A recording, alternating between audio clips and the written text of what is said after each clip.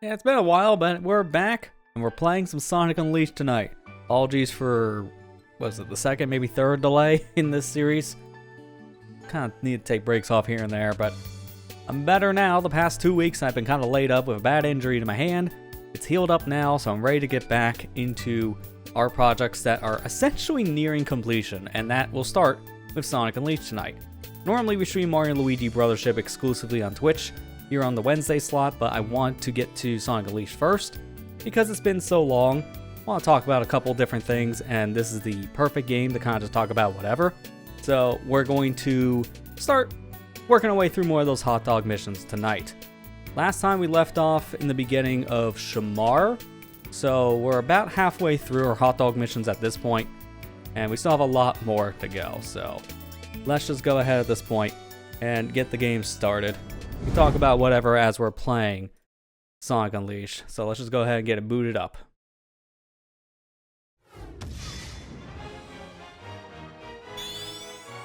I gotta adjust my volume on the fly too, so that should be better. Yeah, excuse me. Also, I gotta remember to do this too. Go in the voice setting and change it to Japanese. That way we have the Japanese Sonic, but the English Chip, aka our Miku voice. So let's just make our way over to where we need to go first. Shamar.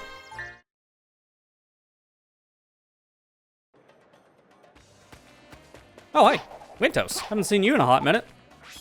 How are we doing? It's been a while. I don't think I have anything left to buy from you at all. I think we got everything from him cleared out. Still, once in a while when he shows up, it's best to check Wintos stock, because I might miss something. I'm not missing any more of the souvenirs, but it's the food. That's the one thing I'm not 100% certain on just yet. So maybe there could be a thing there I still have to buy. Hopefully not. Let's start off with the ring mission, just ease our way into things here. Ready? Ring mission in this level I don't remember being all that bad. Because, what is the max? Is it 500? I think it might be 500 rings for this one. It's not bad. This level like showers you in rings, so it's not like we're going to be struggling getting rings. It's the enemy mission I remember being really bad in this one because it requires you to get almost every enemy in the stage. I remember the enemy one is actually the problem. But ring, not that bad. Even the speedrun's not bad because if you've gone out of your way for the achievement here, the speeding ticket if I remember correctly, then you can get the hot dog mission level 3 because technically the achievement's 10 seconds faster than the fastest hot dog mission time.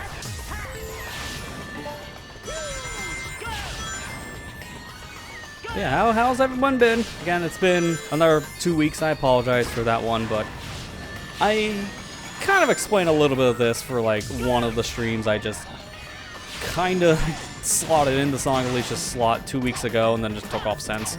But in the beginning of the month, I had a bad hand injury, which essentially made my thumb unusable. I don't want to get into too many details about it because it's gnarly, let's just say. I don't want to gross people out, because I know some people were squeamish with that kind of stuff, but it's nothing too graphic. I just don't want to go into detail. I was hanging up something outside in our back patio, and I pinched my hand pretty bad, and that pinch turned into swelling in the hand. So I had to just rest it for the past 2 weeks. It's now finally to a point where it's my right thumb. I couldn't use it for a long time. Past 2 weeks I've been essentially just been only really doing nothing but watching shows. I haven't been able to work or play games or really do anything of any kind. Kind of a bugger when you can't use one of your hands. So it's been kind of like a slow month for me. Finally just wanted to get back in the swing of things, and especially when we only have 2, maybe 3 more sessions of both this game and the other game I've been streaming for the past year. I gotta come on, finish these projects up sooner rather than later. So that's what we're going to be focusing on. At least for now with Sonic Unleashed. And look at that ring count. I think we're good on all 3 missions for our first attempt. 700 flat. Yeah, I think we're good. No concern on the rings here, because that was easy. But I have to do this 2 more times. Nothing special, just do it again. So, unfortunately, you saw me do it once, now see me do it 2 more times. The usual.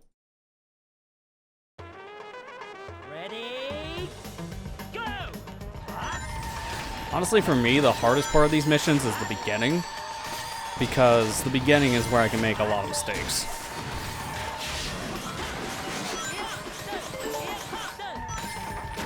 Like, see, that's one of them, but that'd be worse for a time trial.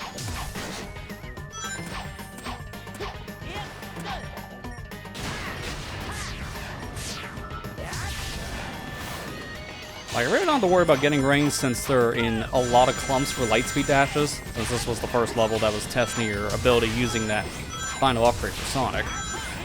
So, a lot of these rings are just kind of automatic. I just have to remember to get good clumps of them in certain sections if I'm running a little low, which I'm mainly going to just be focused for level 3. Level 1 and 2, not too bad.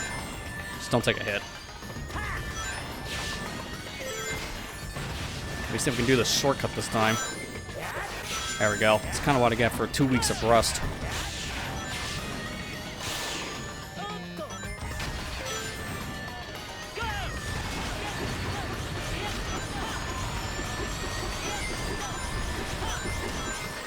There we go. I'm going fast. Unfortunately, I got a little slowed down in the end, but that doesn't matter. Nice spin kick.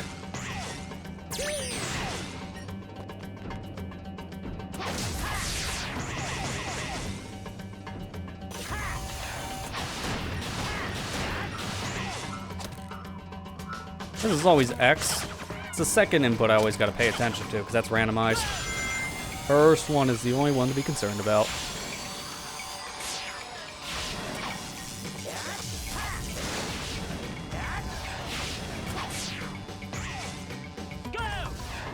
Take this shortcut. It's also safer, too, ironically enough. Not just faster.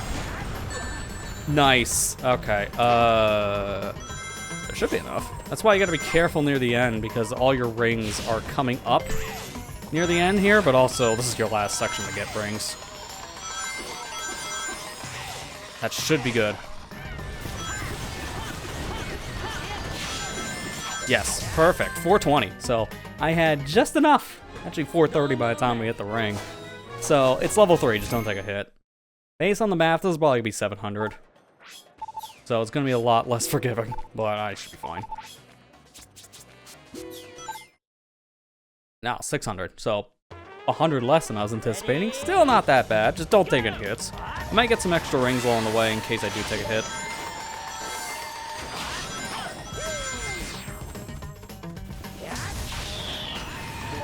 Did I just miss that whole clump? I think I got a weird bounce. Yeah, unfortunately I did. And here I'm not gonna skip this QTE section. I'm gonna do it, so it'll give me some rings in the air.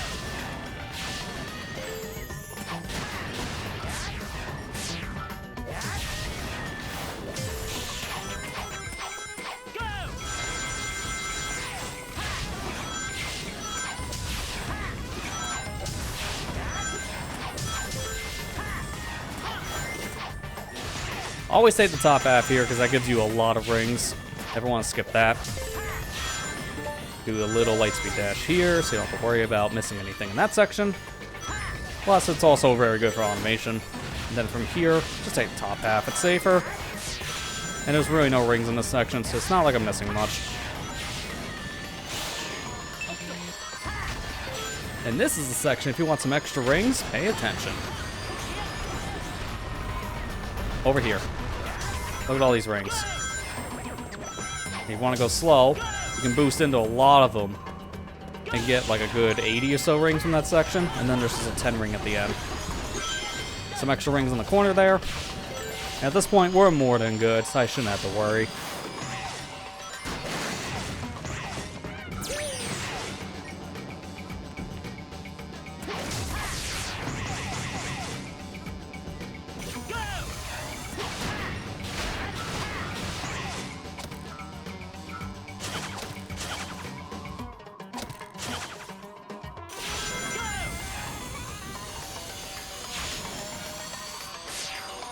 I'm not going to do the trick here to save some time, because I could actually hit the robot with electricity.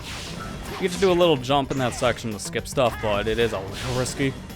So for the final attempt, I wouldn't want to chance it. Oh god, now I'm screwed actually. I got weird air, so I gotta do that again. That's what I really don't like about that end section. You can just trip over one tiny thing, and if you trip on any of those pillars, then you get hit. It's like a guarantee. 'Cause that's the second time in a row that happened. I'm gonna skip those rings this time, so it really doesn't matter. I skipped all these rings down below by getting the rings up above.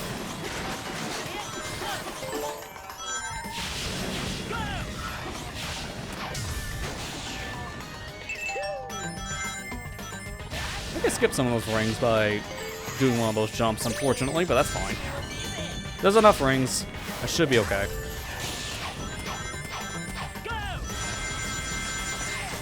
I will say, this is probably one of the tighter level 3 ring missions from my knowledge. Nothing is gonna beat Rooftop Run. Like, that was the worst ring mission in the game because of just how strict that was, and the fact there really wasn't any way of recovering in that mission. So, this is easy by comparison. But it's still, in my opinion, one of the harder ones. It's just the ending. The ending is so chaotic. A lot of people have a big problem with the ending of this stage. Especially when you lump in some of the side quests and DLC. They love throwing spikes on this very thin wall riding section, and people don't like that, which I can understand why. Some extra rings over here too I didn't even grab from last time.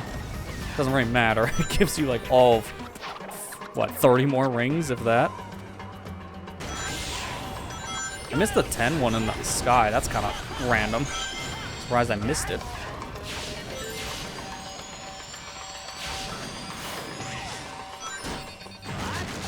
Nice spin kick again. Why do I keep on doing that? Sometimes ground pounding here, or the stomp specifically. Sorry, I'm playing some Mario, I guess. The stomp sometimes just doesn't want to come out, and the spin kick takes priority, and I hate it. Well, speaking of hate, yeah, I missed. Nice homing attack, by the way. Did it even pop up? I don't know why. That's why I don't want to start with the time trial missions just yet. Save those for last, because I need to shake off the rust. And these missions with the ring and the battle stuff, it's not... Thanks. Couldn't even finish the sentence so I can shot. Not nearly as bad as doing a speed run.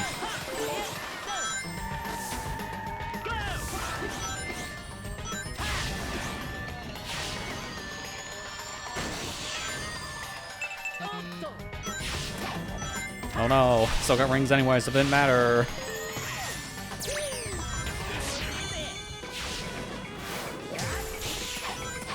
I like when you go through that loop, you just get rings out of nowhere. Didn't even see him trap the Sonic, and I went up a plus 20. Does that make sense?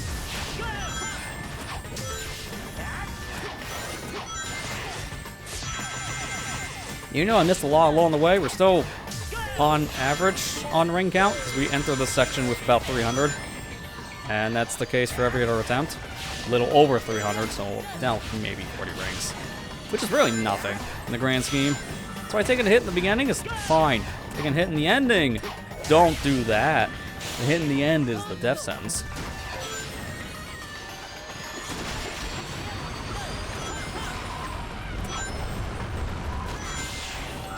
Still missed that 10. That's pretty random. I don't know how I keep on missing it. The lineup for that boost panel is kind of awkward, so depth perception. I'm gonna just blame it on depth perception.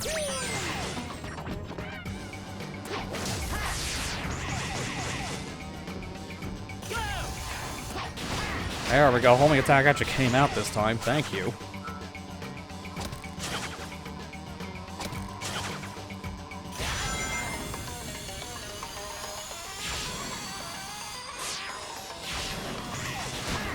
Still take the top half here to be safe, because I just don't want to risk the electric enemy down below. And speaking of not risking anything, don't take the bottom path here either. It's slower to go back up, but we're not doing the time trial, so it doesn't matter. Plus, spoilers. We're not going to be doing that for the time trial. I'm actually going to be taking an alternate route.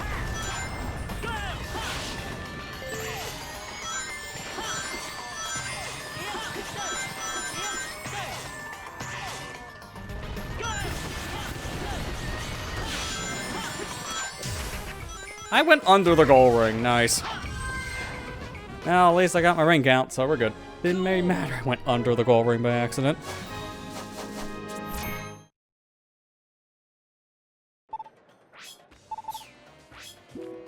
So there's all the rings done. Now we get to do battle trial. So kill X number of enemies, and it already starts kind of hard. 30 foes. This is, I think, one of the hardest battle mission types in the day stage stuff, if I remember correctly. Because this level doesn't have that many enemies, so they kind of push you at the limits of what you can actually avoid and what you can't. So the beginning level won't be that bad. Level 2 is going to get a little more stressful. Level 3 essentially becomes don't miss any robots.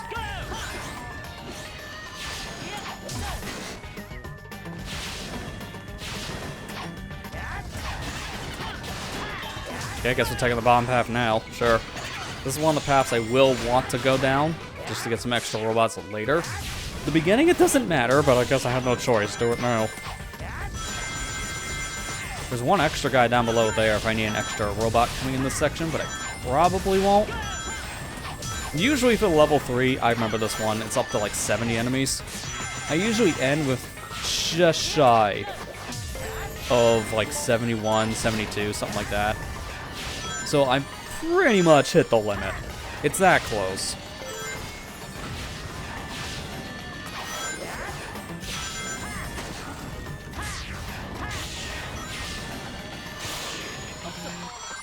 Always faster just to fail the quick time there too, by the way. I will always fail that. Because then you can just immediately start running.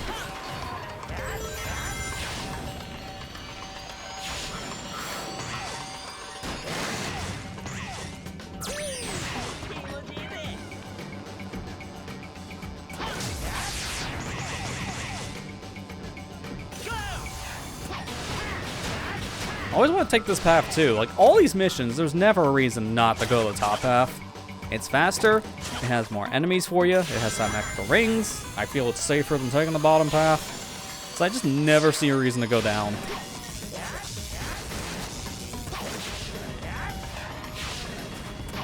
Dude, I don't know what's with this jump. I always fail it. It always feels like it locks my control.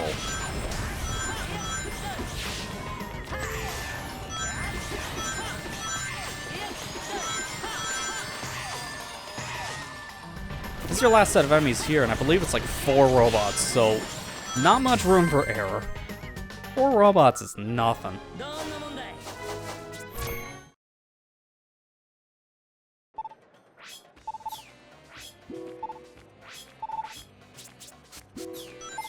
It'd be nice, I'm not gonna make any promises, but it'd be nice if we can get all the way up to Eggman Land tonight.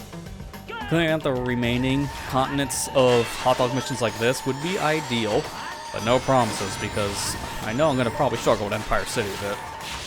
It's not the hardest set of hot dog missions, I just, for whatever reason, during this series, have a hard time with that level. And I don't know why. Just every time we've played it during this stream series, I kept on having major mistakes. So it's just kind of like my curse.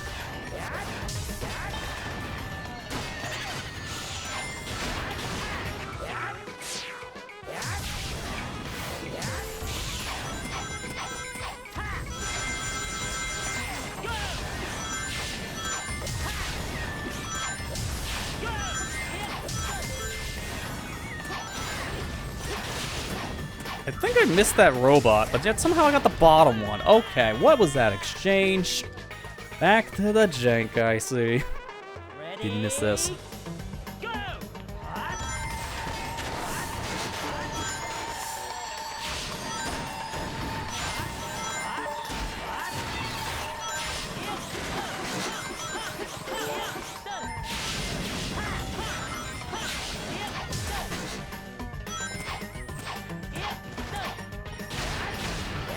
I will take the bottom path here again, just to be safe on enemy count. That does give me like a handful more robots.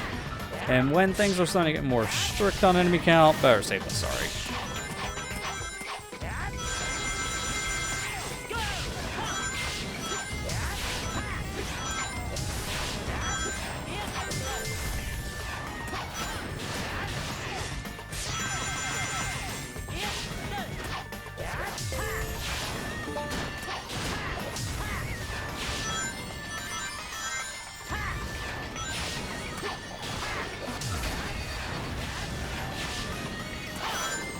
This attempt I'll skip it, but probably during the level 3 attempt, we will take that bottom path, just for the extra robots, because every robot here actually counts. I almost did that quick time out of habit. Never do that quick time, as I mentioned before, it's slow.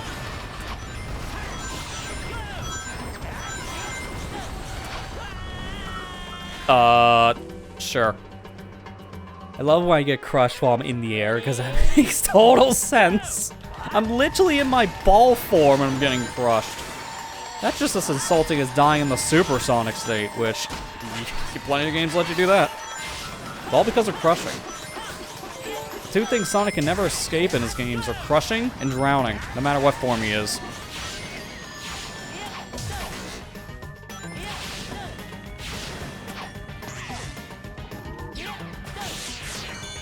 Okay, I guess I'm skipping literally everything here. Great. Maybe this time I will take the bottom half on the 2D section, because I'm gonna need some extra enemies, even if it is only 2.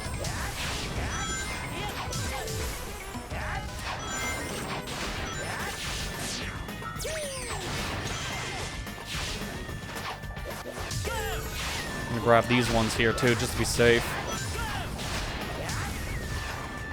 Okay, nice. You can see when I'm holding the button because I have the input viewer on. So you can tell I tried the drift and the game just ignored it. Ready? It's great when I can blame the game on like random inputs and now I have proof. So if someone's like, hey, actually, wait a minute. That was a missed input on your end. Like, no, look at the input viewer. That was 100% not my fault.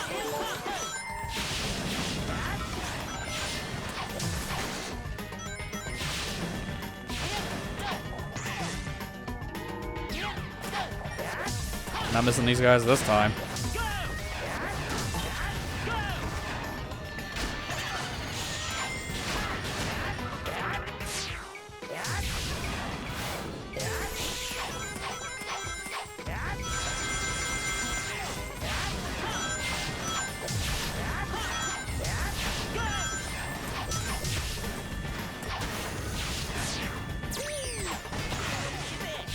Oh, it ain't my inputs. That happens if you get in that section a little too fast, I've noticed. For whatever reason, that 2D section, if you go too fast into it, your inputs sometimes just don't come out for the homing attack, which is really annoying.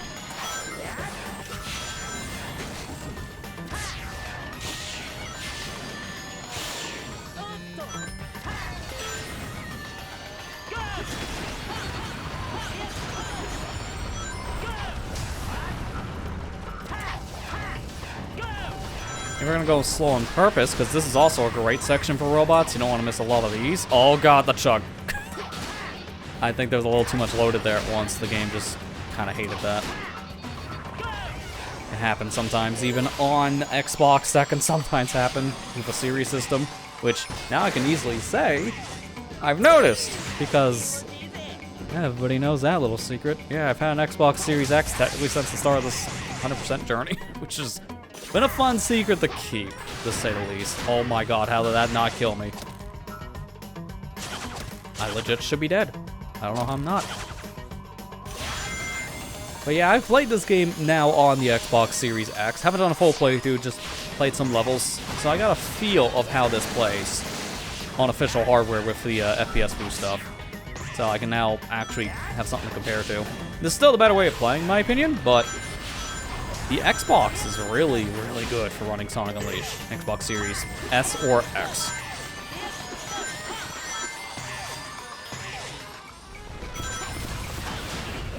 Just gotta be careful here, because I only have this set of enemies left, and that's it. Alright, now it's the next one I really gotta be careful about, because oh dear god, this next one is gonna be bad.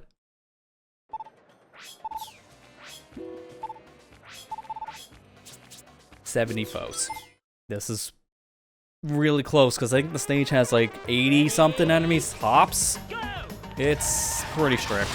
So I'm pretty much gonna kill every enemy I see, because that's almost a requirement for this. Like that was bad, I actually missed a robot. I'm going back just to make sure he's dead.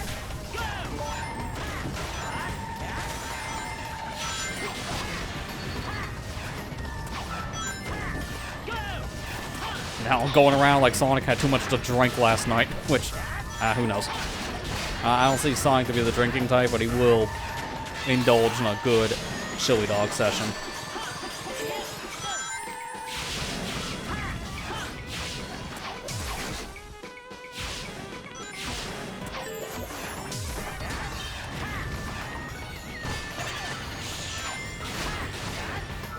It's funny, I actually missed some enemies, so I'm gonna do this.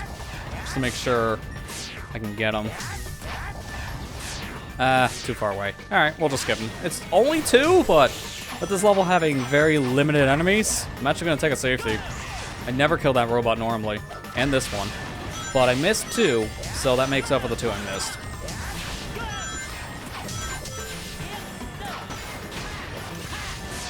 Don't bother with one down below, it's just not worth it.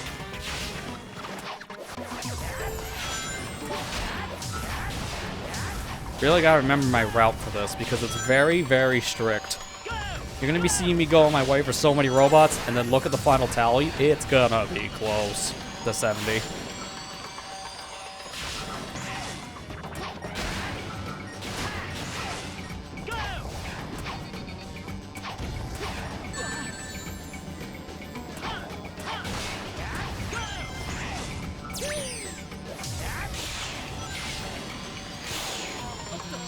I'm not gonna go fast here. I'm actually gonna take my time to kill all these robots.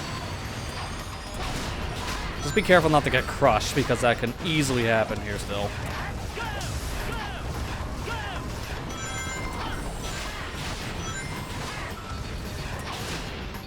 Dude, the single digits. To be fair, it's not helping in my argument. The game is actually running in 200% scale. So, 4K.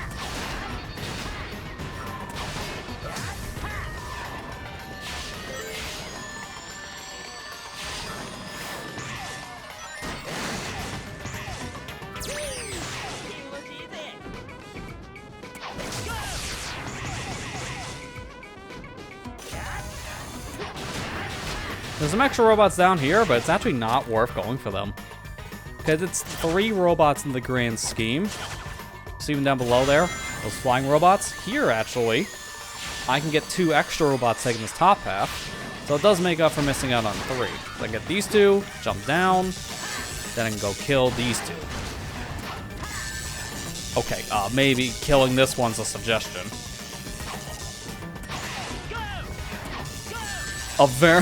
What happened with the homing attack reticle in this one? Hello? Okay, you know what? Screw him. I guess I can't kill that one robot. And this one's not worth it, so I'm just gonna take the top half. I don't know what was going on with that flying enemy. It just didn't count. Thankfully, there's 4 robots at the end, so I have literally 2 extra. That's how tight this is.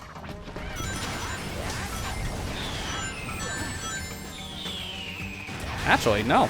There was 1 extra. I forgot about that one. So, 3 extra tops. That is very strict. So, yeah, I hate this one. This level doesn't have enough enemies for the 70 enemy requirement for this mission. So, if you miss just 1 robot, it's GG's on the whole level 3 attempt.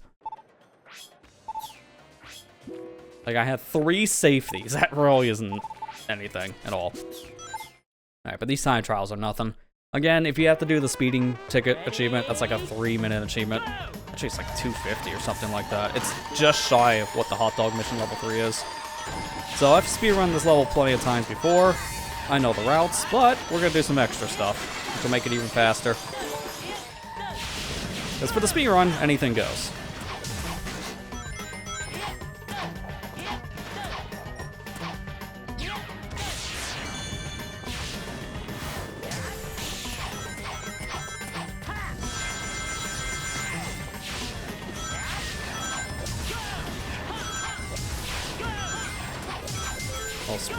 Speed preservation going into a 2D section.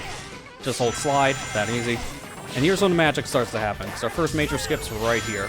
So I'm gonna drift without boosting so I can stomp. Then I'm gonna M speed past here, which now skips a 2D trigger, so now I'm in 3D, which will allow me to do this. I think I let go the button at the wrong time. Oh god. Is this even possible to get out of now? Because I'm in a very weird spot. I'm like in between a 2D section and a 3D section, so it won't let me move correctly. Yeah, I'm trapped. Alright, so I dropped M speed at a really bad time. I dropped it literally at the end of that skip. So that's why I'm good. This is just the level 1. Get my rust out now. Ready, go! Let's try it again.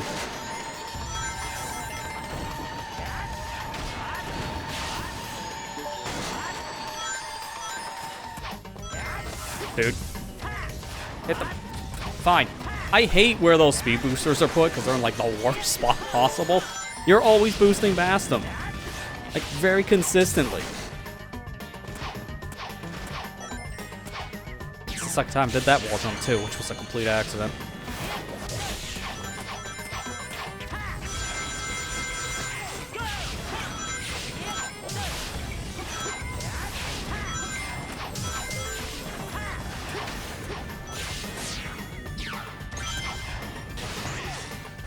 Sure.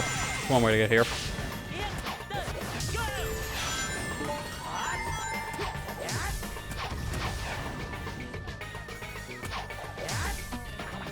I like setting things up like this. Yes, it's slower, but it's a lot safer. Oh, crap. Yep, I did it again. Alright, so I'll just die. So, I went past a certain point. I like how it says season, I still fail it. Because again, I have not played this game since we last streamed it, and it's been like 3 weeks. So, I gotta shake off a lot of rust when it comes to some of this advanced tech. And it's good I'm doing that because I'm gonna need this for Empire and Jungle Joyride.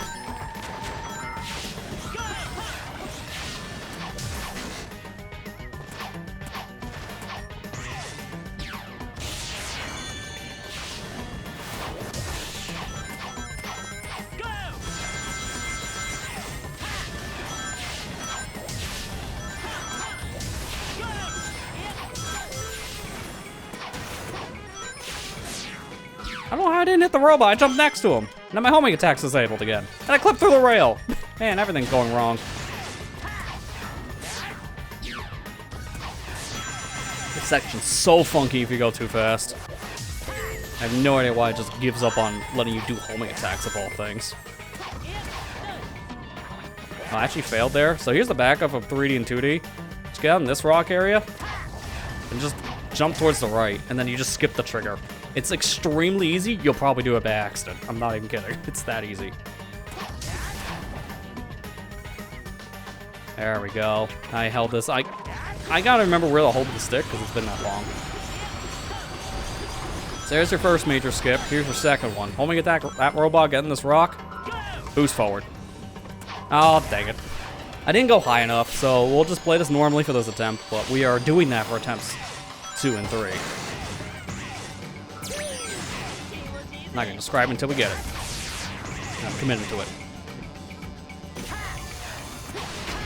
It saves a lot of time to get this skip. I was trying to skip this entire area here. And if you get it, it saves like a minute, which is massive for these time trials.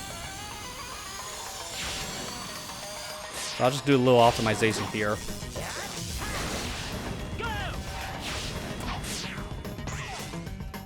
Always take this top air boost area.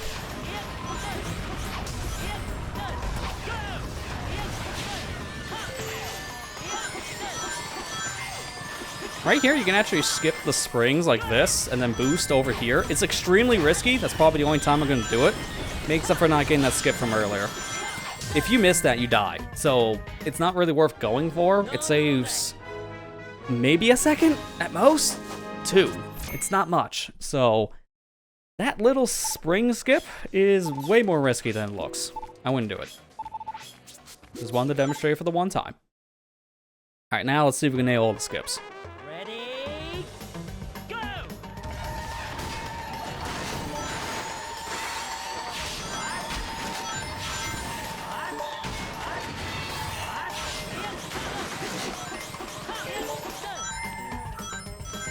Well, that was already a bad start. Just right in the wall.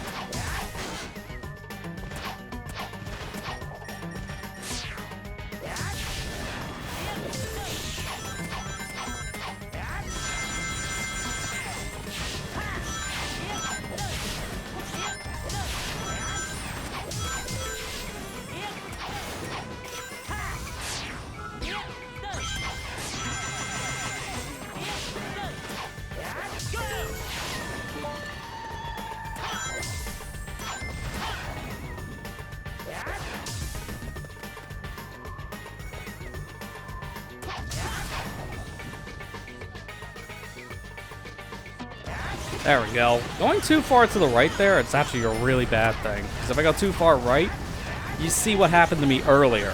I go so far away from the boundary, I just clip into a different area. So, oh crap, did I? Yep. Man, this is getting dumb. That rock launch is extremely consistent. The fact I failed it twice is really just showing the rust I have. I gotta do it for attempt 3. There's no way we're not doing that on level 3. It's a requirement for me.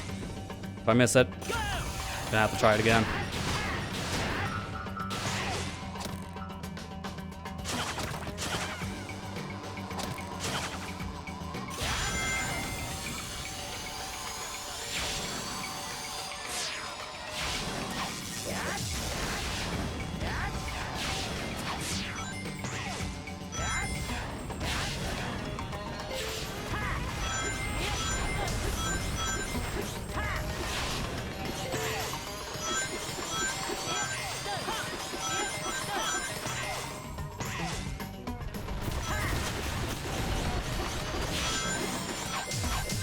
There we go. Alright, now I gotta lock in for attempt number 3, because I'm getting really mad at myself for missing that simple rock launch.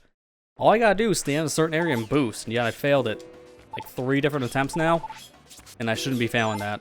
That's actually one of the easiest skips in this level, and I don't know why I'm not getting it. Time to lock in.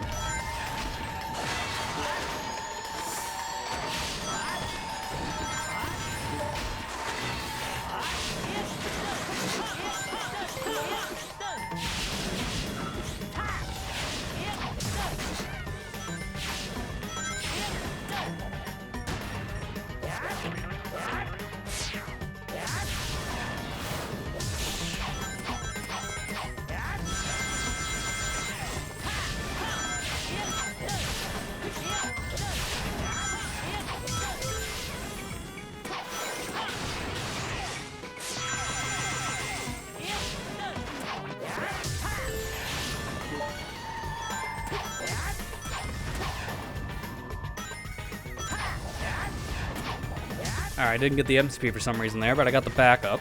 Thought I was holding a good position, but this should be good.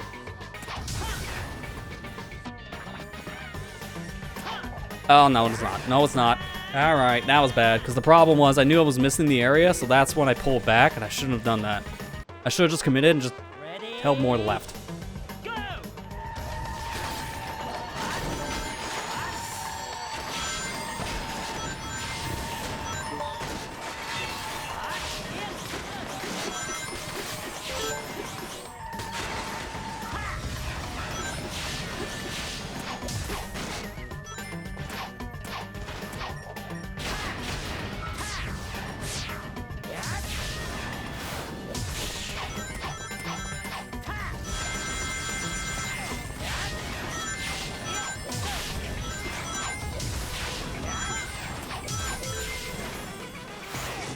Nice, Sonic, why? My finger slipped off the button so it does a slide kick, stupid thing. Why is that still a mechanic, man? So glad that's dropped after Unleashed, because it's such a terrible mechanic. Used for literally one enemy in the game.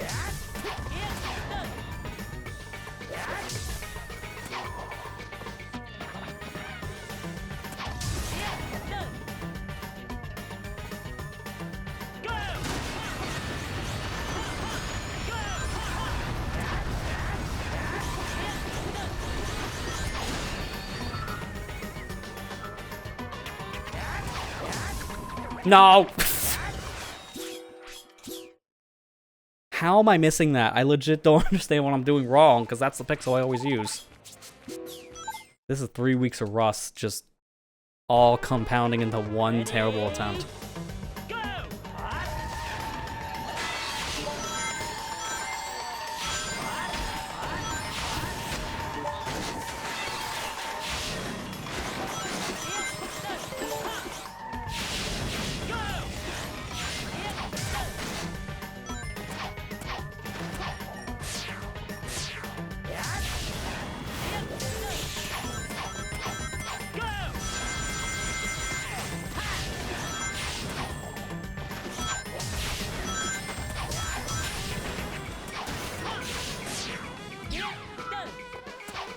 Lost my boost privileges. And also, collision.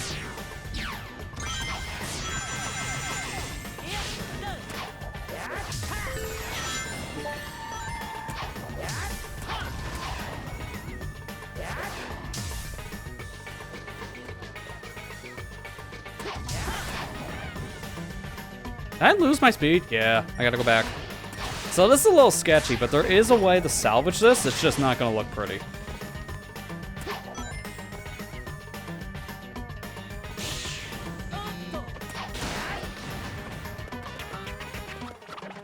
This looks weird, but if I go straight, I die. I gotta go more to the left, and it puts me back in bounds. It looks so terrible, but it's actually safer to do.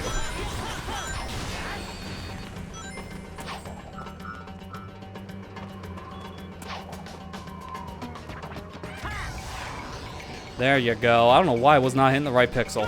That was the same thing I did like the past 3 attempts. So if you boost off that rock, you get enough height, you skip the 2D trigger. From there, I can just hit that ramp as you saw, hold M speed, and just zoom past that entire section. Another 3D section, another 2D section. That skips like a whole minute of this level. It's extremely fast. And as you can see, with our timer being so strict in this attempt, it really helps. That skip, not that hard to do. I don't know why I kept on missing the pixel alignment. That was really weird. But it's pretty easy if you're just on the back of the rock. You line up with like the one jagged edge in the center. You're trying to aim for like right next to it on the right. So you just boost towards that specific part of the rock and it just sends you flying. So I, again, don't know how I kept on missing that specific part of it. But we got it. So we're good. Now it's time to do the night mission. Start with the survival, because with the speedrun missions, I'm not worried. Those are easy. And that's saying a lot because they are the most strict timers in the game for hot dog missions, but this level you can break in half. It's 20 minutes for level 3. So for reference sake, let me start a timer now while I'm waiting here. Because I gotta wait for these enemies to spawn anyways. I'll just add a minute to it if the right things are going here.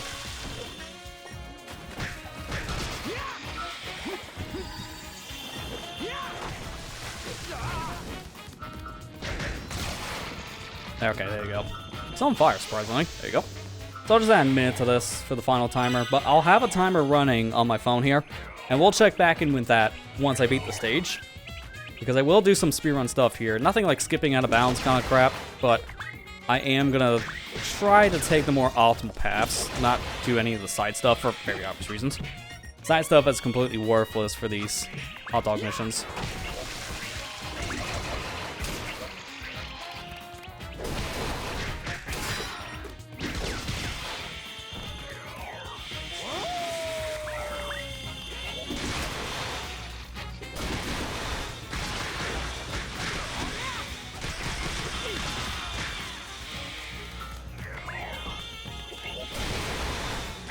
Alright, that should be it. And it's good to have my Unleash active still, since I have another Fire Wizard up ahead. And that's why I wanted this active. This is probably the hardest survival mission set to do for Werehog, because of all the fire enemies to deal with. Not to mention the bees. The bees are terrible in this. So that really stacks. And I don't believe they give you... No, they still give you the shield here. For whatever reason, I just thought they didn't. Here's one speedrun thing you do. Jump up here. Take the top half so you don't have to fight these specific enemies. Makes that a lot safer. And then from here, I'll just grab this barrel, jump down.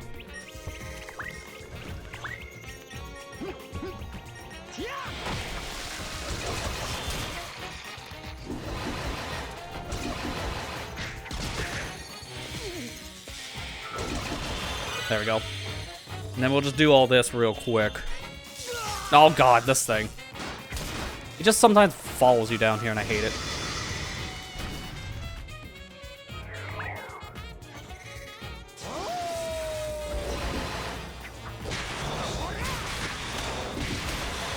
Better just to use this now, because I hate these.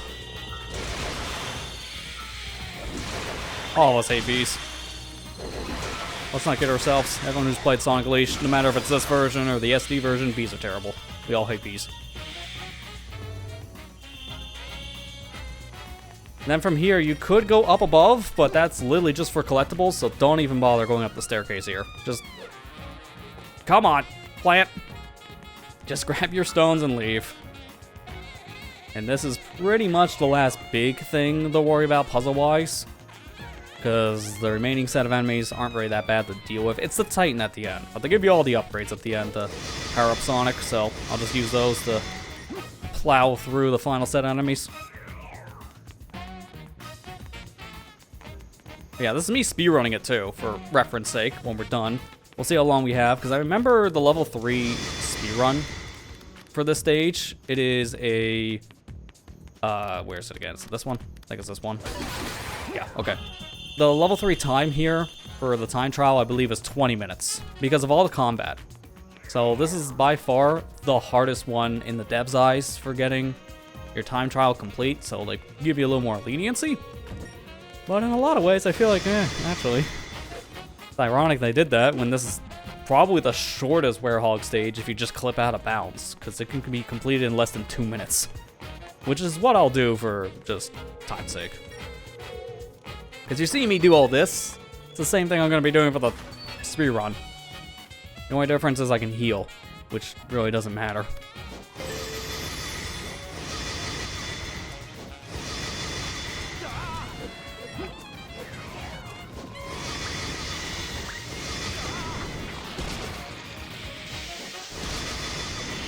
Don't go fully in here and grab this barrel.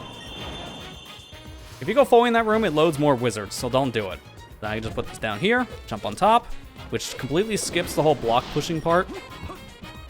My problem is I'm working with the Havoc physics engine, which is extremely unreliable at best.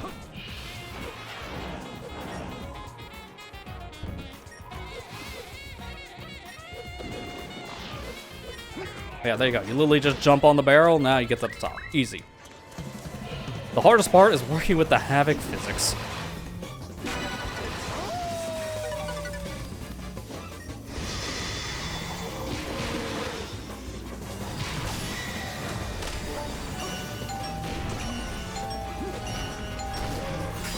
There, easy. And you just have to kill the Titan for the goal, so get out of my way. And that's mission cleared, which means we beat the level in 5 minutes flat. So this is why I'm not worried. So I'm going to round that up to 6 because I took about a minute to start the timer. So roughly a 6-minute level when you're going through it normally. That's why I'm not worried about the time trial too much. But even then, I have skips, which will let me beat it in less than 2. So that's going to help a lot. Funny enough, it can go even faster to this level if you're playing the PlayStation 3 version of the game. Because there's some triggers you can't hit in the Xbox version that you can in the PlayStation. I don't know why. Just a weird thing when it came to getting the game on PS3, I guess. Hey Matt, how you doing? Thanks for the affiliate anniversary thing. I didn't even realize that was actually coming up, because it's the 23rd, so Twitch let me actually set the date. Like, I'll just have it today. It doesn't really matter if it's today or tomorrow, because I'm going to be streaming for both days, but I'm like, let's do it for the first stream back in about 2 weeks, so it makes more sense. Been 8 years, which is kind of hard to believe. It's already been 8 years for me just being an affiliate. Doesn't feel like it. Take a nap. Oh, I completely understand that one. I'll get that rest when you can.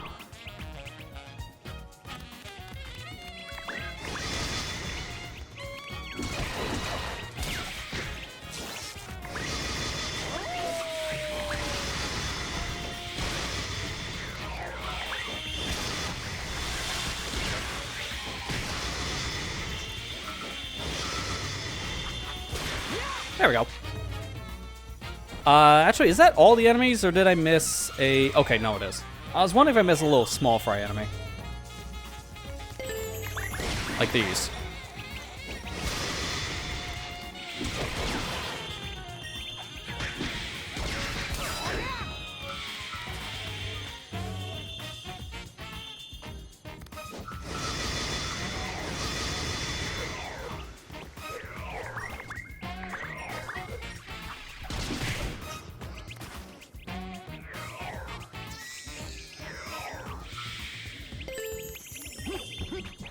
Can I hit the guy from up here? Yeah, I hit whatever, so no. Apparently that's my answer.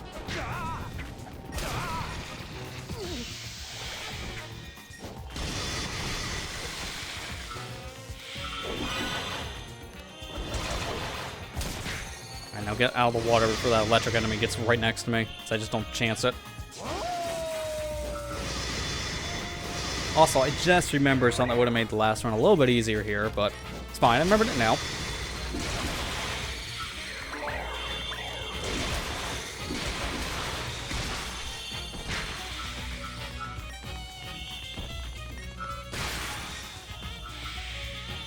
It'd be nice if my Unleash meter runs out, though, because I don't want to grab this power with my Unleashed on, because there's a full Unleashed heal in the left corner there. I don't want to grab it yet when my leash is actually active. Oh, it's not. Okay, wait, isn't it here? I could have swore one of these areas had like a unleash power. Yeah, it's this one. Okay, so I was right. I was just thinking the wrong spot. It's just in the back corner.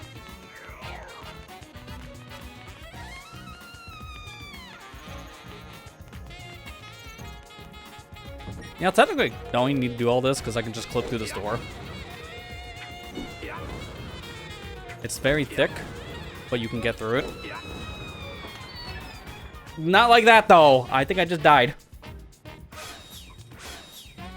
Okay, no, I didn't. That's fine. So the door opened, but it didn't open. That's funny, but I actually need to do the clip now because that unloads everything in here. So you get the drill, you get the rest of these stones, and then you can just go through the door. But doing that does skip the fire. So it doesn't load all the fire geysers. It technically makes the section easier.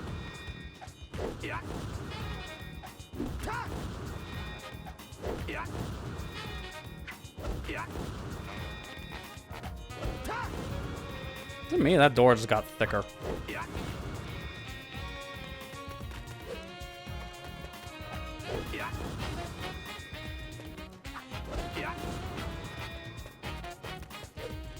I'm still in, okay. Alright, well, that was weird. Sure. Fun fact, by the way, doing that kind of stuff, you can kind of see it there. We showed it, I think, in the main series, but it's been a couple months trying to remember. Clip out of bounds for beta elements, and they're still a thing you can interact with. Not gonna do it during a hot dog mission of all things.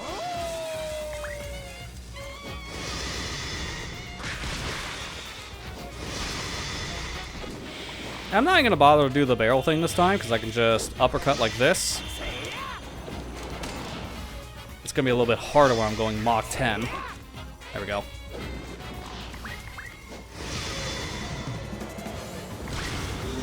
And I'm strong enough with the Unleash mode, I could just kill this guy in 2 hits. That's why I want to grab the full Unleash power while doing the puzzle section, because then I can just use that into this area as well. Not necessary, because there's claws there and a full Unleash fill, but it does give me something in that section. It makes it a little faster. Another thing to keep in mind if you're doing the speed run. Yeah, this is the hardest survival, because they give you the most health for level 3. That's half my life bar. No other level gives you half. That right there is a testament to how much crap you're going to deal with here because of the fire.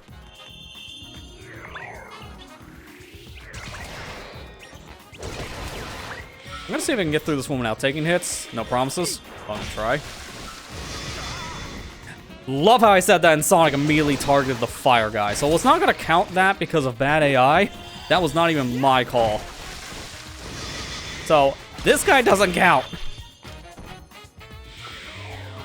Oy, nice timing. How many continents left we have to finish? So, counting what we're finishing up here, 4. And mind you, it won't be 4 for much longer. But we got this area, which we're now just doing the night stuff. Then we got Empire City, Adabat, and then Eggman Land. So, not much left. Eggman Land's technically the fastest of the 3, because it only has 1 hot dog mission. But they are the hardest ones in a lot of people's eyes, so could be there for a bit, who knows.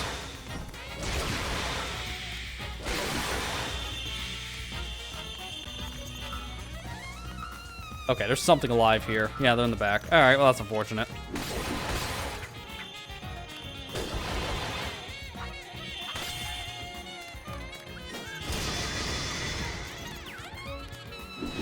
could have swore there was also an unleashed power here, but I think it's like maybe a ring at most, so that's not going to help in this mission.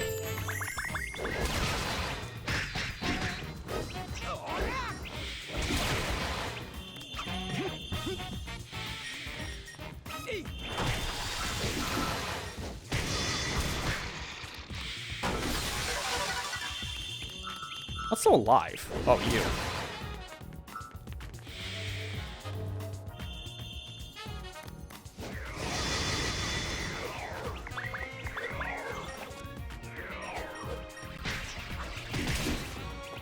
I felt really slow for some reason, and I don't know why. Okay, thanks. Random win. Well, there goes my no-hit run, not counting the fire guy. Nice camera.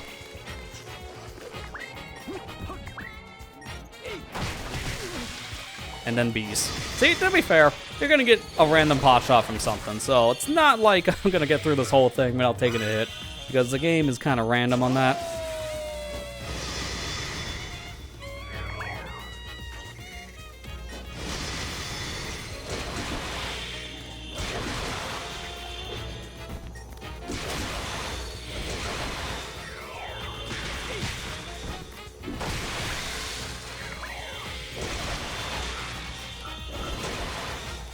Dude, can this be not? Can this be not? Why do y'all hate bees? They never sit still.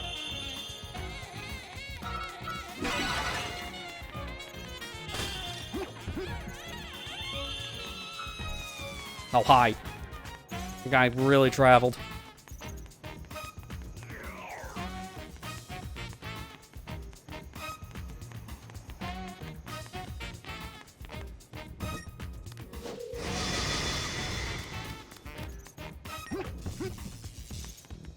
I really don't like where that electric guy is. He's probably gonna just blindside me when I'm trying to get back the other statue piece that's in the hallway, so I'm probably wanting to kill it.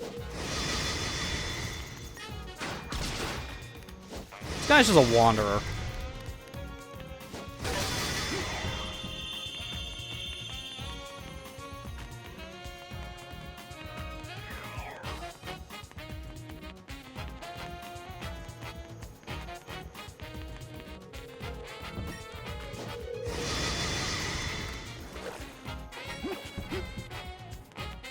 In this part, it's easy enough to get through the fire now with the full unleash bar. I'll just activate unleash going through it all. Yeah, I'll be safe.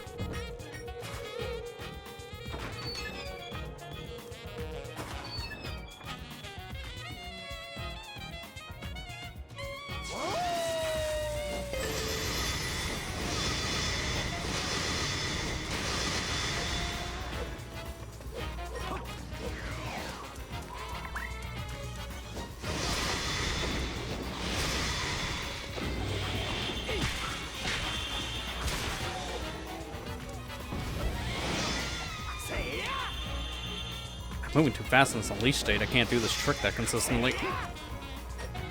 I can still get it, though.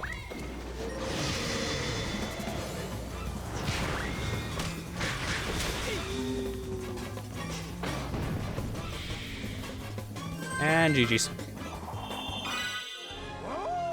Unleash really makes this level trivial, because that just negates the whole gimmick of fire.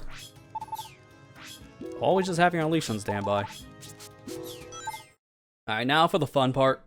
These time trials are supposed to be the hardest in the game because of all the combat, but realistically, they're going to be my easiest set. Because I can just skip 90% of the stage. Problem is, I gotta shake off 3 weeks of rust, so I might clip through the floor every once in a while. That is just a guarantee. I'll clip through the beginning fence here, jump here. Yes, you have to jump because that's a bottomless pit below you. There's no ground there. Clip back and bounce, so now we're already past like 2 combat sections. Then from here, clip through this wall. Now we're skipping the whole block puzzle section. Going straight past where the door is. And right here, if you're on the PS3, you can actually go out of bounds more and hit a loading trigger. But that same loading trigger is much harder to hit in the Xbox version, which is what we're playing. So I'm gonna opt to just go back in bounds. But we can do this instead, because this is the loading trigger I need to hit. The one for these enemies. So I go back out of bounds again. Very narrow walkway here. You can go around this invisible wall. So you can just skip this big wall here because it's actually extending outside a little bit. And then you can go around, go to the corner, and jump up. But unfortunately, one little wrong move and you can fall out like that. So, oops.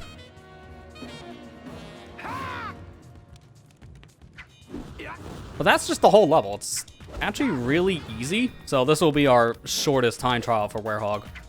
Just as a whole. This and Adabat Night are both really short. Even not doing the speedrun tech for Adabat Night, it's a very short level period. Because there's just a lot of enemy skips you can do. But just to show something here, this is me trying to... Oh god, I think I'm dead. Yeah. I was gonna say, this is me trying to go around, but you'll notice enemies don't load, which screws up the ending, because we need to tighten the load, and it doesn't if I skip a certain trigger here.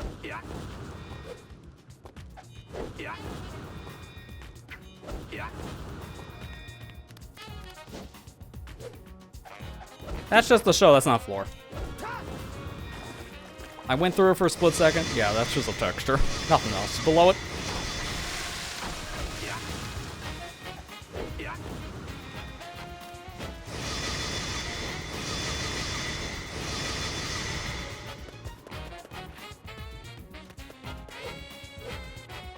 Yeah, so see, this is all solid, surprisingly, but I can go around like this, and nothing here loads. There's a very specific trigger that you skip by going this way.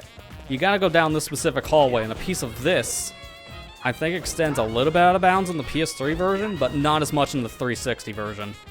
So this level can beat in like a minute, but you have to be playing on PlayStation.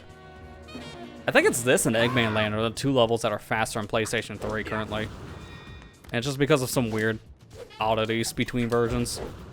If there's a glitch for the PlayStation 3 version, I remember correctly, it's called the Ready Set glitch, where you can move during the beginning Ready Set Go countdown, and that only really works on the PS3. So it gives you a couple extra seconds into Eggman Land. So technically that level's a little bit faster on PS3, you just gotta deal with like 10 to 15 frames per second on that stage. It's pretty rough.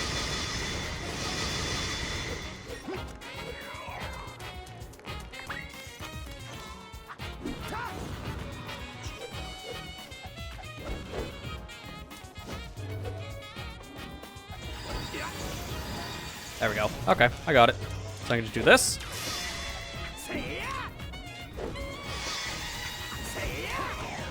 Grab this specific thing, go over here. Kill Titan.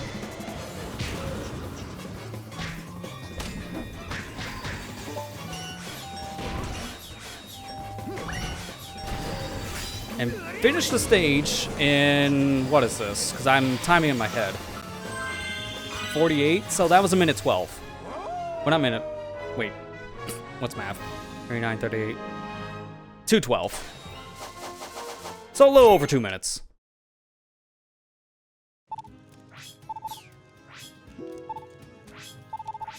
Very, very broken level with the speedrun tech. So that's why when they say, finish the next amount of minutes, I'm just here laughing. Like, nah. More like finish in 5. Even all those mistakes, that was still faster. That first attempt, going through level 1, still faster than playing the level normally. All of that was still faster, and I failed like 4 times.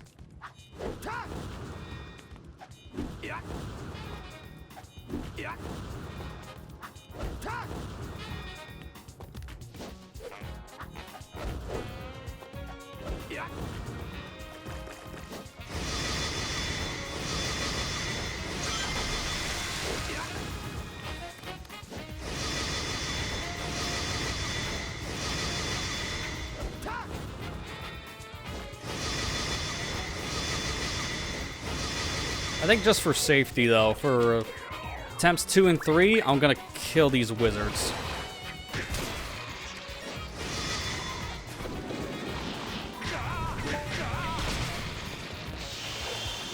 Because I don't have to worry about doing the clip out and back in.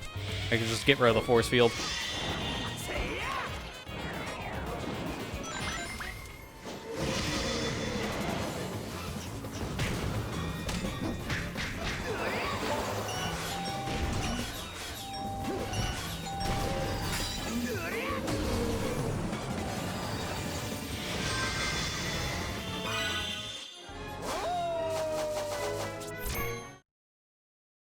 So fast, I can get through the entire level during one of Twitch's ad breaks, which is kind of hilarious.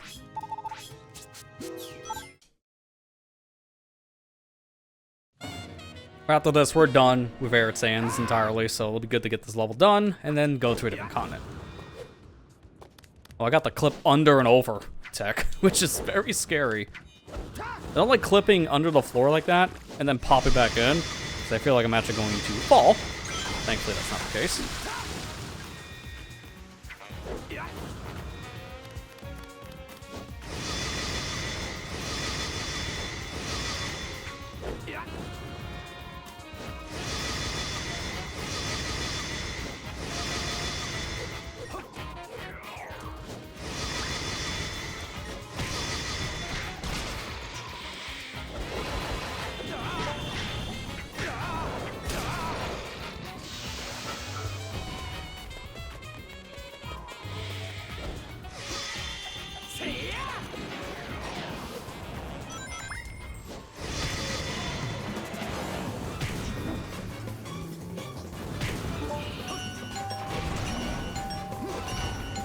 And there you go, that's all of Arid Sands complete.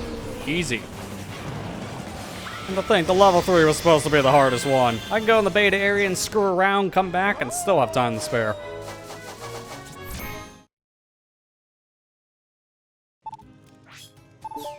And there is Kebab on a Bun. So that's my achievement for the area. That means we're done here.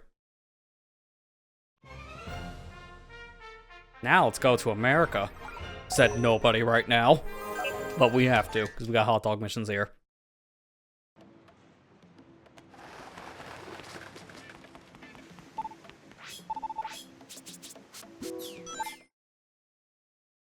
So if I remember, I think it's the enemy one that's a little harder. Rain can be bad. I just remember it's level 3 I have a hard time dealing with. But for the beginning here, I can just kind of screw around and just do stuff like this.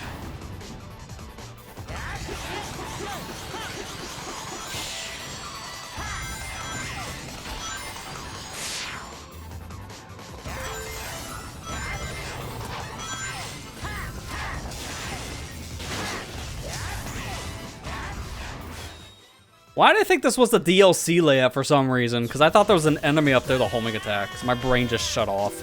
Because I go up there on a top path, homing attack enemies, light speed dash. That's the DLC stage.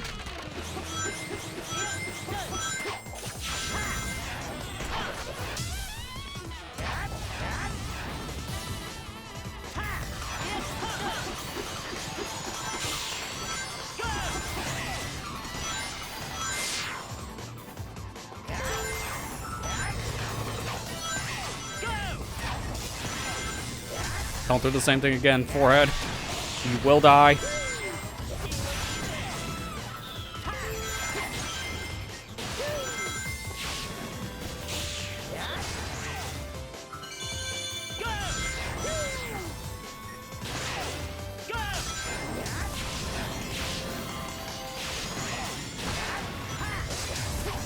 Always jump there. You can boost over that floor and sometimes make it. Other times, no.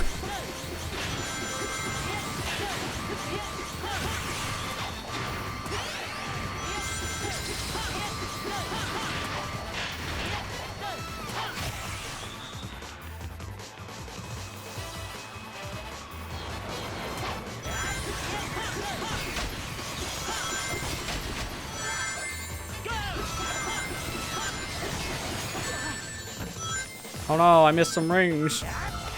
Fine, we got enough. I might be playing that a little bit different starting with attempt 2 though.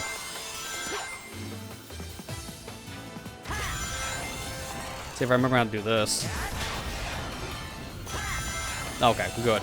I still remember how to do that jump, because I find that safer than just going through that section normally. Those enemies are really unpredictable. Getting shot in the air is a death sentence. And that's not a bad run, because I do need 200 rings, I think, for level 2, and 300 for 3. So if that's the case, I should be good with my ring count now. Yeah, it's going up by 100 in a commit, so I should be good. I just Don't want to take too many hits, but I have a little bit of a solution for this ring mission. We're still gonna do this little trick in the beginning. I'm only skipping a handful of rings, and it's not that big of a deal for that reason.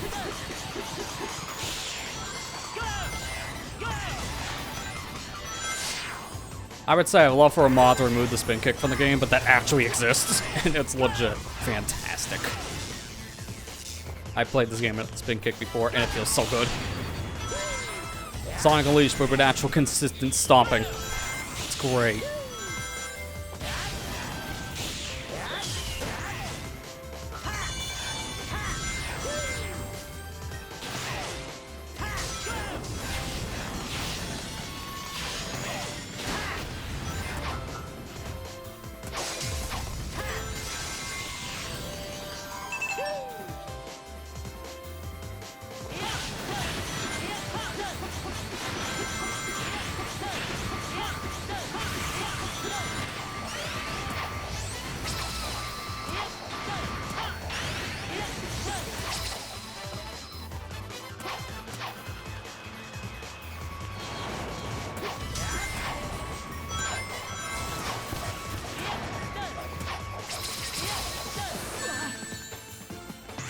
Oh crap, I didn't mean to hit the spring. Alright, well I guess I'd get to do that for attempt 3. There's still enough rings in this section, I should be good. Well, I'm gonna take a detour.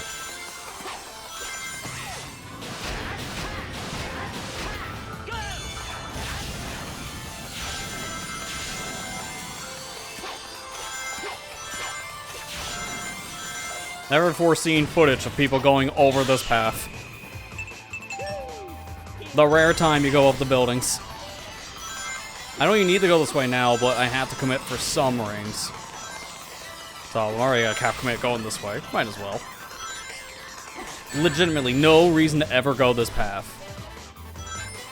That's one of the reasons why. It's slower, more dangerous, ironically enough, but it looks cool, and that's literally all it has going for it. Which is kind of a shame.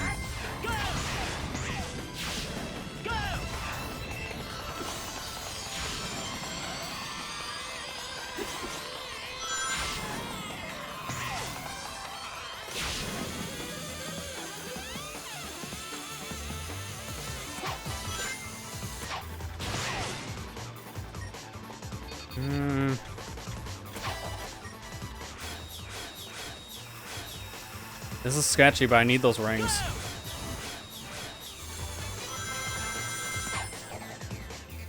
I'm dead. Yep. I had to do that, and the worst part is, I didn't know how to come back. So, it was a death sentence no matter what.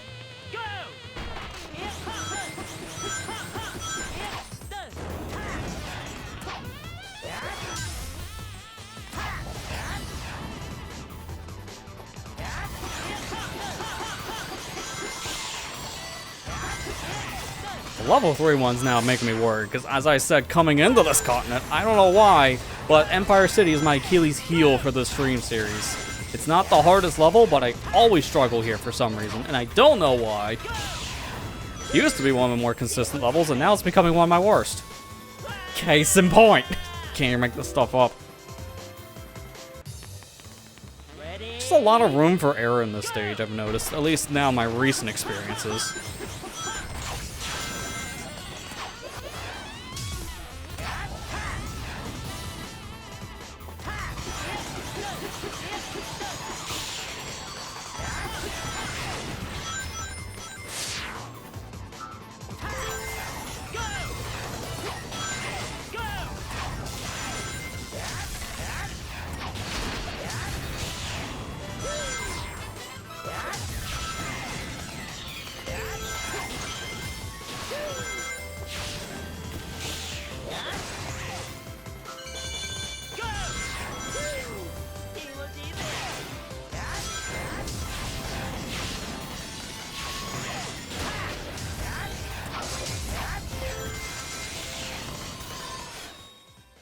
Excuse me? How did I miss the boost panel when I'm going straight? Not jumping, not really doing anything, just walking straight. This game, man, I swear. It's the gift that keeps on giving, and it's all the wrong gifts. I guess I'm going this way now. So thanks. It's really not that big of a deal. Hey, you want to see a path you never see? Why even bother going this way? It's slower and it has nothing for you. Get a handful more rings at most. So, maybe good for the ring mission, but not by much. And then that happens anyways. Again, I don't know what is going on with me in this stage for this entire series. It's my Achilles heel. I'm struggling for no good reasons here. I'm making a lot of dumb mistakes. And I've not had this kind of problem before. He's gonna do that little boost jump every time. Like, that's not hard. So if I start failing that, I think I gotta quit this game forever. Yeah, we have not talked about that yet. Yeah, let's just say we are in the bad timeline. And I've been saying this for a while now, but console prices historically have never gone up mid-generation, and we've had it now 3 for 3.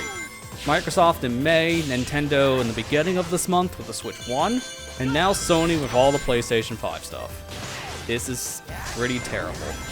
So, kind of like gives me a little bit of a story I want to share for that reason. I got an Xbox Series X back in May. I've been holding this a secret for a while. People now finally know about it because I uploaded the unboxing video last week. And I got the system thanks to someone else, actually. Shout out to my mom. She got the system before the prices increased at our local stores. And it was really, really convenient timing.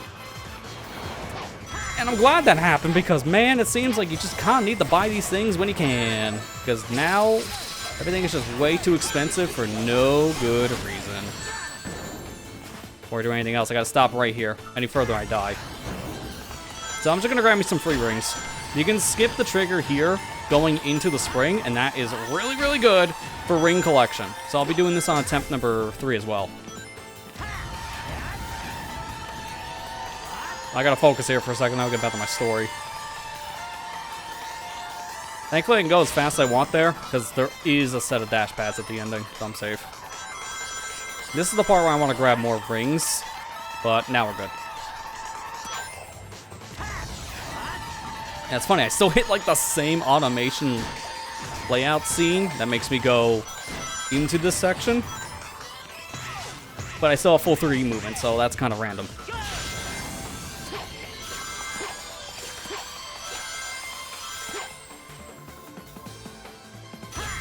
Alright, there we go. Now if I just nail this.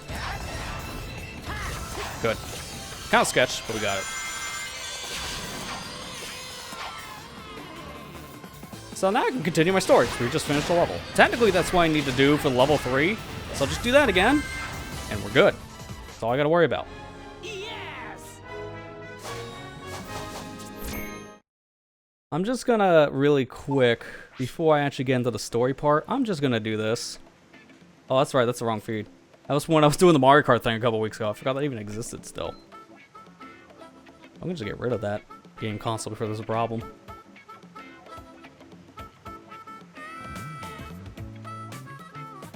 So let's just say I have spent way too much money this year, but I've also saved a lot of money this year.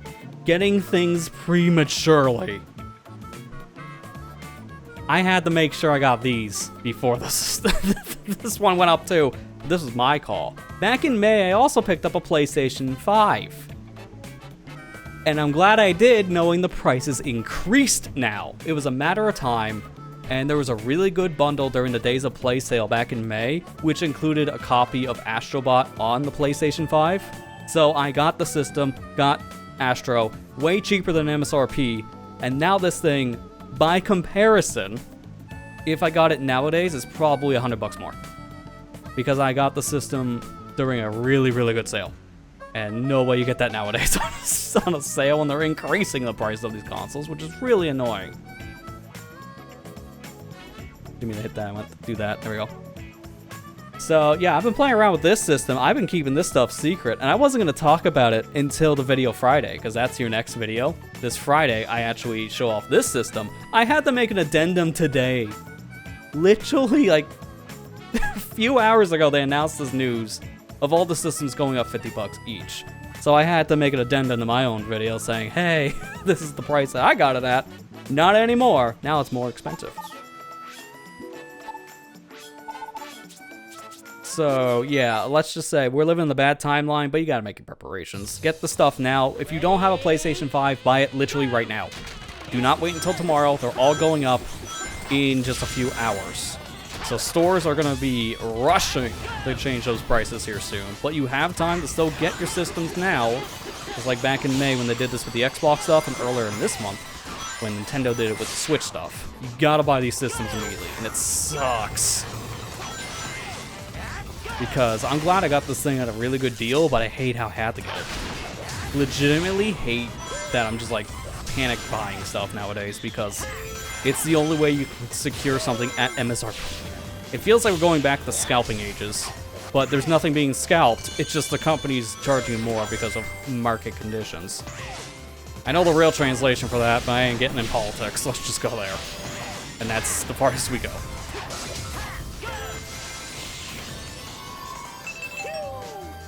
So, yeah, I'm upset about the Sony thing. I just seen it coming, literally since May. That's why I made my preparations earlier.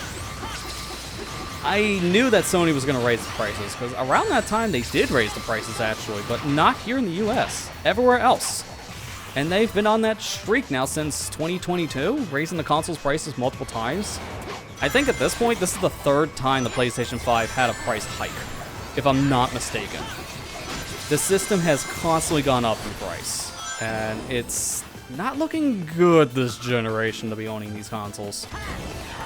Current gen or even last gen, apparently, which is really annoying for consumers.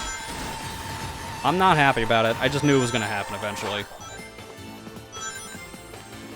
I can't make an argument anymore for the PS5 Pro at all, because that thing was already not worth it when it came out. Now it's $750 US. Got a disk drive on top of it. The system's going closer to $900 now. That is insane. We are literally at PC gaming prices with the PS5 Pro now. Not even close to it. We are at it. So it's hard to recommend that console, in my opinion. It may be strong, but it's really not worth it.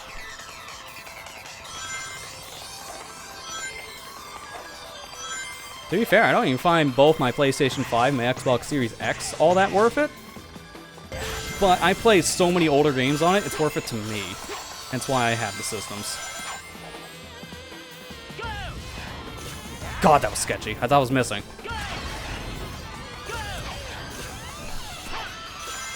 Just enough rings on the path, too, so we're good. And speaking of sketchy, just taking my time here because I don't want to be launched off the side, missing a homing attack. Could happen.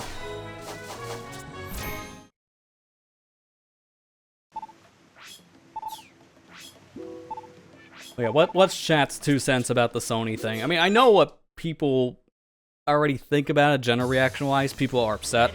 A lot of people are bashing Sony for it, and I don't really think they understand what's actually happening. They're not reading the room, because it's not really Sony's fault that they're raising the prices. Even if Sony's the one doing it, it's not really their call at the end of the day. They didn't want to. Just like how Microsoft didn't want to. Nintendo didn't want to. We're just in the bad timeline right now in terms of economics.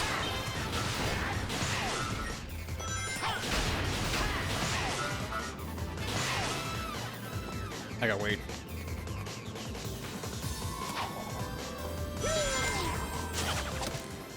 I think these are the same. Yeah, they're predetermined.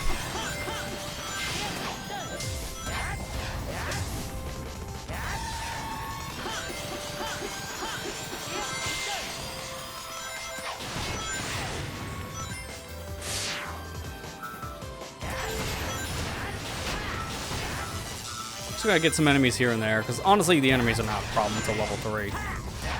This mission, from what I remember, isn't that bad until you get to the level 3 requirement. Level 1 and 2, you can take some detours and skip certain sections, be fine. It's level 3 where things get strict. But as you've seen with my little automation skip going into the chaser section, you can do the same thing to get a lot of extra robots. So I'm not really too worried about it. The stage would be much harder if you couldn't skip that automation section and just go backwards on robots, but because you can, this level's pretty easy.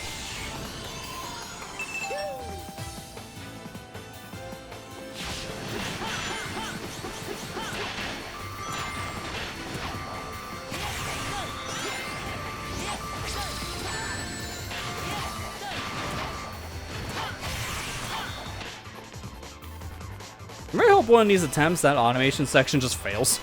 Because it can. And it's funny when Sonic just runs right in the wall and then you can see the chase robot just go out of bounds. One of these days that'll happen.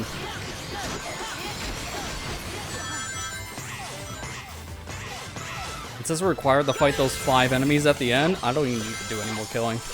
I have enough.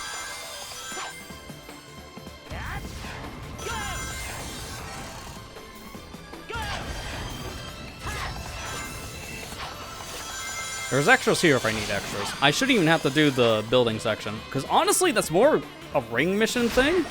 You never go to the building for time trial. It's way too slow. And you don't really need to go there for the enemy count, because there's not that many enemies on that section. It's honestly an area you just go for rings. And it's, as we've seen in the ring mission, I didn't go there for level 3. It's not really worth it, actually. Unless you're down on rings, you're better off trying to avoid it. Ready? Go!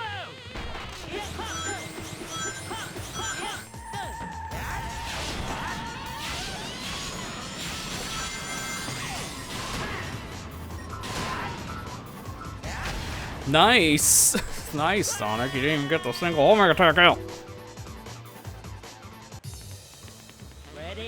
I don't even think I need to worry about the extra enemies down below until level 3. Level 3 is where things get really sketchy. I think it's like 60 enemies. Okay, nice. Didn't even hit the boost pad. That's a first. Again, this level being my weird Achilles heel for this series, and I don't know why. In my head canon, I like to think it's because I couldn't play this in the Wii game, so I just have no practice here.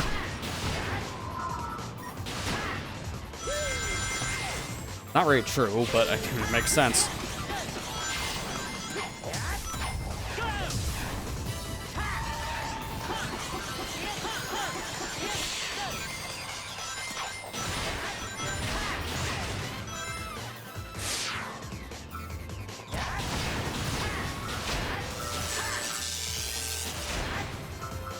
Don't even bother with the rest, that just won't work.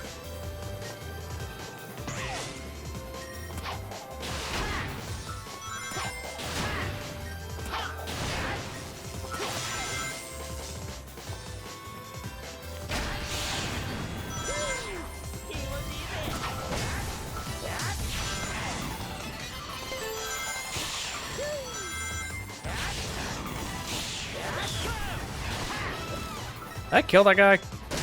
That's what I thought.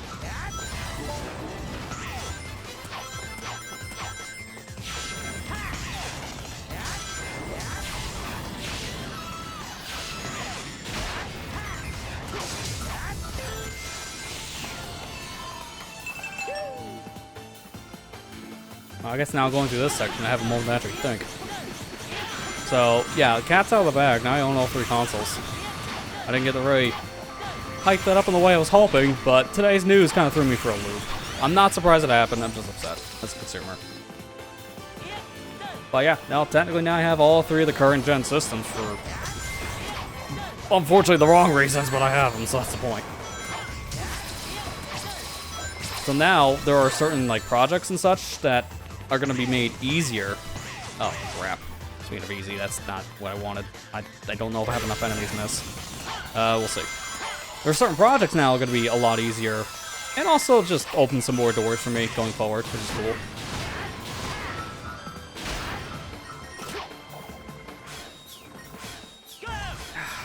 My homing attack reticle appeared for like 3 frames of that. I heard it, I couldn't see it. I guess that's fine, because I don't think I had enough enemies.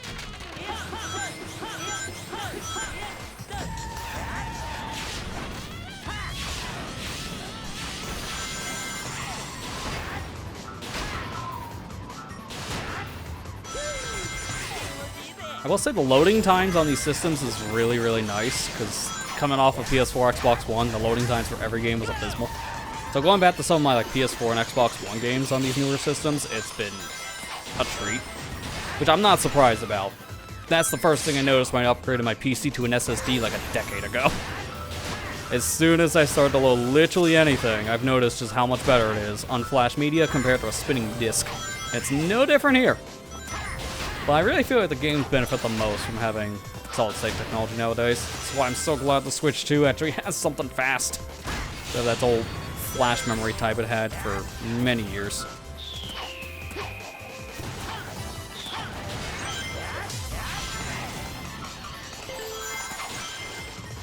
I didn't know about certain games that got boosted from the PS5 specifically, though. I played a little bit of Ratchet & Clank, the PS4 game, and that game got a 60 frame update specifically for PS5s. I had on the PS4 Pro, excuse me. I played a bit of it, and it looked nice, but the game capped at 30 frames.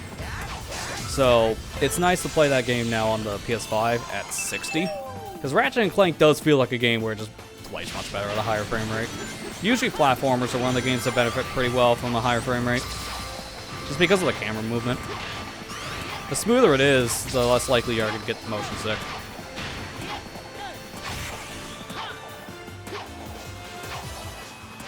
Dude, let's go. That was really cool.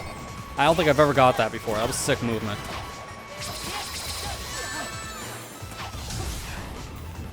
Okay, good. I missed the spring, because now I can take my time and kill all the enemies.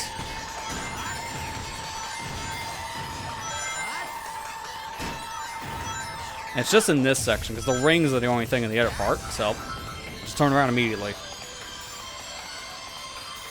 Also, going back to some of these systems things, shout out to the Xbox with the quick resume. Nobody talks about it, and I don't know why, but I legitimately wish quick resume was a feature on PCs from Microsoft. Because it's such a game changer to play a game, load up something else, and then go back to that same game you were playing like nothing ever happened. It just loads right back in where you left off. More games need to do that, honestly. It's fantastic just to pick up a game where you left off. It's one of my favorite things about the Switch for years. Just putting the thing in sleep mode and then just playing my games whenever and never losing my stop. It's been great, but handhelds have really been the only systems that had that luxury. Otherwise, consoles can just do like the sleep mode thing for like one title, if that. The Xbox is able to do it with so many. It's insane of just how much of a game changer Quick Resume really is. Like a couple weeks back, I was playing Resident Evil 5 on the console. And it's been a while since I last played it on there. And it's still, I just loaded right into the last area I left off in the middle of like, what, chapter 3 or something like that? From when I last remember. I haven't played the game in weeks, and yet still remember where I quit last. That's impressive. I wish PC had that.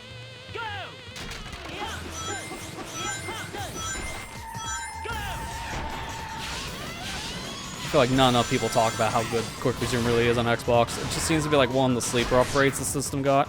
Because again, I hear literally nobody talk about it. But to be fair, not many people care about the Xbox nowadays. So that's probably that too. It doesn't help that I bought it and then like a few weeks later, a lot of the games I was looking forward on the console were canceled.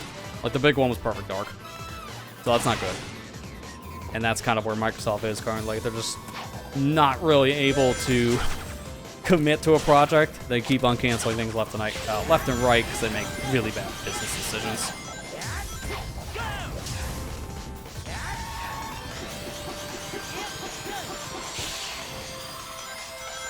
Yeah, Quick Resume is legit my favorite thing about the Xbox series. It's so useful just to quit a game and just load it back in later. Where's the enemy, dude? Microsoft's in a stinker right now. I mean, this whole generation they've been kind of in that boat. Phil Spencer said it best in an interview not too long ago. Xbox One was the generation not to lose. That was the generation they needed to be on top, and they were not, and now they're paying the price. Because of that specific generation was the generation people established the console they're still using today with digital libraries. That's what they cited. Microsoft lost the worst generation because of how everything seamlessly transferred into this one. And yeah, it really is showing because their player base has been shrinking by the years, not growing. The last time we saw Xbox big was with 360, and that was a decade ago. They're never going to be on that top level again. Not with all the business moves they've made this past, like, decade.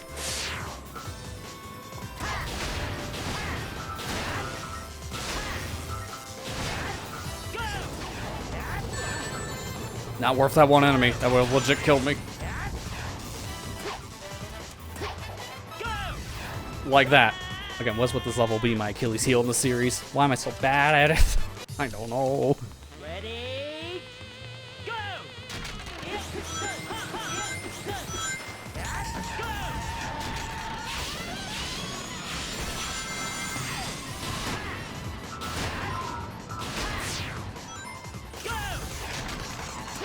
You know what's kind of sad too? I look at my Xbox library because I haven't bought a game on my console in years. I've only recently got like some stuff, and even then, a lot of it's retro games. Like a lot of 360 titles, some original Xbox games, and even some games that were remakes of original like 360 titles that are on like Xbox One. Like that's the stuff I've been playing on that system these past few years. So I look at like the games that are enhanced because I'm trying to see what runs better on the console I just got, and I only saw one game in my library. It was Halo Master Chief Collection. I was like, oh no. That's a testament to how much I care about this console environment, unfortunately. But also, everything else nowadays is multi-platform, so it really doesn't matter. My god, seriously, dude. Ready, go! I will say, just of using the 3 for this current generation, so it's Xbox Series, PlayStation 5, and Switch 2. The interface is my favorite on the Xbox, flat out. Like, it's been a really, really simple interface to use. Very seamless, very fast. The console boots up in literal seconds. Like, if I power off my Switch 2, turn it on from no power, it takes about 20-ish seconds or so to get into the lock screen, then I can get into my home menu. PS5, you saw how long it took on stream. It took about 30-ish seconds or so. The Xbox Series, I turn on, within 10 seconds, I'm on the home menu. It's insanely fast. There's literally no downtime for that console at all. So, it's the fastest of the 3. I love Quick Resume. That's legit one of the best things about the series. Not to mention, it just seems to have like a lot of customization stuff that's still not there for Sony, and especially Nintendo. You can't customize anything on the Switch systems, outside of, do you want like dark theme or light theme? That's it. Like, okay, why are we still giving us pretty much no options?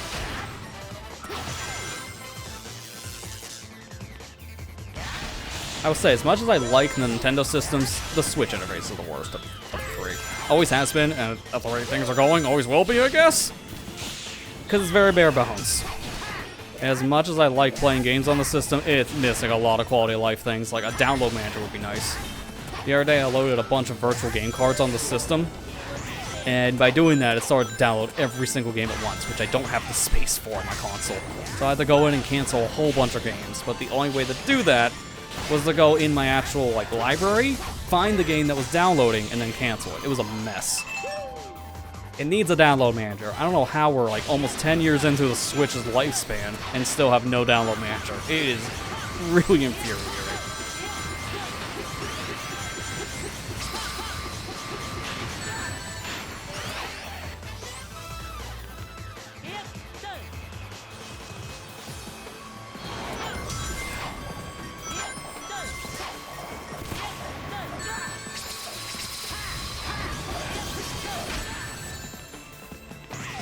Went too fast, so I didn't kill any enemies there. I need the enemies from that section, so is there even enough now? This is gonna be really sketchy. Oh god. I gotta lock in.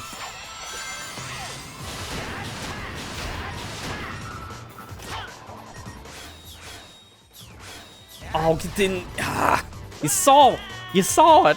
I can't even make it up at this point. I hit X's and unpaused, but the game was not liking that. I didn't have enough time to buffer. I'll just have to try again.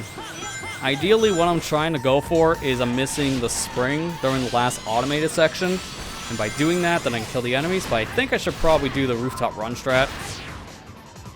So I'll just like sway back and forth and kill the chaser robots along with all the robots in that section. So I'm just gonna try that this time.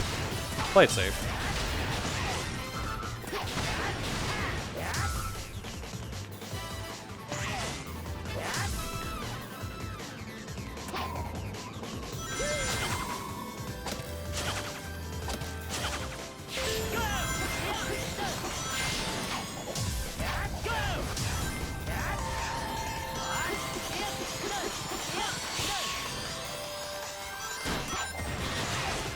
keep on missing that robot and hitting the spring. I really wish you can change what you're homing attacking into in this franchise. That would be a godsend for literally every 3D Sonic game with a homing attack.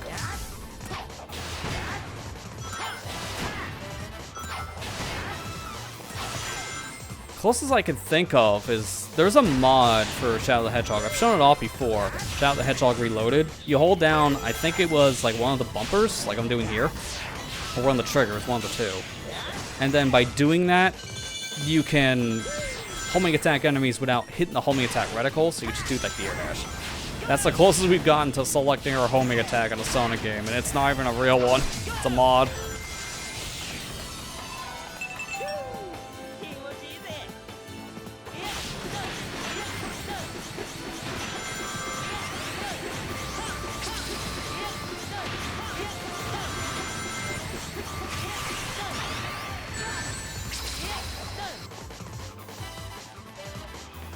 Alright, let's just take this slow, and I'm gonna zigzag.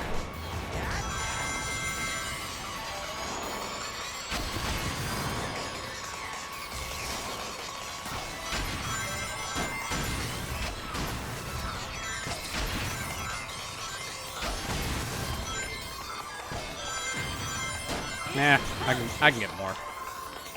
But I can't because I don't have enough speed.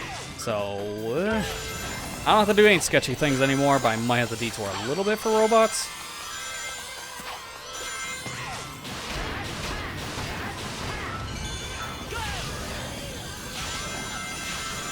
Yeah, I'm gonna have to go this path a little bit.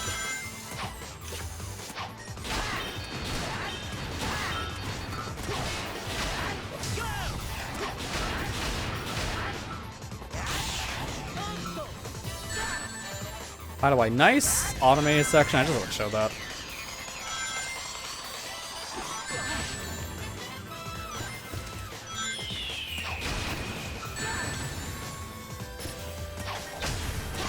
Alright, we're good. That was just some safety. So as long as I don't die now, I got the mission unlock.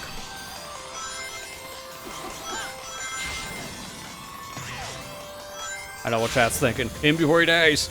Trust me, I'm thinking the same, but I don't want it.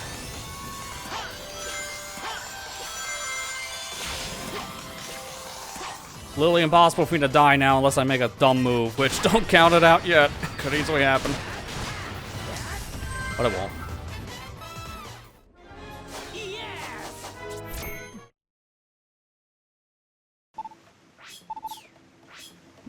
Alright, well now I get to do the speedrun. And thankfully this level isn't really that crazy for a speedrun. Like, I'm gonna do some skips, yes, but you've already seen me do all of them. Nothing really that insane. This is the biggest one I'm doing. Right here. Because that alone saves like 20, 30 seconds, so that's the biggest one you'll see me do. The other skip is just that rail skip you see me do plenty of times before as well. And that's basically it. Nice. Nice homing attack. So now I can just kind of chill out and just talk about whatever again, which is great. So, now I have the PlayStation, I can talk about one game I've been playing. I've been holding off on this one, but now I can actually talk about it.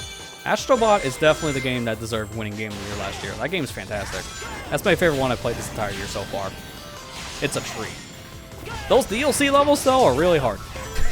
I'm not the only one who said that, I know. Shocker statement right there. DLC hard. I know, that's definitely the hot take that everyone has said. They're fun levels, though. They're hard, yes, but they're really rewarding, so I don't mind it. Plus, they're all optional, so it doesn't matter. If you can't do it, don't play them. All they do is just unlock one extra bot per area. And you can't even do the stuff until you beat the game, so it's not like you're getting the bots so you can actually like continue. Because the point of getting bots in Astrobot is to unlock more levels.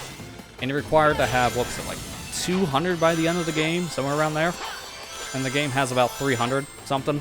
It's 305 now, because I think they've updated the game and added more sense. Final tally I got with the DLC stages was over that. I don't even remember what it was at the end. It's like 330 something, maybe 340. There's a lot of references. That's pretty much references the game as well. Well, that's a fantastic time. I'm so glad I finally got to play that. That was the reason why I picked up a PlayStation 5. To me, that's literally the only game that's worth getting the PlayStation 5 more that's exclusive. Because all the other exclusives are now on PC. I played some of them over there now, like Spider-Man's on PC, God of War as well, Ratchet & Clank. If it's a PS5 game, it's probably come to the computer.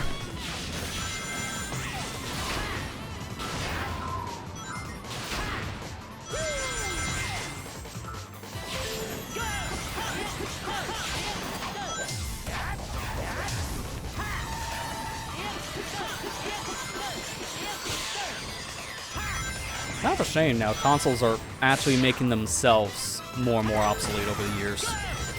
Because of everyone releasing their stuff multi-platform or even just on a computer now, they're making it so you don't even need these systems. I think Sony's now in talks like with Microsoft, saying they might bring some of their games to the Xbox.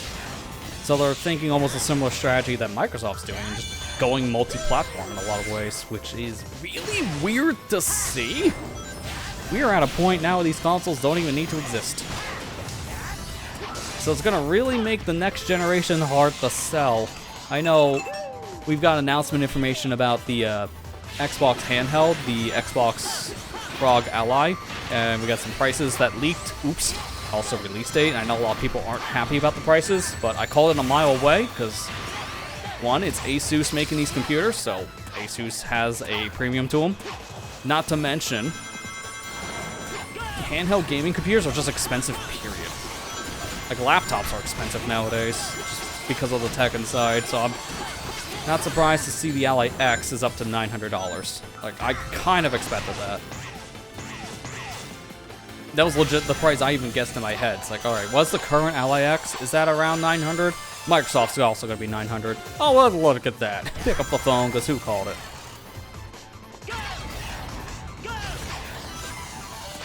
Yeah, at this point, exclusivity is pretty much a time thing at best. Because now it's like maybe a year, and then that exclusive becomes multi-platform.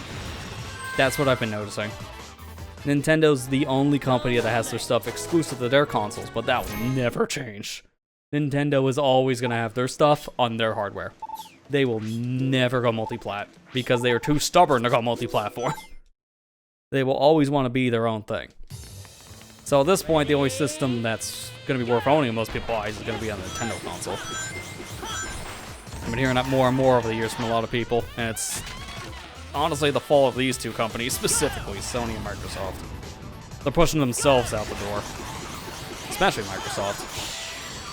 As much as I like my Xbox, I see why so many people don't care. Like, I had it when I went to the Switch 2 midnight launch, and I was talking to a guy in the line, and he was talking about like the only reason why he still has his Xbox Series is Grand Theft Auto 6.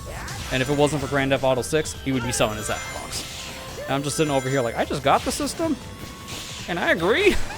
Like, I agree with you on that one. There's really not much of a reason. Grand Theft Auto is the only major exclusive people are still holding out for on console, and even then, you wait a year and it'll be on PC. Rockstar is a lot more slow with PC releases, but they do eventually come to PC. They just want to get that console launch down first, because that's where they get most of their players. Like, I don't care for it personally. It's not my cup of tea anymore, but I can see why everyone's excited for the Grand Theft Auto stuff. And that's legit the only thing I think at this point. Keeping people buying these systems after their prices jump 50 to 100 bucks each. Because it's definitely not the exclusives from the companies.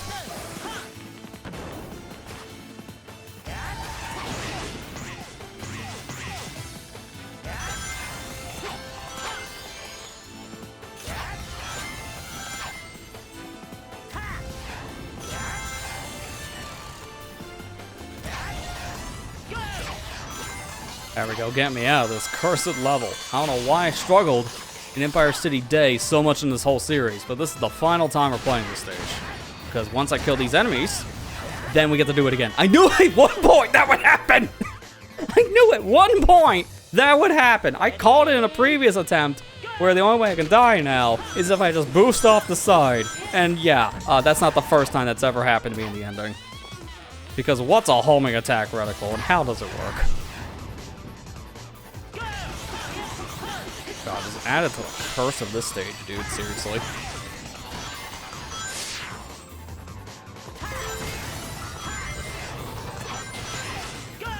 My compressor really got some work with that screen, because I just saw the meter. It like really pushed that one down. It's like, dude, you're so loud, I gotta push that down like a whole 10.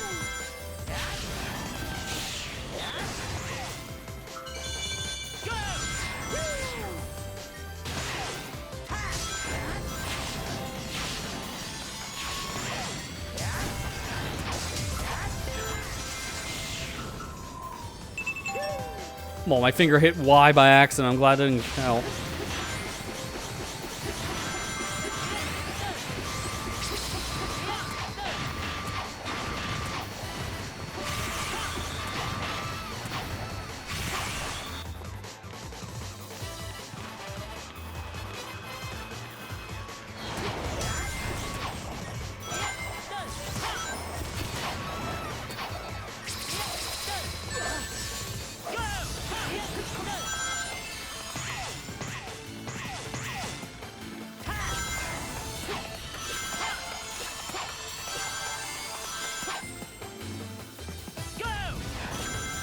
Almost missed the rail, so that was sketchy.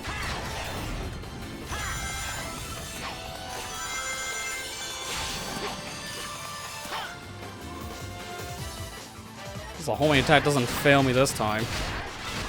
Thank you. Get me out of here. Seriously. Why is this level cursed for me is beyond my imagination. No better way of ending the stage than having jank happen at the finish line. You literally can't make this stuff up.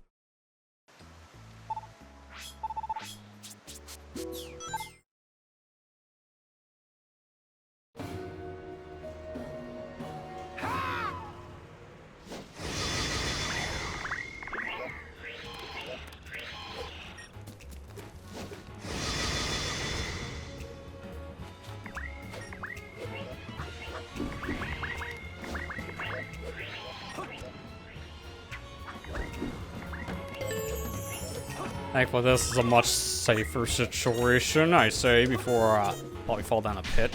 I get to take it slow for the survival stuff, because the trend goes, we play the level normally, and then that's when I do the speedrun tech, because it makes sense to do speedrun stuff for a speedrun level.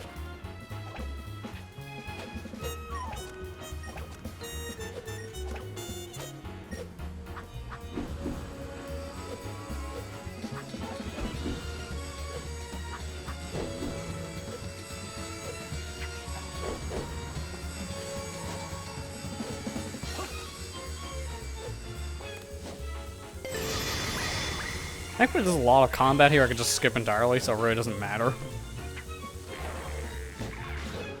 Like all this stuff that keeps on spawning, I can ignore it all. Nice camera, man. I hate that camera so much. It's so nauseating.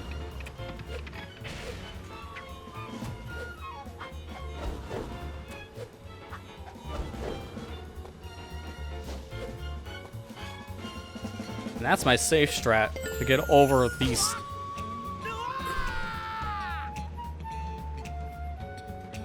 I hate that so much, man. I can't even finish my damn thought. Oh, yeah. My safe strat's to jump over the spikes and then do the little claw move in the air, he says as he taps like the 1 pixel spike. I'm just giving everyone just click fuel at this point for a clip. Like, you're welcome, I guess. Whoever clips the most always gets like that top spot on the chat leaderboard. It's like, I think one of the first things that just appears on chats now. It's the status for clippers. It's clips, subs, for gifted subs, and then bits on Twitch. Like right now, mine's like default to the clips, because people do a lot of clipping on this channel, which, after the stuff you see, I can understand why.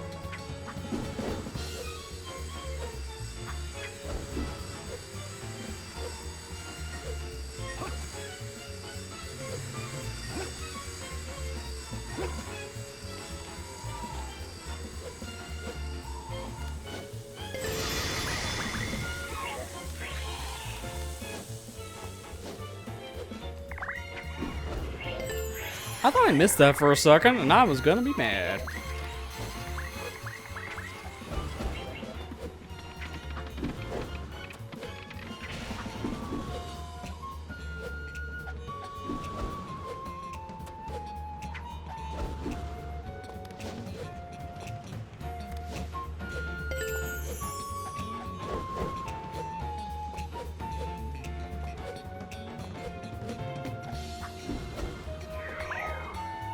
Just taking my time because I just don't trust it.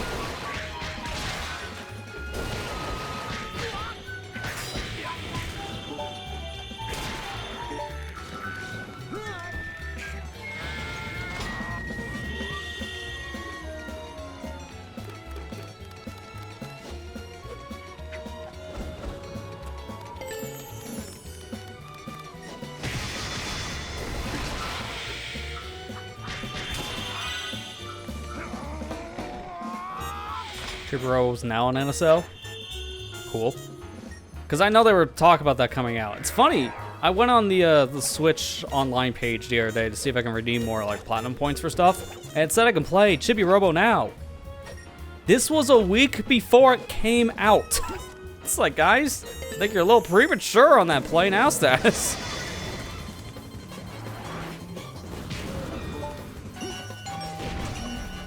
I'm glad to see it on the service because from what I hear, Chibi Robo is a very niche game on the console. There's a lot of fans for the original Chibi Robo, and the game's a pretty pricey title nowadays on the original hardware. I think it goes for over 200 bucks, just loose. So, yeah, needless to say, probably easier for a lot of people to play on the Switch too.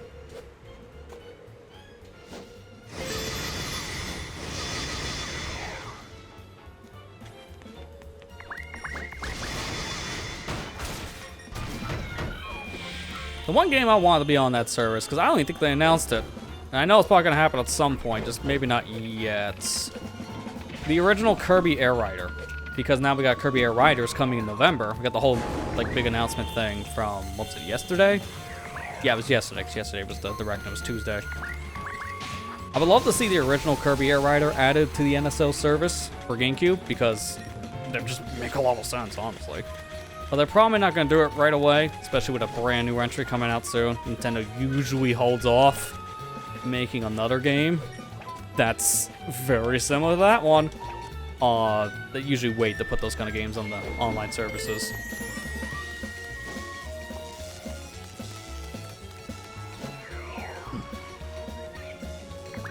Excuse me. Don't know if I came through the mic. Had a gamer drinking Mountain Dew moment. If you know, you know.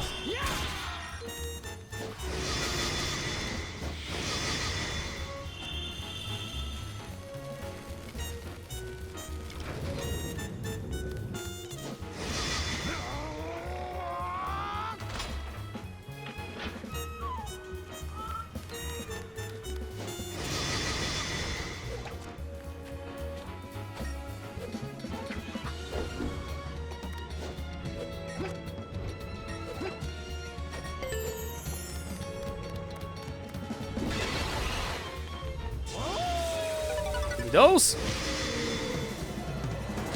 See you later. I technically didn't even need to kill it, because by the way, you can do that. Let's just say the speedrun for this level is going to be really short, because a lot of the level we can just go around, and that's not even a thing you could have done until the Xbox Series consoles, funny enough. So, the speedrun for Empire City Night, it got destroyed when this game got 60 frame patch on Xbox Series. And yeah, needless to say, a lot of that transfers over here, because I could just do this. With the game's original frame rate, you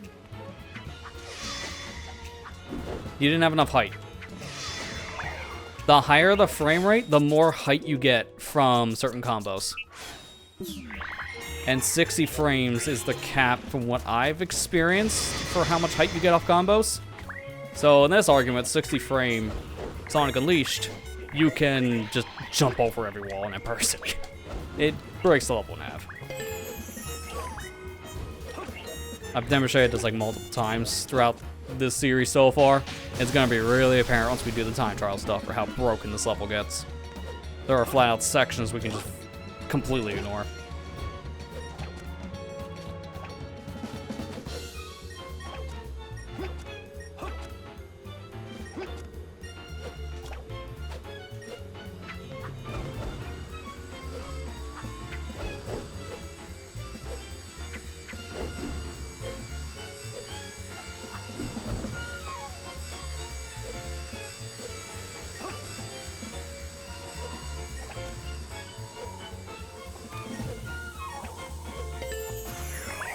Really want to be careful because I felt like I was gonna fall there, and I don't want to fall in the stupid way possible.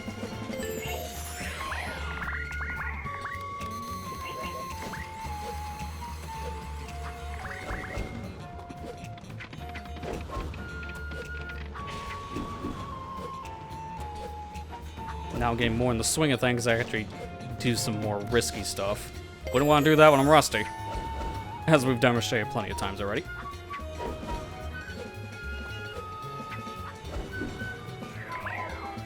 That's just a case in point example of maybe don't be too risky when you're rusty, because I would have failed that previous attempt.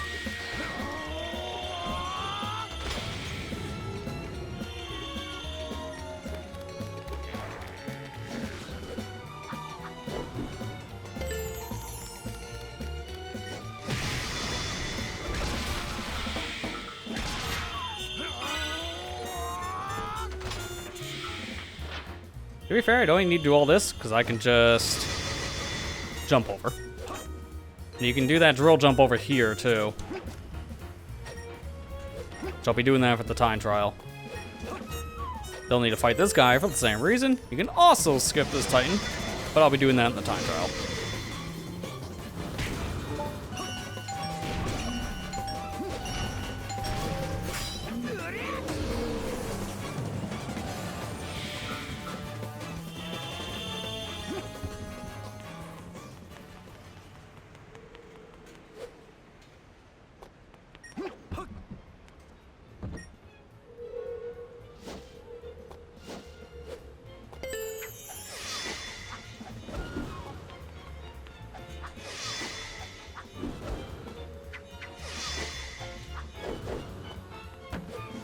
That's a just because moment.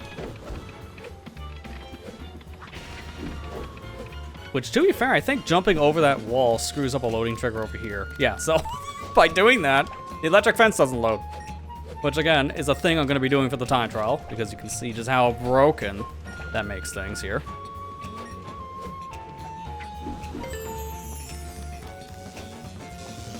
And one more thing as a sneak peek, because I just really want to do it. I just want to see if I remember it. I need to do this for Adabat, so gotta learn it now.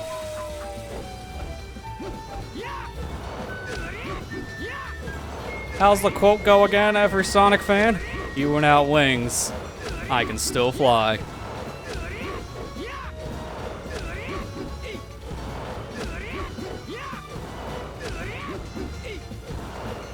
I feel like I might have missed some height. So we're not going to be doing that. You just got a sneak peek for what we'll be doing in the time trial. I don't know where my height went, though. That was kind of random. So I'm glad I tested that now with a bigger unleashed meter than what I normally use for that section.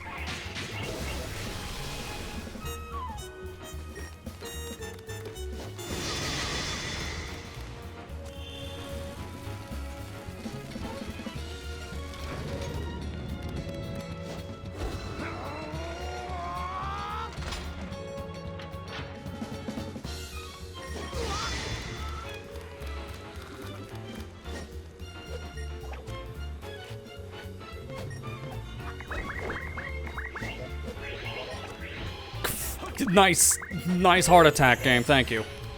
Thank you so much.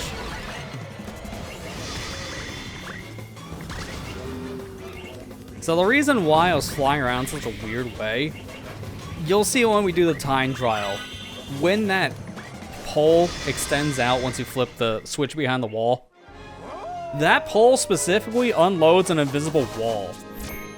because the devs probably assumed you can jump over to the other platform in this ending section of Empire City by doing certain combos, so they were thinking, alright, if they can jump over here, that would make this section too easy. They skip a whole puzzle. So let's just put an invisible wall around the area, making it so that they can't get over here unless they extend out the pole and do the puzzle normally. The wall doesn't extend fully out. It extends like 80% of the way. So as ironic as it is, the invisible wall stops you from beating the stage without doing that final puzzle.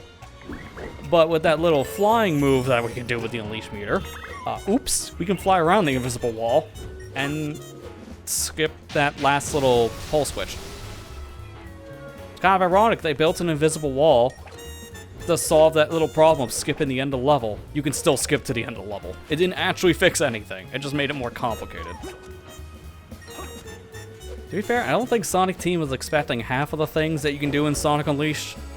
Like the whole, you can fly through the air by barely holding up, clipping through walls by just using a shield, flying through the air by just using a weird infinite combo with the Werehog. Like, I don't think the devs anticipated any of these things.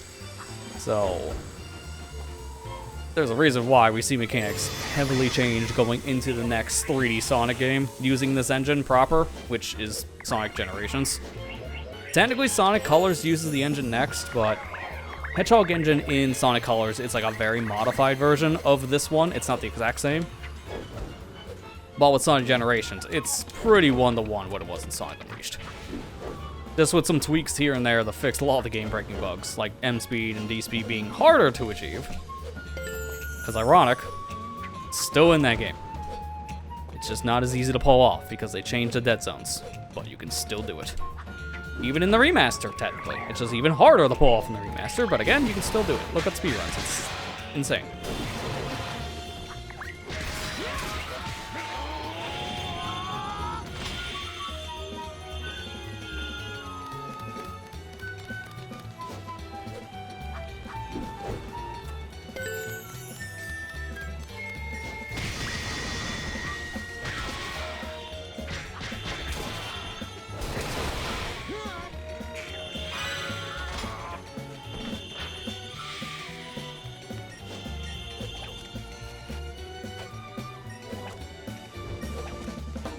Hey Marley, how you doing?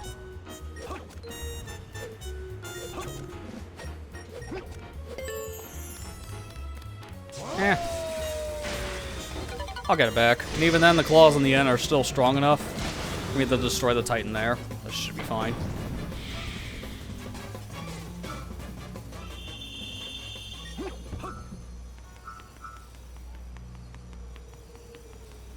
Tad tired, we're doing good. Yeah, I get that energy. The tired bug has been going around a lot. I almost yawned when I said that too, so it actually almost happened where the tired bug was gonna hit me, let's say. Maybe later. Why'd I do that? Why? Let go of the run button before you do the jump. You know what? Here's your sneak peek for time trials.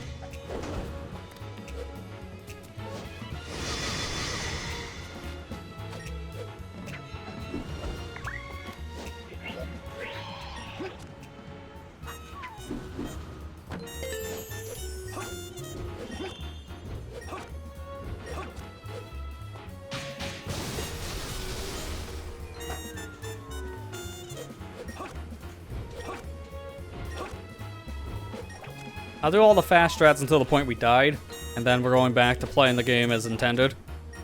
You know, whatever that means for Sonic Unleashed. But again, you're getting a little bit of a sneak peek for what we're going to be dealing with for the time trial here soon. Not that. That's just me making dumb mistakes as always.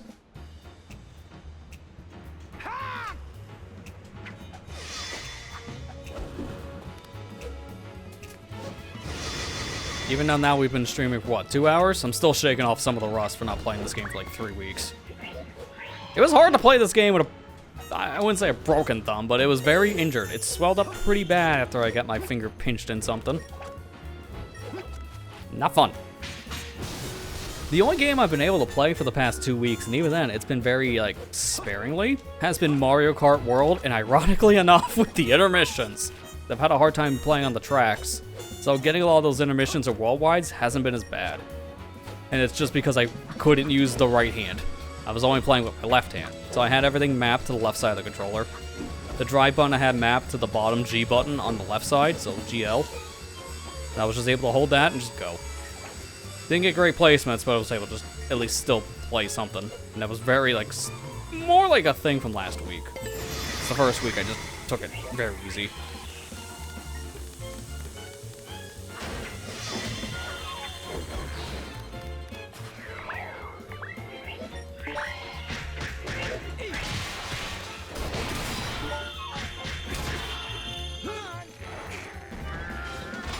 There we go. I have to specifically flip this switch after killing those enemies, because if I don't, things don't load correctly over here. Then I don't even need to bother with this set. I could just do that. It looks risky, but actually I found that to be a pretty consistent jump to make. And the final thing that looks risky is that.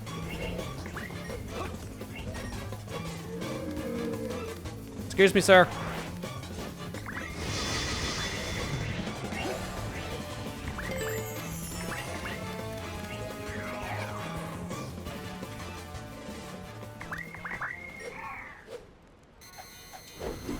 You know, I'm not gonna do that again because I can make the jump. I just forgot the timing, and something tells me if I go for it again, I'm dead. So we'll play it now.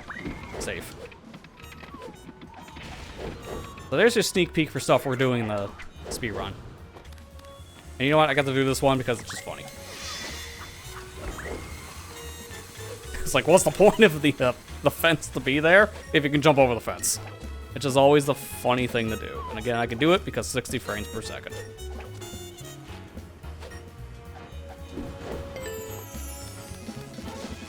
Oh, Marley, you haven't seen anything yet, but to be fair, I can't even do it right now because I don't have Unleashed. When we get to do the speed run, I'm gonna be doing some very interesting stuff in this section. Weird hiccup, alright. That was, sure.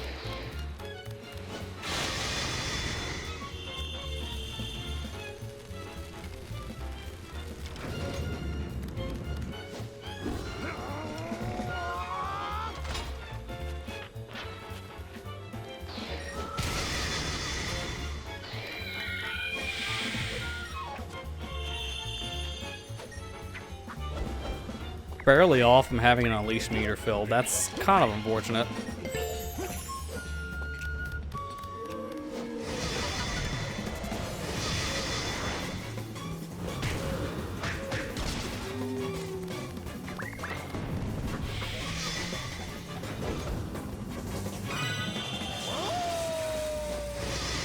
And we're good.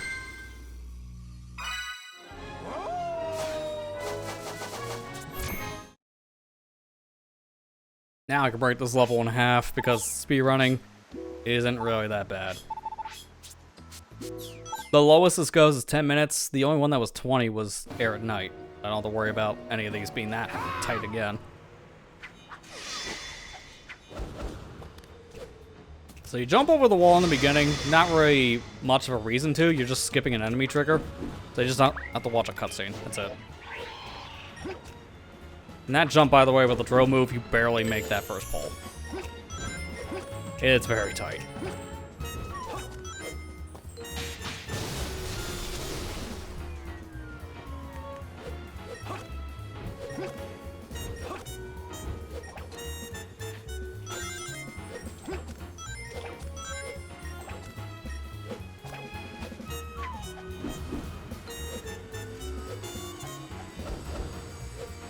Once you do this, like, mid-air attack I'm doing, you can't grab anything. That's why I'm being extremely careful where I'm moving.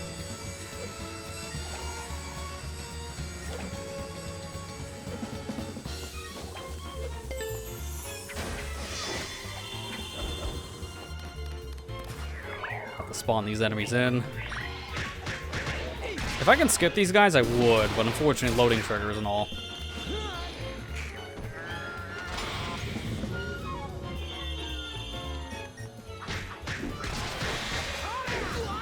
I'm killing these guys just for extra Unleashed.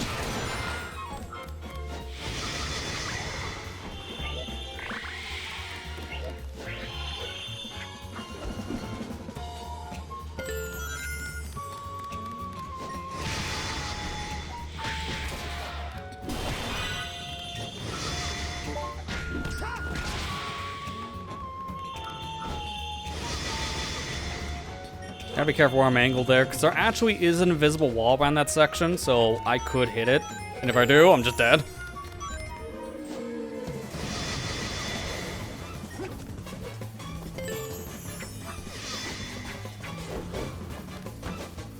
There we go. Again, all this stuff looks scary, but thankfully, I got a lot of room for error here with this combo. The XXA in the air, it really is a lifesaver in this stage.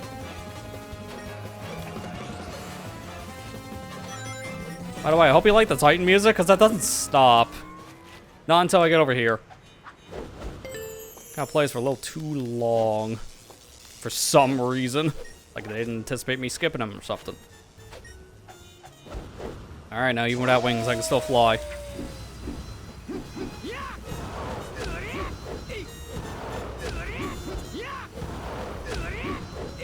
Alright, good. We're around the invisible wall, so we're good.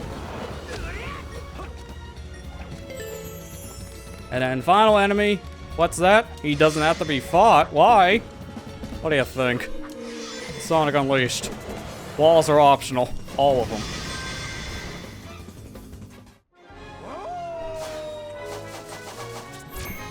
If I didn't have 60 frames on, and I was playing the original release of this on like original 360 or PS3, even the Xbox One family of consoles, yeah, this stage would play entirely different. But because of the frame rate giving me extra height, Empire City's my playground.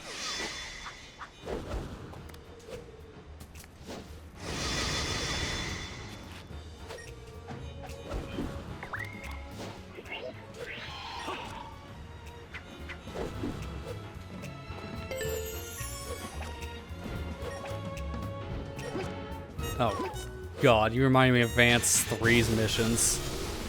Advance 3, just in general, to clear out a lot of its stuff, it's like the hardest of the three in like the weirdest ways possible. Because getting all the Chaos Emeralds in Sonic Advance 2 was probably the worst because of the memorization game they played. That was really bad, but the level itself for getting the Chaos Emerald wasn't that bad. But the Chaos Emerald challenge I remember for Advance 3 was pretty bad. The channel hunting wasn't really that great. And yeah, some of the gold ranks I remember were really bad trying to get those in Advance 3. I don't even know if I got them all as a kid. I think I couldn't get a handful. Because with Sonic Unleashed, like these hot dog missions, a lot of them are pretty much just memorization for these stages. The more you play the game, the better you get. But with the Advanced Trilogy, there's so many bottomless pits. So you really can't make any wrong moves there. And that makes your whole speedrun just invalidated.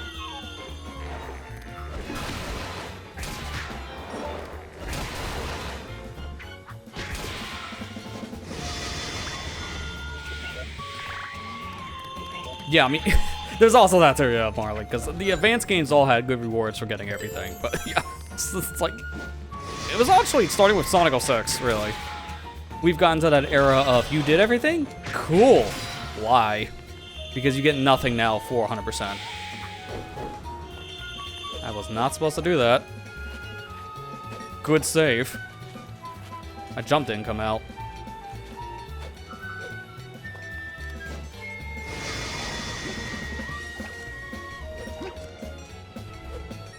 I don't know how, but I did 100% Advance 2 growing up, and I legit look back at that game, wonder, how did I do that as like a 10, 11-year-old? That was so hard to do. I know I used guides for it. I know I looked up things on like GameFAQs back in the day, because there's no way I was finding all of those gold rings on my own, because they're in terrible spots. I'm just legit shocked I was able to get everything in Advance 2 and how hard of a game it is, for 100%'s sake. That's one of the hardest Sonic games in general to get everything. The Advanced Trilogy just in a whole. They're all really bad at 100%. I've never done it since I was a kid. And even then, I didn't at 100% Advance 1, but my copy is a bootleg. Didn't find out until years later. So it doesn't save properly. I always thought the save battery was bad. No, it's just the game cartridge as a whole is bad, because it's not real. Because that was during the age where bootlegs were very, very rampant. So I'll just never buy Game Boy games on eBay.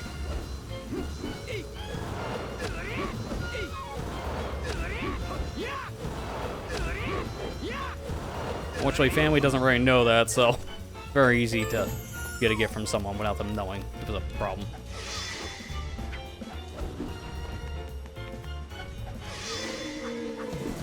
As a dumb kid, I don't know if it's a problem either. It plays? Cool. I own it now.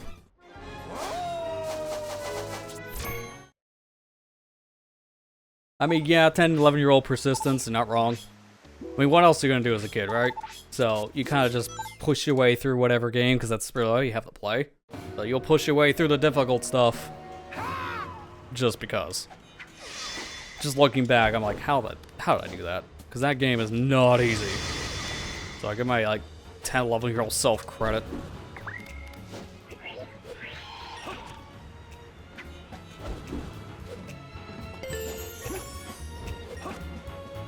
Got pre-owned cartridge of Finding Nemo, which was a dumped ROM. The intro hack. Oh, okay. That's how you can really tell it's not the right game when it's not even playing the right file. It's kind of funny. Yeah, bootlegs were just all the rage during the Game Boy Advance time, so if you bought any Game Boy Advance game used, there was a very good chance that could have been a fake game. And that just sucked, man. I've been hearing people are starting to do that with Switch 1 titles, so really keep your eye out if you're buying used Switch 1 games. I've heard people are doing case swaps now with the cartridges. So they're opening it up, putting a different thing in, and then putting it back together. So that's not great, because there was a story a few weeks back where someone got a pre-owned copy of Bayonetta 3, put in their Switch 2, and their Switch 2 was flagged for unusual activity because the game was not a legitimate copy. It was bootleg. The guy did not know that. And unfortunately, he had to contact Nintendo to get the whole situation straightened out to get his Switch 2 unbanned. Because that's been happening a lot on the Switch 2 right now. A lot of people have been getting unnecessary bans because of used game stuff. Whether it be because they're bootlegs or maybe there could be a false positive, stuff like that. That's why I don't really like buying used games much anymore, because I just have a lot of trust issues when it's a cartridge. Growing up in the GBA era of people being able to easily fake it, I'd rather spend the extra money and just get the game new. And if I can't get the game physically, I'll just settle and buy a digital. I don't care.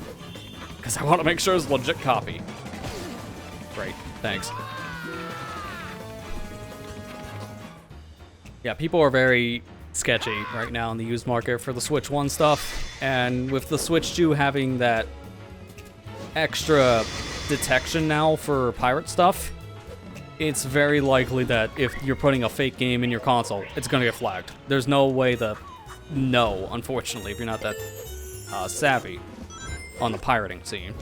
So a lot of people are probably gonna fall prey for that kind of trick, sadly. Just be careful what you're buying. If the deal looks too good to be true, run.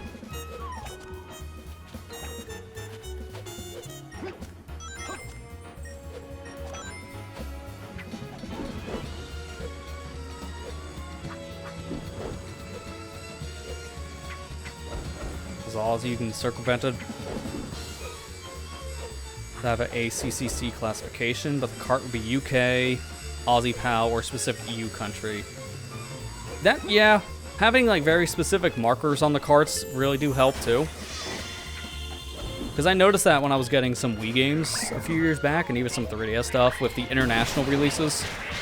Because I got a couple of international releases, like my copy of Xenoblade Chronicles on the Wii is an international copy, but it works on everything, it's region free. And I saw all like the extra labels they put on it, so it's very easy to tell that that's a legit version of the game. There's no way of mistaking that for a bootleg.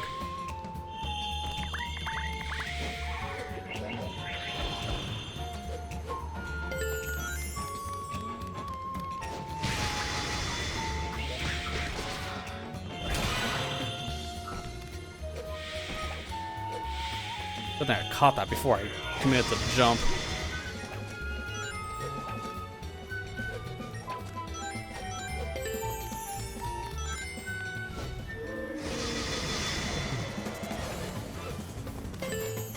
Also, for reference, this is such like a minor thing, but I need to point it out because it's Sonic Unleashed. These random minor little things add up. I'm grabbing the front of that ledge, not the side. Why? This here. In my experience, I found grabbing the front of the ledge, doing that Titan skip, where the checkpoint is, gets the electric barrier to unload. If I grab the side of the ledge where the checkpoint is, then it loads that electric barrier. It's such a random little detail, but that kind of randomness saves a lot of time. Just Sonic Unleashed things. Now, excuse me while I fly.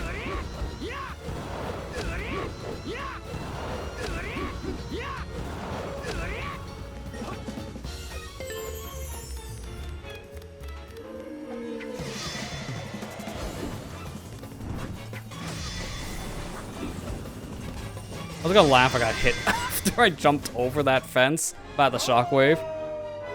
Could have happened. Well, that's it for Empire City, so that's another continent down. There's my achievement to prove it.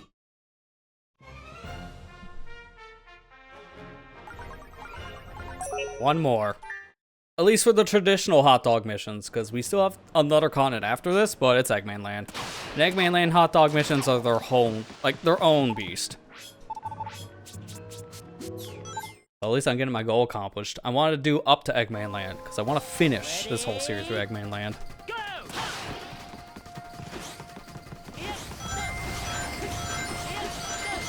Don't worry about the ring missions here, by the way. If you're doing these missions, the ring missions in Jungle Joyride Day are legit probably the easiest ones. Because they shower you in rings in this level. You can get upwards of 1,000 plus. And they cap at 400, if I remember correctly.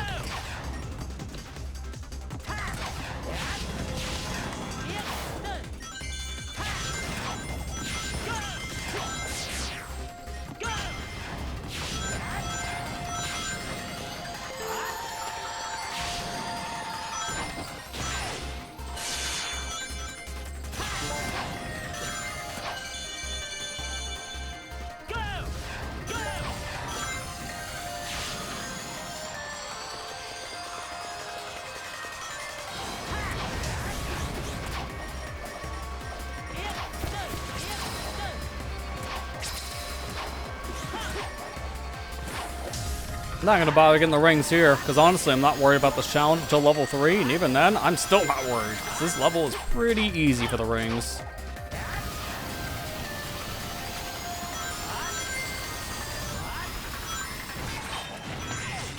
I think the hardest mission here is probably the time trial, and even that's not that bad. I think they went easy on players here for all the hot dog missions, at least for the day stuff in Jungle Joyride, because of how laggy this level was on original hardware. I almost feel like this was made easy on purpose due to the performance the original game had. They probably expected players to struggle with these missions for all the wrong reasons.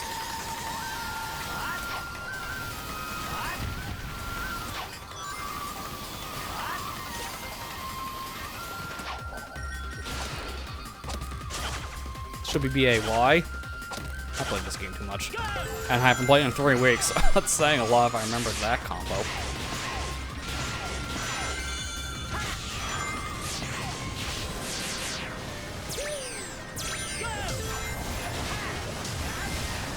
Okay, so I didn't come out in time. Well, that's why I don't normally do that. That's why I'm even taking that path. I think it's slower.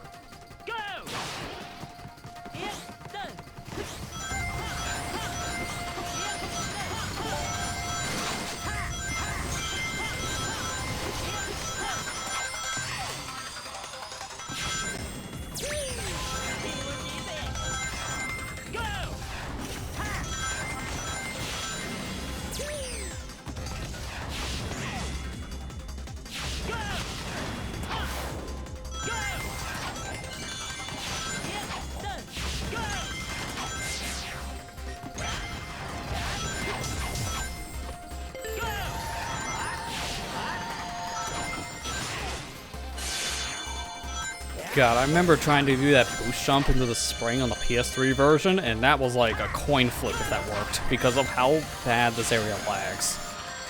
This section, I swear, is worse on PlayStation than Xbox. This level guy, I swear, almost at times I got the single digits. That's bad. I at least released like 10 plus years too early.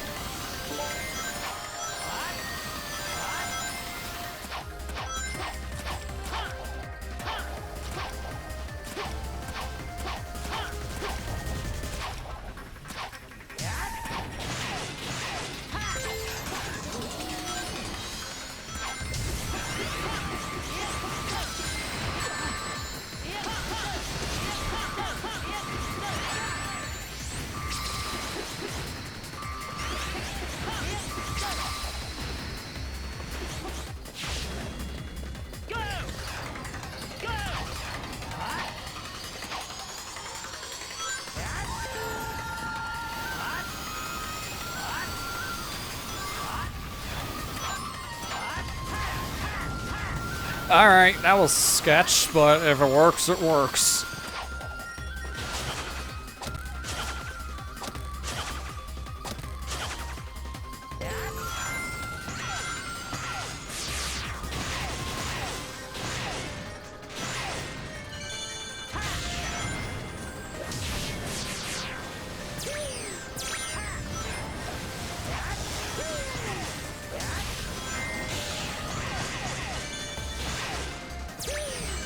That's faster. You still go the top path, taking that bottom route, so it just works out.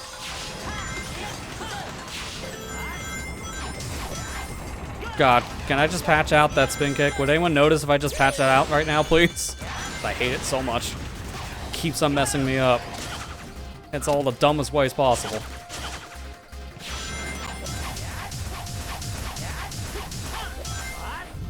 Can I please?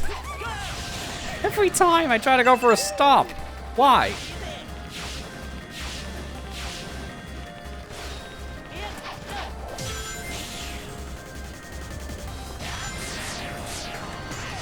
To where you blink, miss it kind of situation with this game. Yeah, it kind of is, especially if you're watching a speedrun.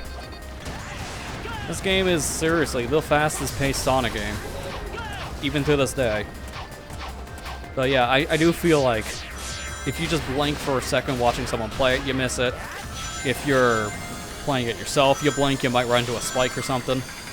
It's one of those games where you really gotta be paying attention.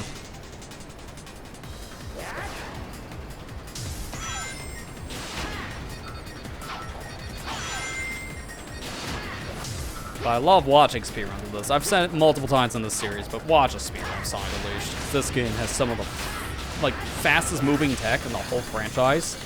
Legit, one of my favorite speed games in this whole franchise as a whole. It's great.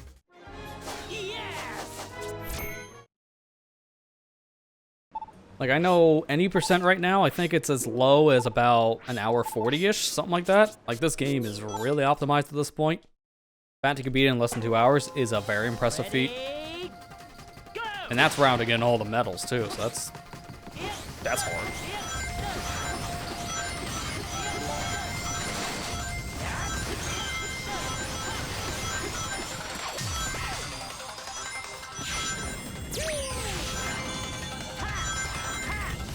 I love how I have a surplus of rings, I can still do some fast tech here. Nice. I pressed A multiple times in that launcher, and for whatever reason recognizes the 0.05 seconds I hit X. And I don't know how.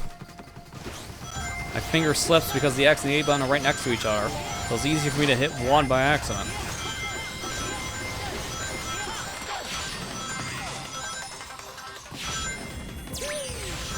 To get someone pushing the sub 90. Yeah, that'd be insane. Because I think, I gotta look it up, but it happened literal days, I think. Or was it right when this PC port came out? I can't exactly remember. It might have been right when the PC version came out. But there was a new world record set then for any percent.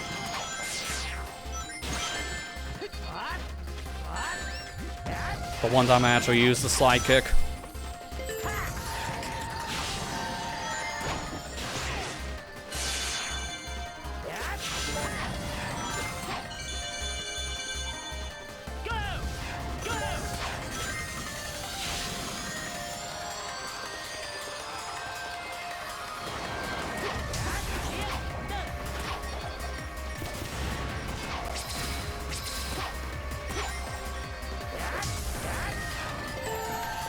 Still not bothered with this section yet.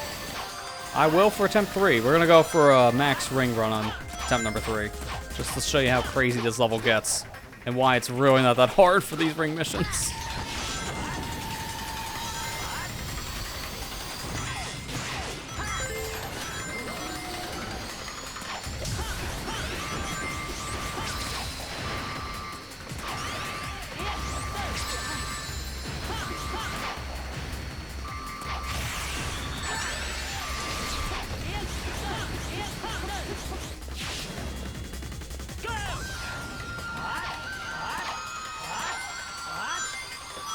I lost a lot of rings there, oh no. Whatever shall I do?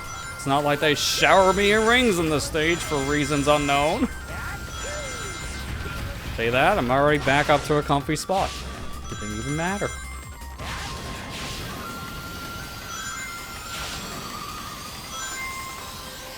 Can I still do this? Nah, alright. It's fine.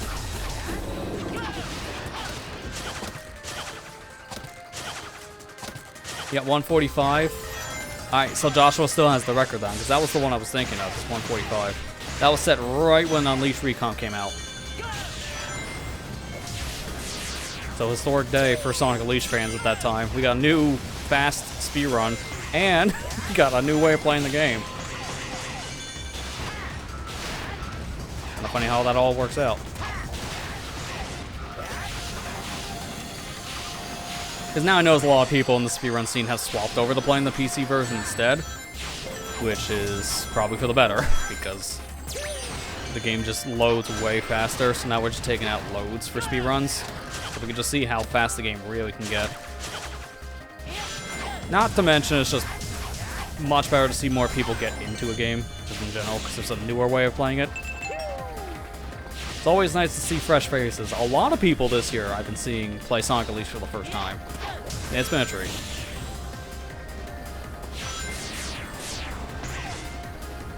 Oh yeah, that's right. He did another run of any percent now with the PC version being out, and was 10 minutes faster to take out the loads.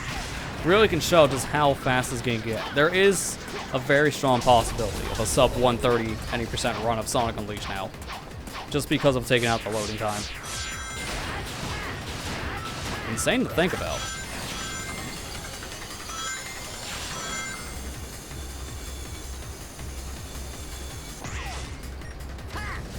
Why, Sonic? He did like this 360 rotation to turn right. I held right. Ready? Why? You idiot. I love how the game punishes me for going the right direction. Oh, not even my fault. That's the stuff I'm worried about for here for longer than I should be. And it's nothing to do with my skill level. It's just jank. Got a lot of it tonight, and that's not stopping anytime soon.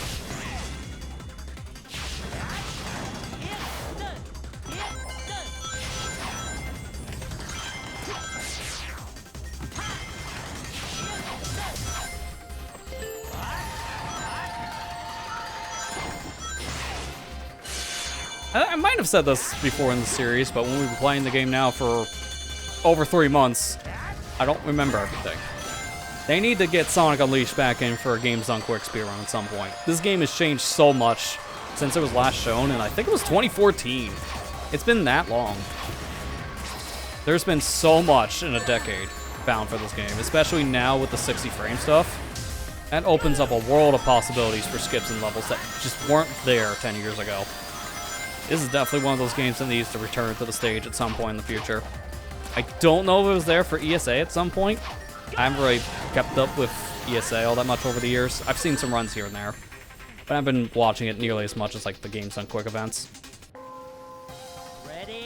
I always just forget when ESA is happening, that's why. Every time it happens, like, oh, was this week? Oh, crap.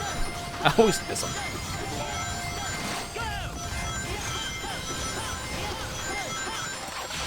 I think is the Japanese one still going on, RTA, or is that now done? So I thought it was supposed to be done now. I know they had it rough this year with Nintendo offering them a cease and desist essentially for putting Nintendo games in their list of speedruns. Another big L for the company to take this year in their PR.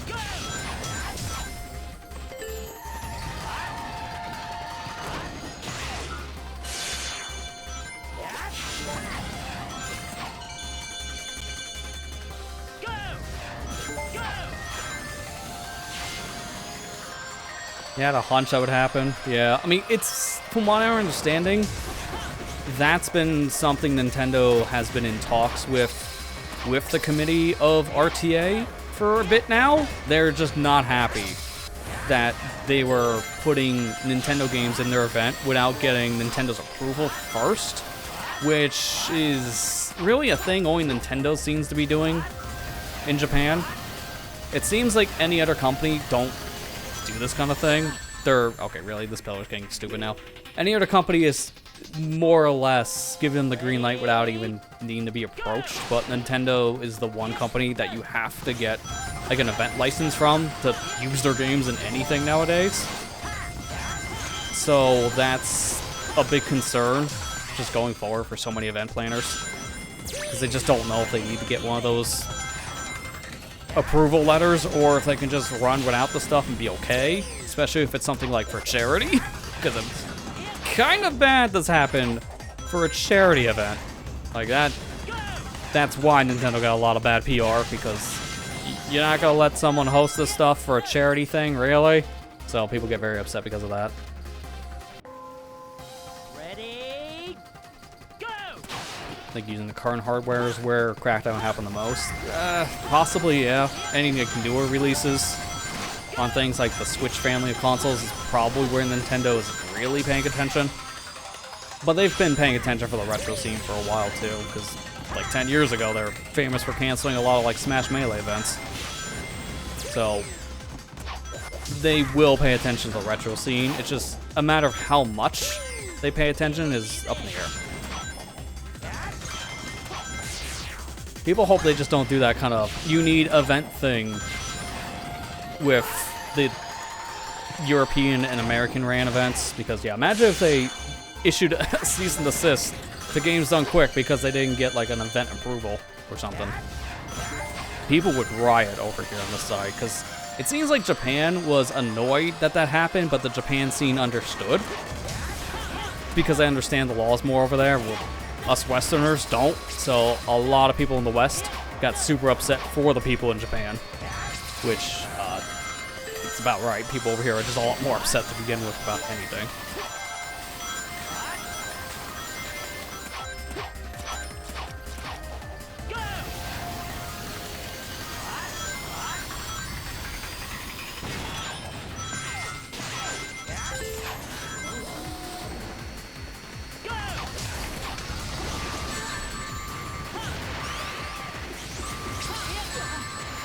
Yeah, I wouldn't be surprised too, Marley, if Nintendo's like, we'll watch this scene in case we want to do something. Like, maybe it's like lower on their priority list, but as of right now, they haven't wanted to act.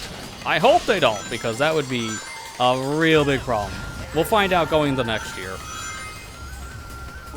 If we see a game submission and I was like, no, we'll know going into 2026.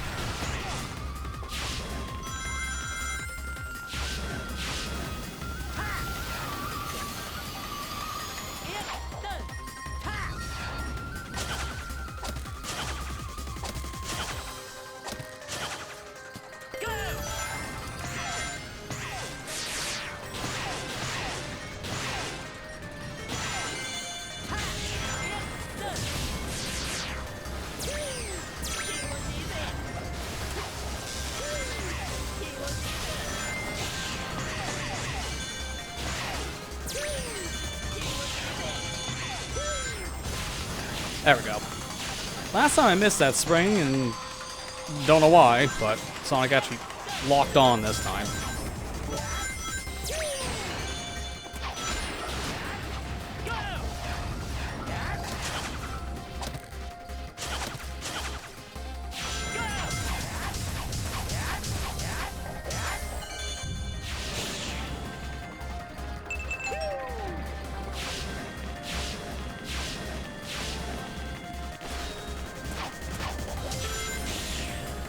Alright, we should be good. Just don't take a hit now, and I should have enough rings. If I get the 400, then I'll have a safety net. But I don't think I'll have enough rings before the end of the stage, so we'll just have to stick with what we got. Don't take a hit.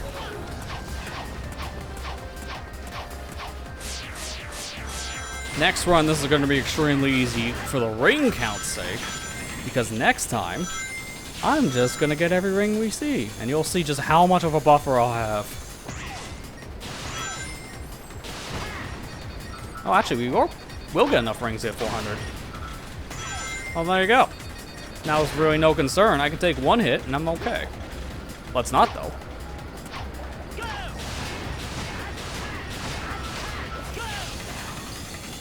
That's what I needed for level 3, by the way, and I got it in level 2, so rings are not going to be a problem.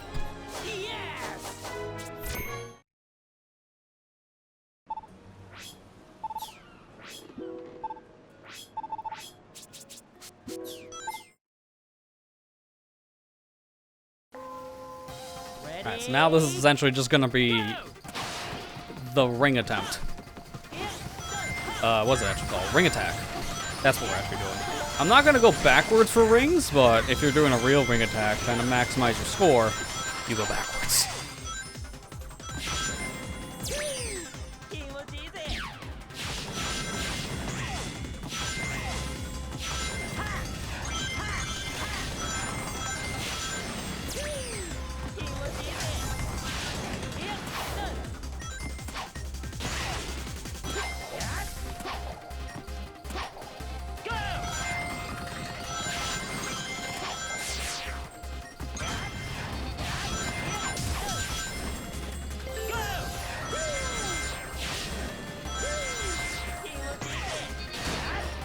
You know what? Why not? We actually get less rings going this way, but I don't think I've ever taken this path outside of, like, maybe my first playthrough. And since I was on that track with the light speed dash, you might as well go this way. It's slower. It's good for the enemies, though, if you need the enemies, but there's enough enemies in this stage you can avoid that section. Not a big deal.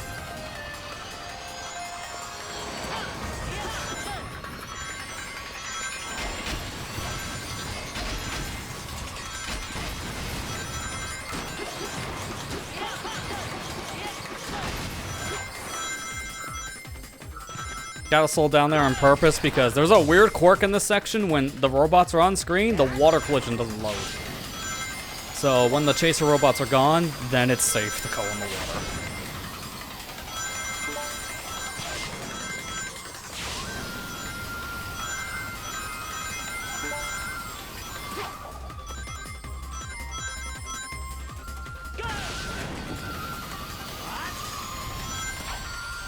I missed a lot of rings in the water, and yet we're still up to 600.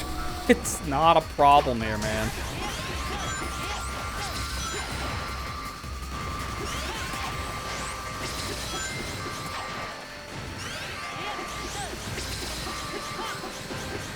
I don't even care for the rings in this section.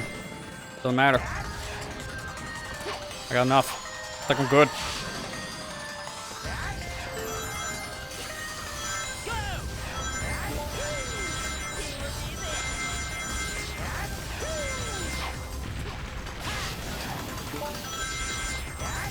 I actually kind of forgot this pathway even existed, by the way. I always come over here to the rail by going to it. I never take the actual path that leads to the rail, like the boost path and such. It's a lot more risky, as you've seen. But it does give you more rings.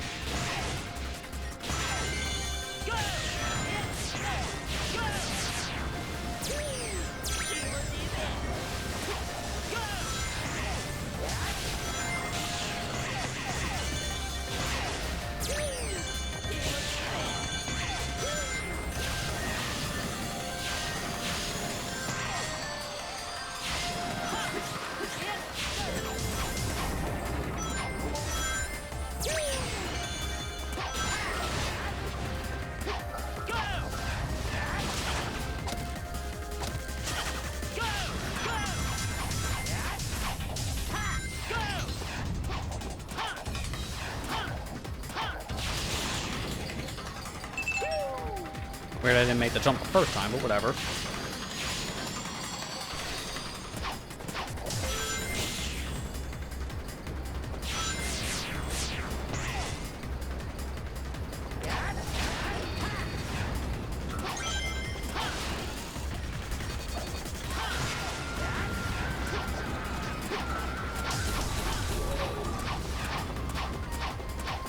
Yeah, casually approaching 999. Yeah, let's just say the counter goes past that. Because this is not the first time I've gotten this many rings before in this level. It goes so high, it can't even display properly anymore, because that 7's clipping into the slash.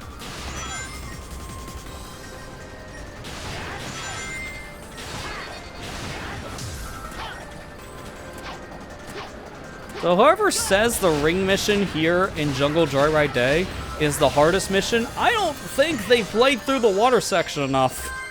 And they skipped too many rings. Because this level is the easiest ring mission of them all. They shower your rings in this one, over 1,000, without taking a damage. It's insane.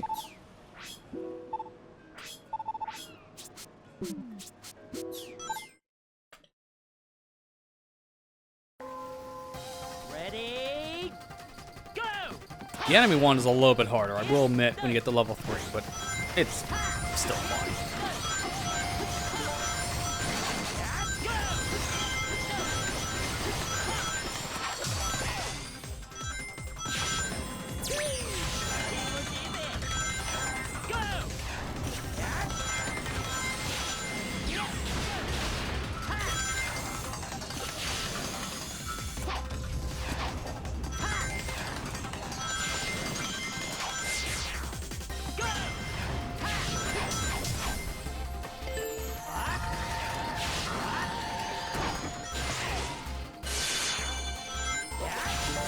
I'll say a lot of my enemies are gonna come from this chaser section up ahead. There's a lot of robots here. I just boost your score. Oh, this is not really that bad. When I could just zigzag like this, I'm hitting a lot more robots.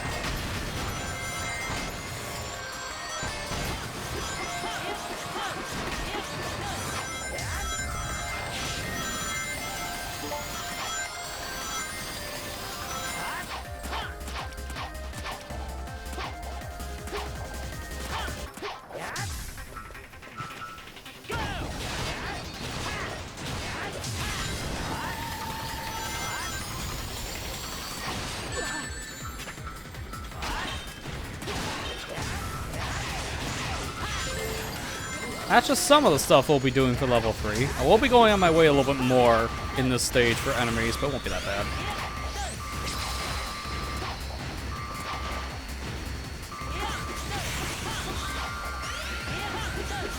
Stick the left there. Alright, cool. That was the right, but it's the left in this camera transition.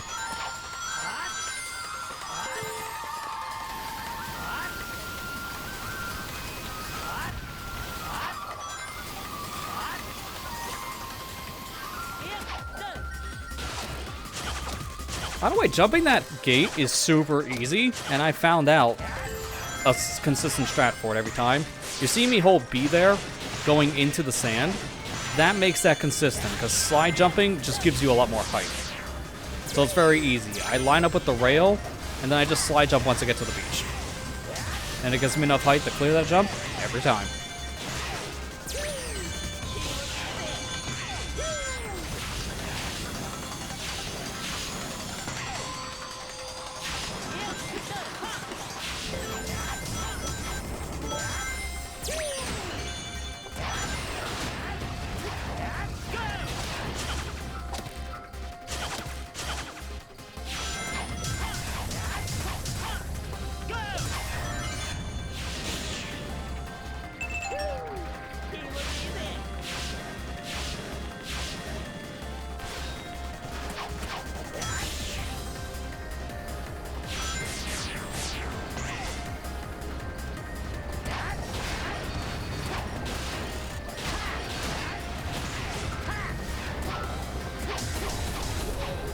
There's a rail skip you can do here. There's like 2 different ways of doing this skip.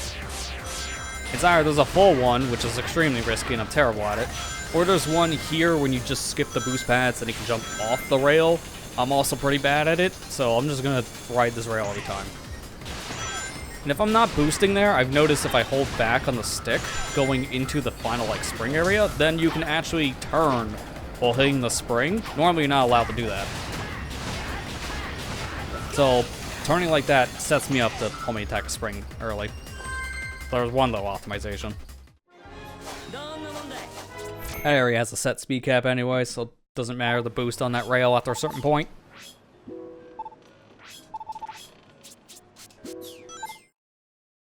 So I think the battle mission is 60 foes to cap, if I can remember. These aren't that bad if it's up to 60. Plenty of leniency here.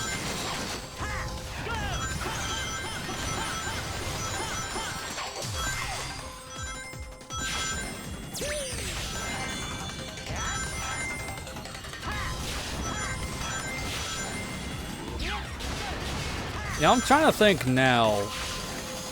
What would be my next Sonic game we do like this? For 100% thing. We've, at this point, 100%ed all of the 3D Sonic games up to Sonic Unleashed. At the time of this stream series happening now, the only one we haven't done is Shadow the Hedgehog prior to this. Ready? But eventually that'll be a thing that we probably end up doing on the docket.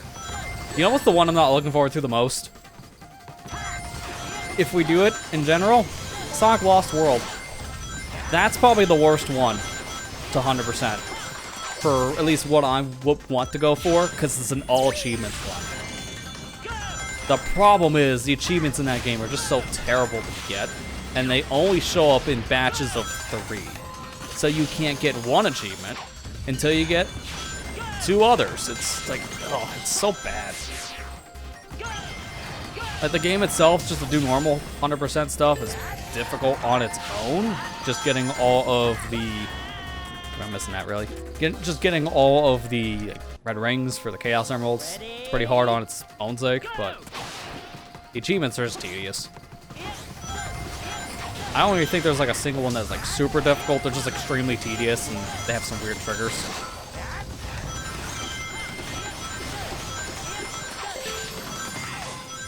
Shadow all endings, that has been a thing I've thought of doing, because I've already done a 100% run essentially for the Let's Play I did last year on YouTube.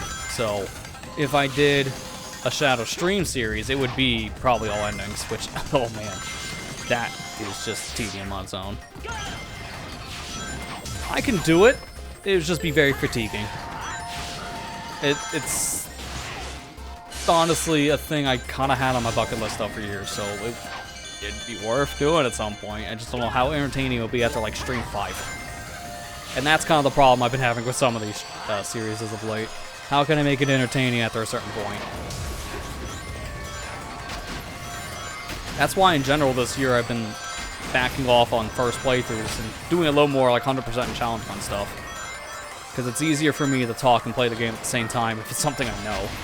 Compared to a first playthrough, I'm so focused on the game at hand, I'm not really paying attention to the chat too much, or like the topics bringing in.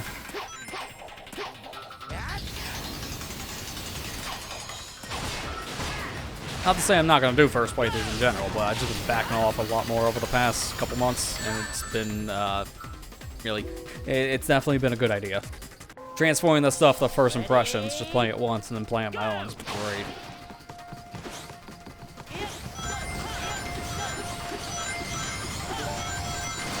Those 2 enemies in the beginning are probably not worth it for any of these runs, so I'll just skip them.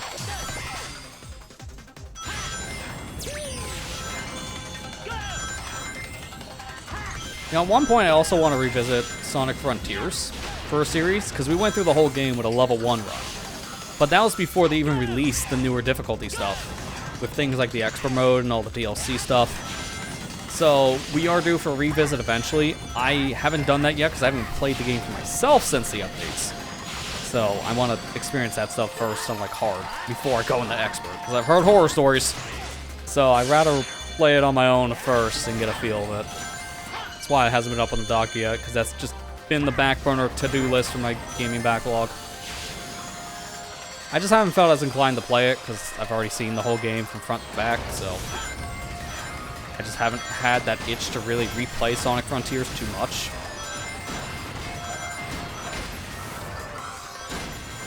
Like, I played it a few weeks ago because I got a copy of it on the PS5 so I can, you know, see how game's performance and quality mode works and stuff like that.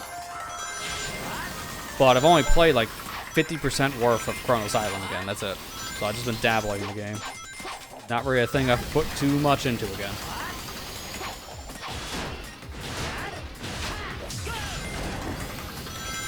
I'm gonna go around this way because I just don't trust the pillar.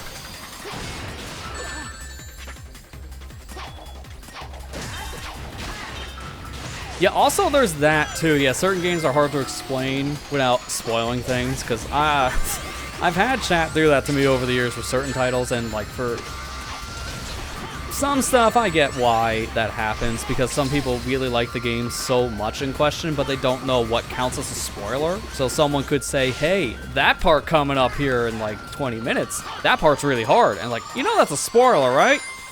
Just saying that alone, that little detail, like this part is like known for being hard, that technically is a spoiler to some people. Or saying, dude, that one reference they make, that is really cool and very, very much a highlight. It's like, okay, that's another spoiler. People do that a lot unintentionally in stream chats, so you gotta pick your games you're gonna stream that you don't mind having certain things spoiled to you, because it's probably gonna happen just by accident. And mind you, I've never really had too much. So the worst I've had is when I streamed Hollow Knight years ago, and it was not spoilers, I just had a lot of people come in chat backseat. Which is why I'm really not wanting to do that again. I'll probably end up playing Silk Song on my own time when that eventually comes out this year. Because people, if they really like a game, sometimes some people can't help themselves. I've noticed that a lot.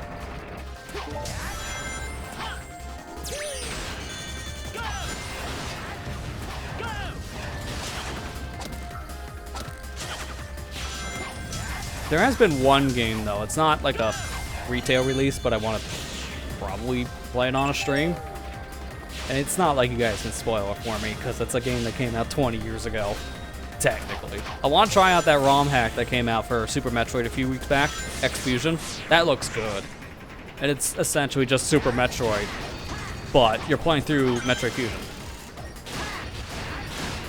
So it's not like people could spoil Metroid Fusion for me at this point. I played that game too much. So I already know how that story goes. Just don't spoil the secrets in the ROM hack version. If you do, then we have problems.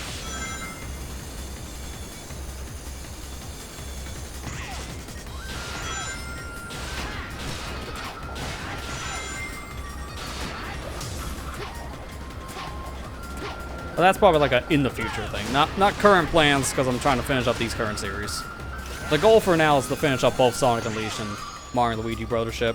From what I'm told with Brothership, there's not much left, and I know there's not much left here. After tonight, there's gonna be one more session of Sonic. Because all we have after this is just the Eggman Land stuff, between hot dogs and the final boss.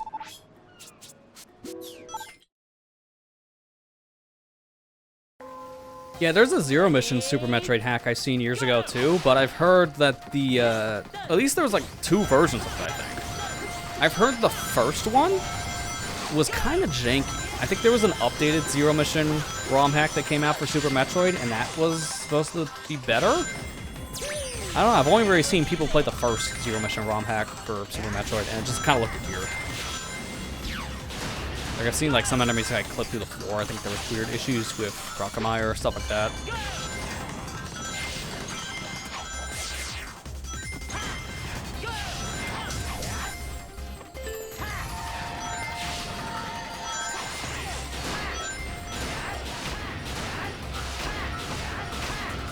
No issues with Crocomire? Yeah, you know what, to be fair, that is true.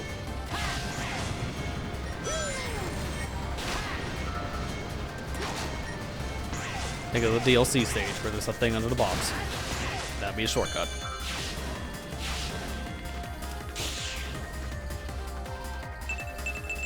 I hit one of those A's and I didn't feel it came out for a second. I was a little worried.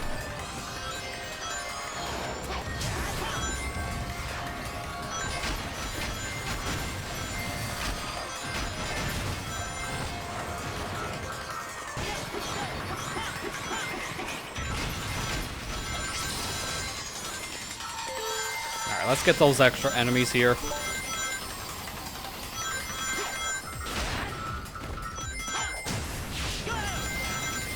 I don't think I need to kill everything I see, but It'd be good to get some extras in the beginning. I thought we just left New York City, so I'm getting shot.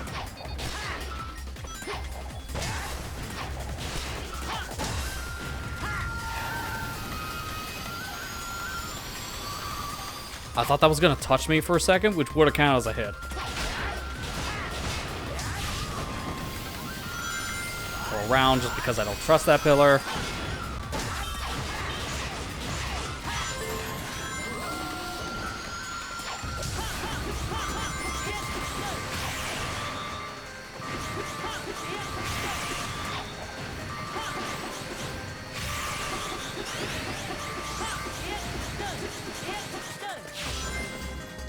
I thought the fastest way of moving on the ground in this game would just be to slide everywhere.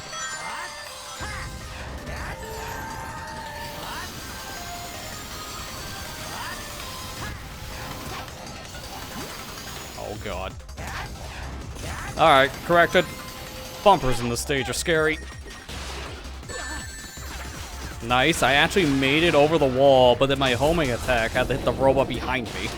Which doesn't even make any sense.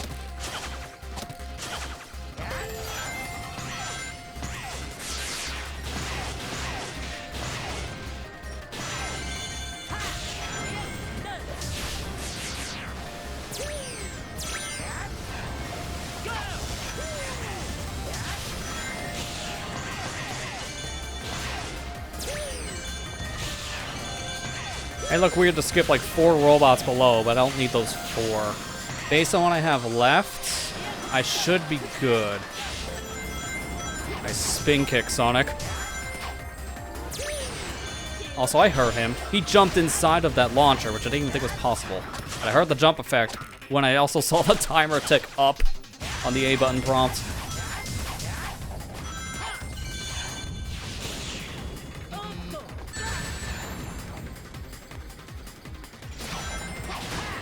That's just an insurance robot.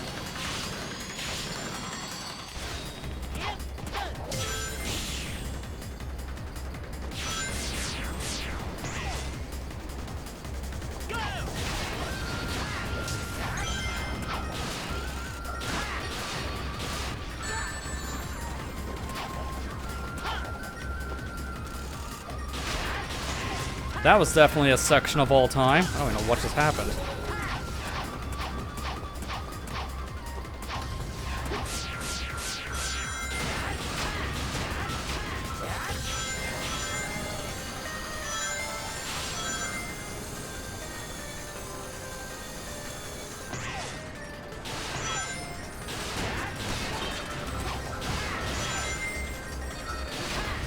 It's nice that I still have enough enemies here. I don't even need to fight the ones to get rid of the firewall, so we still do the unintentional firewall skip.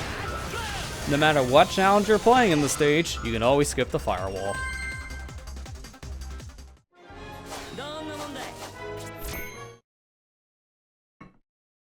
Alright, well that's it for battle missions, and technically we're done with both the ring missions and the battle missions now for Day Sonic levels.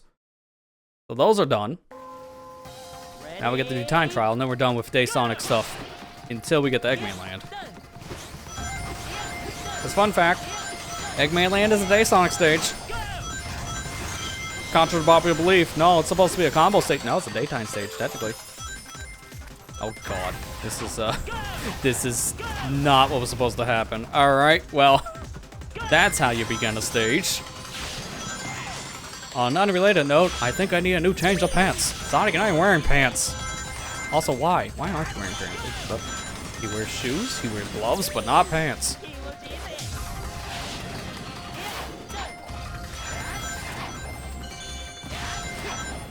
Asking real questions around here.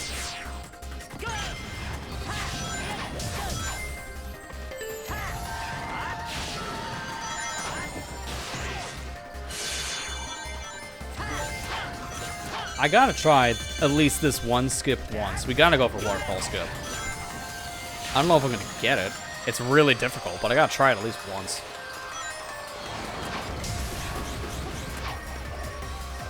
Should I go for the just jump for it method, or should I do checkpoint? Checkpoint's safer. I think we're gonna go for checkpoint. So this is just me talking aloud at this point with a plan.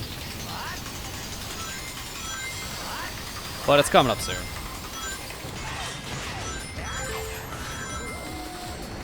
Everything else so far, you've already seen. Like, the rest of the stage has been playing basically the same.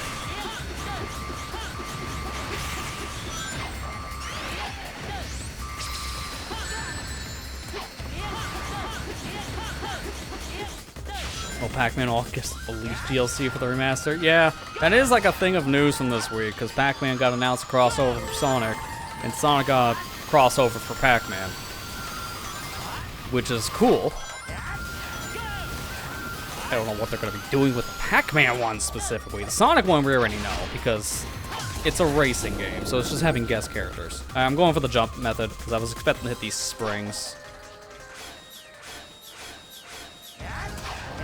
Ah, I got it, but then I got like a weird angle, so it pushed me more out of bounds. That's unfortunate. I need to get 3D in that 2D section. That's what I'm trying to do there, but I got a very weird launch, so I actually got it first try, until I didn't get it. I gotta stick the landing, then it counts. Pac-Man 103 repack and Unleash HD. What a pack-in.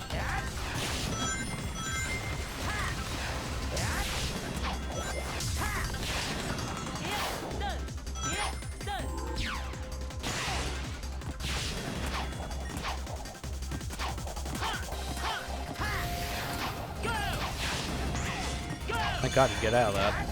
Didn't think I could. I'm excited for Pac-Man World 2, to be honest, though, the repack. I've never played it. I've only played a little bit of Pac-Man World 1, so I still need to play the repack version of it. I've heard it's weird, but it's good. And the reason why I say it that way is I heard there were certain things changed fans aren't a fan of, but it essentially still plays like the original Pac-Man World. Makes me wonder if they're going to do something similar with Pac-Man World 2, but I think the changes were made with the first world because of right issues, because they lost the rights to Miss Pac-Man. Bandai just doesn't have rights to that character anymore, so had to change anything Miss Pac-Man related, which got a little weird from what I heard in repack. But I don't know if that was even a problem going into World 2. Okay, I've never played it, so I wouldn't even know if this Pac-Man was even featured in the game.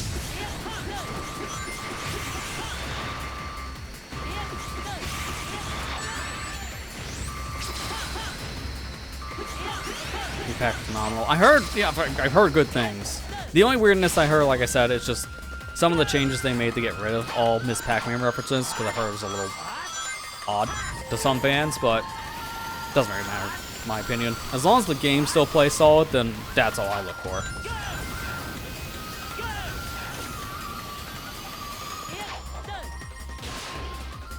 Alright, we're going for it again.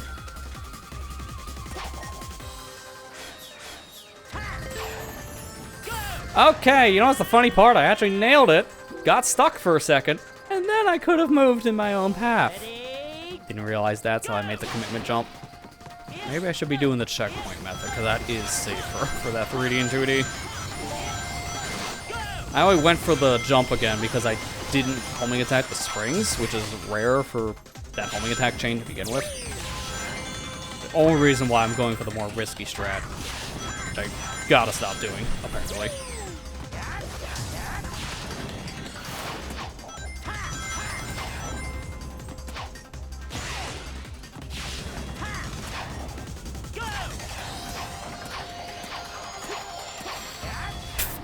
Nice.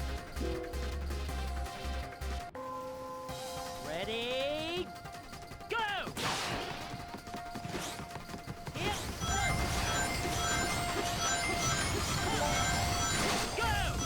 You know, talking about other games specifically at this point, like we're bringing it up now with the Repack 2, I am hoping that Sonic Racing Cross Worlds is a pretty solid racer.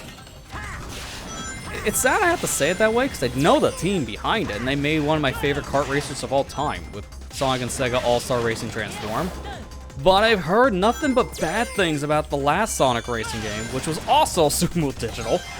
So that's why I'm a little worried. Team Sonic Racing, I heard the biggest problem it had was the team mechanic. It really held the game back. So people didn't really stick with it much. And it showed with sales because that game was on discount within like 2 months of it coming out. I'm really hoping Crossworlds does better. Because I'm not sure if I want to get it around launch or not. It is kind of expensive to get like the whole digital deluxe stuff. And you will want that if you want all the pre-order stuff. And especially for Season Pass, but I don't know, man. Almost $100 for a racing game is a lot to ask for. Us Nintendo fans are still upset about the $80 Mario Kart, and it doesn't really feel like it's worth $80. Like, Mario Kart World's a fantastic game, I just don't think it's worth $80. It's worth the $50 you can get it with Switch too if you get the bundle. Most definitely a $50 game, but not $80. So I hope Sonic Racing Crossworld can pull its own weight for it being now $90 because of the DLC. At this point, probably the most expensive kart racing game I've ever seen.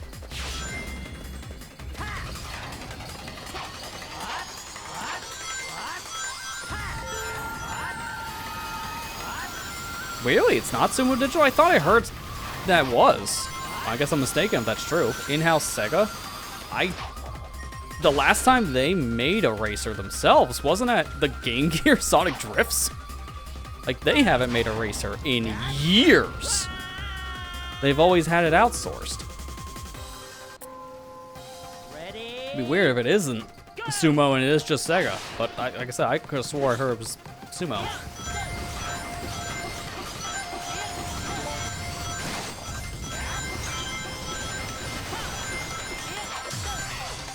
Too many riders? That's a... Oh yeah, I almost forgot about the rider stuff. Yeah, that was probably the last in-house one. And that's still years ago, because Free Rider was 2010? 2011? It's been a hot minute. But I think that is in-house too. I just forgot about the rider stuff.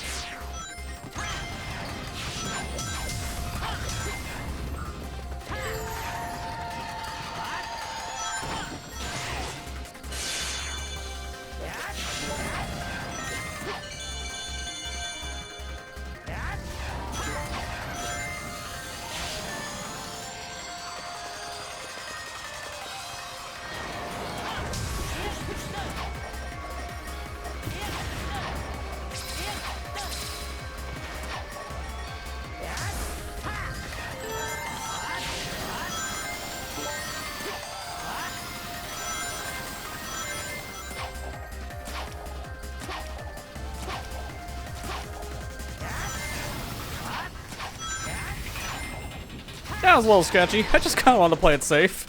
I'm glad I did. Sumo's dealing with massive layoffs after Paramount acquired one of their IPs, so Sonic Team and Sega are working on Crossworlds. I did not know they had massive layoffs. That sucks. Like, I've heard the studios had a hard time these past few years because they haven't really been doing too much. A lot of their games have been not that well received these past few years, but massive layoffs on a Paramount issue? Ooh. That's really bad. I know Sega's dealing with some legal issues with Paramount stuff because of the Sonic movie that just came out, and that's because of the Live and Learn controversy going on right now where they didn't really have the rights to use the music, according to the lead singer. But I also, like, I know at least in the movie sense, they did get permission.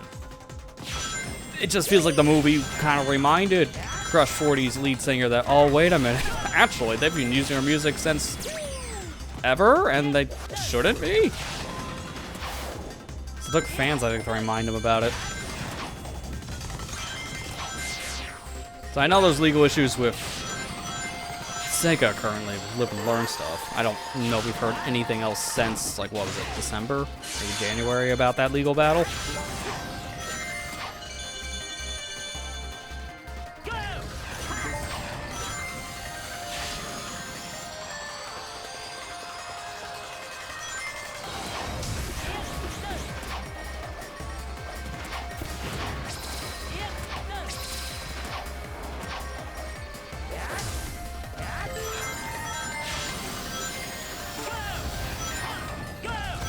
Like, for looking over 1 second, I almost ran right in that wall to drown.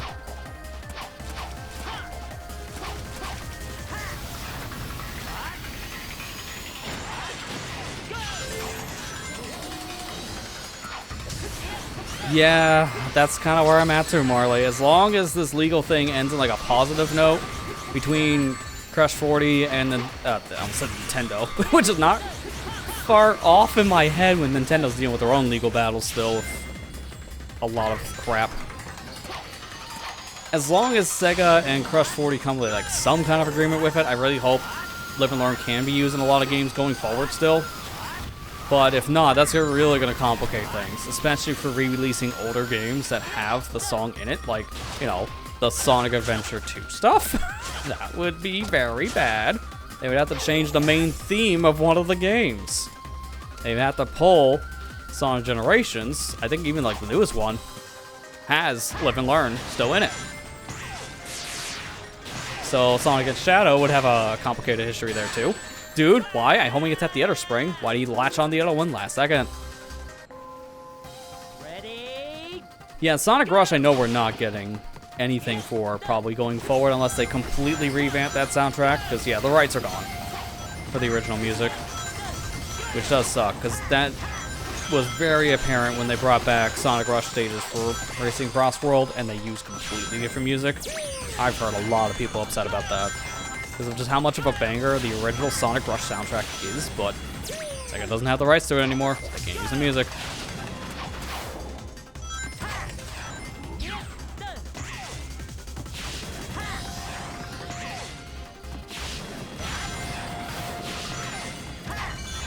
Yeah, I'm just hoping in general, like, with the whole Live and Learn situation in Crush 40 with Sega, like, I hope it's not a situation where we heard, like, headcanon with Sonic Origins, where there was a lot of mishandling and shady stuff going on behind closed doors. Like, I hope it's not a situation like that. And it's more of a thing where they could just resolve and we can still keep the music in further games, like, going forward.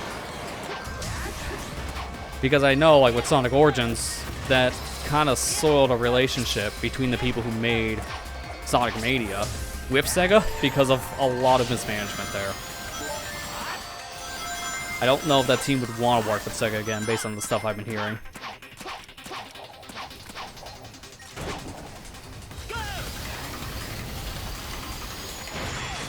Speaking of, I'm so sad we never got a Sonic Mania 2 after now seeing what could have been. The devs have been sharing some stuff, like I saw a song from T-Lopes, so we got a little bit of like a soundtrack piece, and we saw concept art as well from, I think it was Christian Whitehead was the one that shared it. So we got to see what the game could have looked like. It never got greenlit.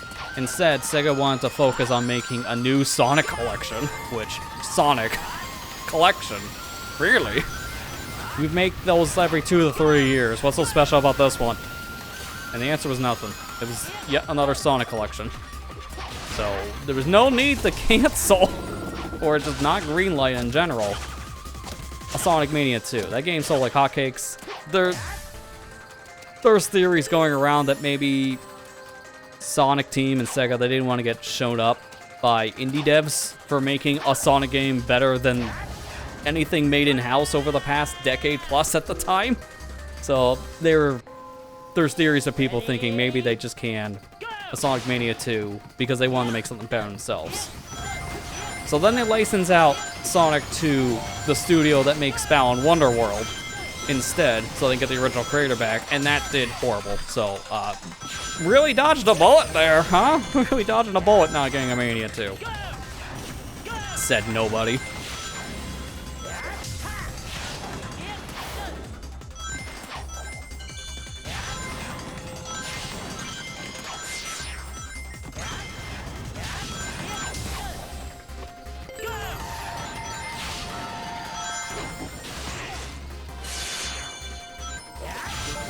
You mistook the music for the Sonic 3 trailer. Oh my god, why'd I do that? Mistook the music of the Sonic 3 trailer for Cannon's Core, not Live and Learn. Some of the beats in that trailer song did kind of sound like maybe a different Sonic Adventure 2 level theme, so I don't blame you for thinking maybe Cannon's Core.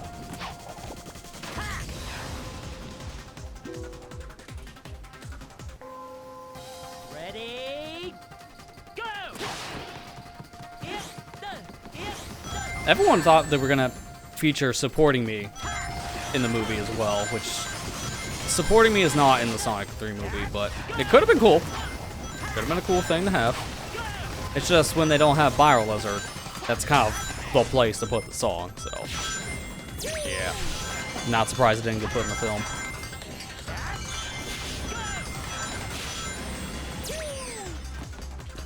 To be fair, they need to have it as a lyric version and not the version that was in Sonic X Shadow, where they just forgot the lyrics for some reason.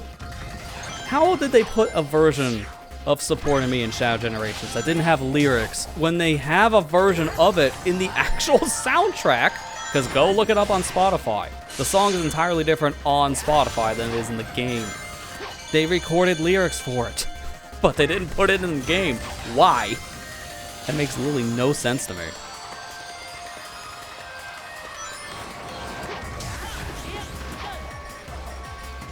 It's like someone dragged the wrong file into the game or something before release. Forgot they had a vocal version of the song because they just used instrumental.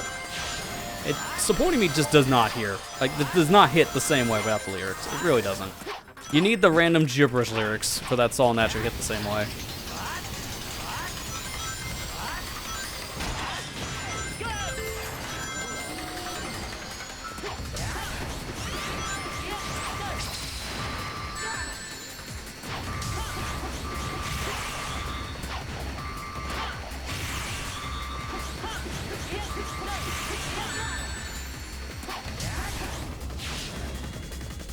Okay, I still got enough speed. You need a decent amount of speed to skip that trigger going back into this 3D section.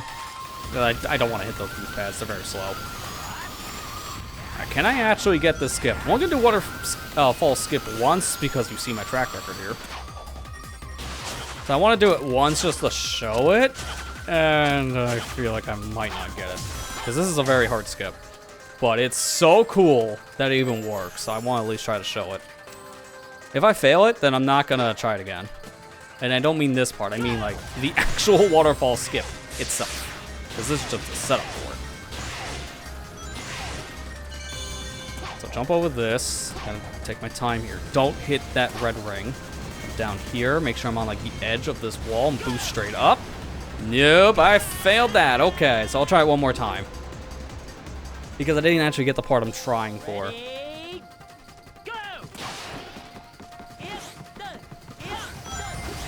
What sucks is I could easily do this if I had checkpoints. But because there's no checkpoints in hot dog missions, I gotta redo the first 2 minutes every time. That's why I don't want to keep on going for it. But I want to show it at least once, because it's so cool. I think I did this for my April Fool's stream I did back in like April. I think I did that for that run. It's hard to remember, because that was 4 months ago. All I remember is playing the game as Donkey Kong and Sonic, man. That's about it. I don't remember anything else. I do remember my Eggman Land run was pretty good, which was shocking. Dude, really? He got caught on the lip of the wall, really? Ready, go! That's infuriating. Not even my fault.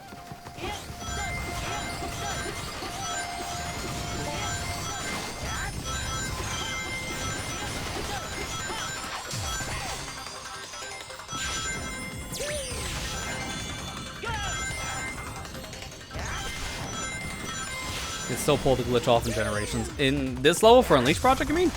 The waterfall skip I'm thinking of? Because I don't know if you can. I don't remember that, but I wouldn't be surprised. That was a fast slap. Probably just knocked me straight down. Ready, go! I haven't played the Unleashed Project version of the station in a while, so I'm trying to think. Can you do the same 3D and 2D skip at this checkpoint? If you can, then I can see how the skip still works. Because the level geometry is just ported straight from the Xbox version. Oh, I got this! Okay. Well, sure.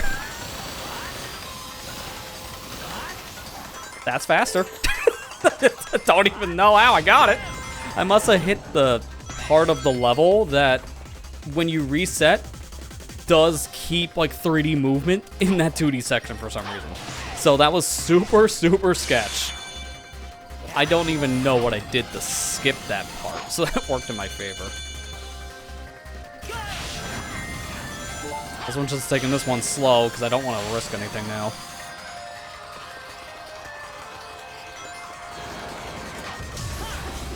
It's stuck in a rock. You try to homing attack on the spring. You done in Planet Wisp. Yeah, I remember there's weird things in Planet Wisp that still exist in Sonic X Shadow too. Like, the only skip, at least that I know of, that doesn't work in Sonic Generations in the 2024 version is in Chemical Plant Modern.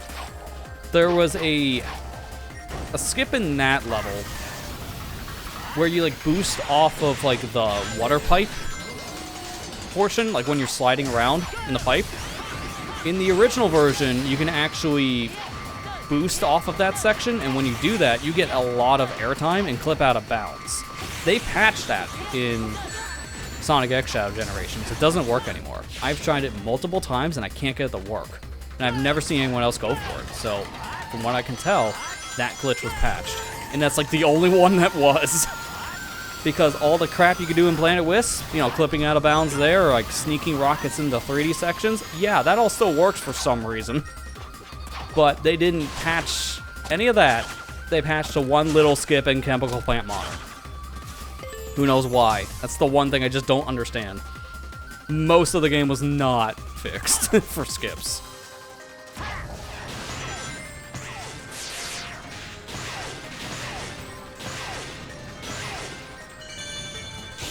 Alright, let's, again, be careful here, because I'm going to go for it one more time.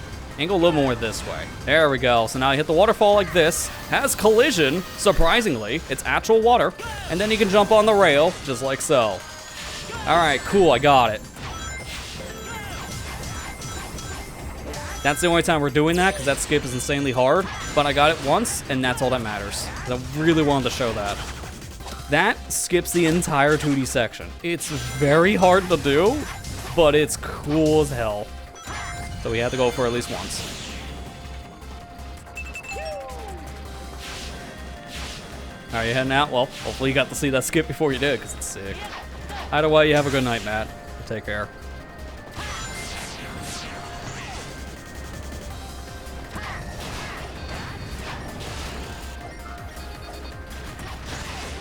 Do I want to try this? I'll go for it once. Only once, because I just thought of it now. I don't want to keep on replaying this level, but I'll do this little rail thing.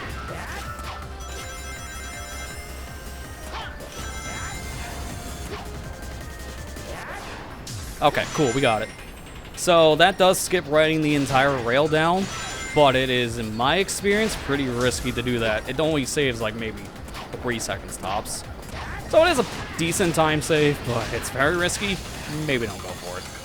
Unless you know what you're doing. Ooh, I even got the weird camera. Nice. Skips are features, not bugs. True. You know what's the funny thing they did actually fix, which I never knew was a problem in Sonic Generations before? Because I played it on PC at 60 frames, never had a problem.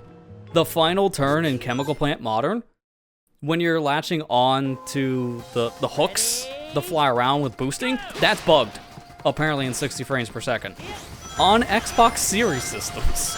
Now that I have an Xbox Series, I played Sonic Generations in 60 frames there, and 99% of the game plays the same as it does on a PC when you play in 60 frames. Except for that one section in Chemical Plant Modern. It just throws you off and kills you. I don't know why. Because it's not like that on the PC, so I don't know what the heck happened on Xbox. It's like as soon as you remove a frame rate cap on that version, it just bugs out. I've heard that the Sonic 1 port that's in the game also bugs out at 60 frames per second, which is weird because the game is in 60 anyways. But something about how the Xbox emulates it gets really buggy.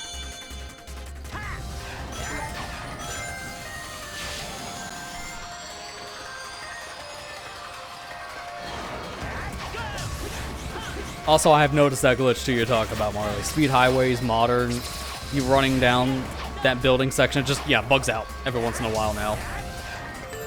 I think it happened in the original too, but I don't know, I've seen it more in the remaster. I almost feel like that's a remaster bug.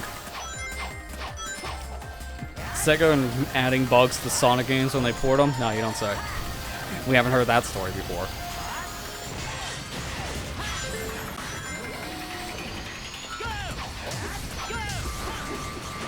After I finish this level, I think I should show the thing I'm talking about with Chemical Plant. For people who don't know. I'm just gonna show the bug in question, not how it runs on PC. You have to take my word for that part. But I might just show like the one thing for Chemical Plant Modder on Xbox.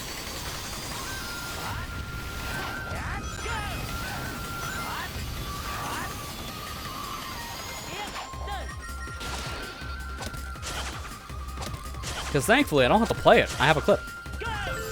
I gotta show people the clip.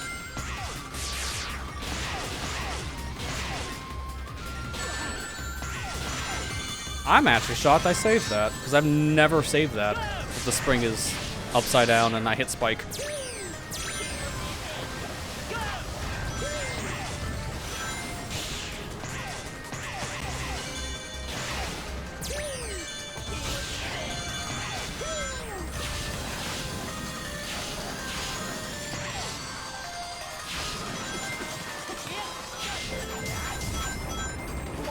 Nice, got it.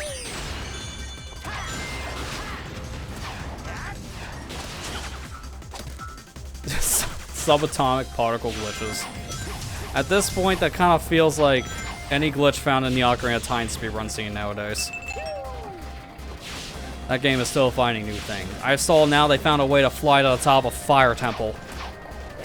Which is like, God. Add that to the list. Add the list of things nobody ever expected to see in a video game, but here we are. Because there was already ways to go from like the bottom to the top with like crazy glitches. They found a new one. It's like, of course you did. Of course.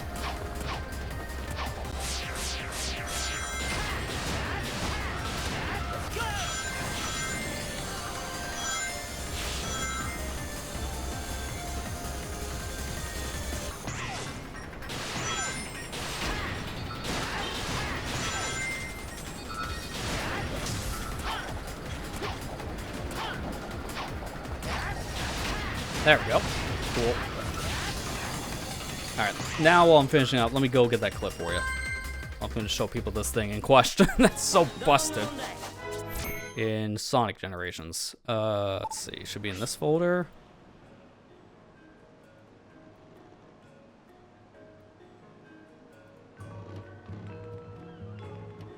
Okay, yeah, this is the clip in question. I just gotta find that right timestamp.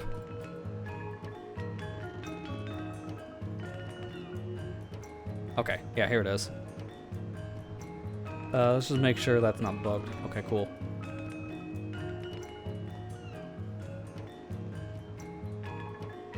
So, this is a clip I recorded a couple months back when I was playing around with the Xbox Series. This is the Xbox Series version. I know, that's weird to say because I'm on the original Xbox One controller, but you can use actually any Xbox controller on the Series. Or to be the ones specifically made for the Series in general, like what I'm using here. Or the OG Xbox One controllers that released in like 2013.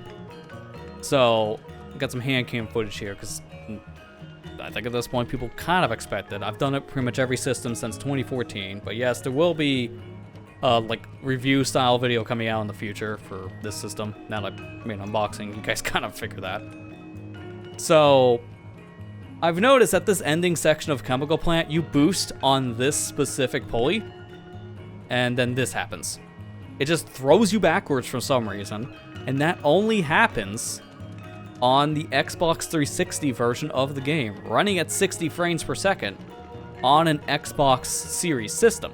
That doesn't happen on PC, so you have to take the rail, which is much slower.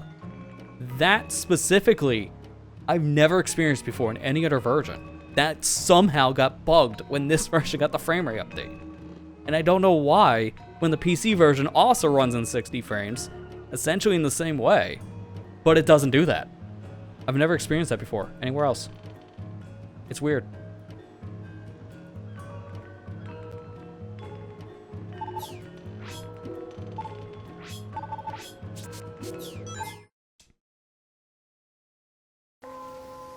Ready? Oh yeah, yeah, Marley. I still remember years ago you clipped one of the moments in one of the Use Your Word sessions I did. Shared with the Brenta Floss, and the guy was like, "Eh, that's cool." I just like seeing the reaction sometimes to that kind of stuff. Like you share a clip in a game with like a game dev and just getting a reaction. It's cool.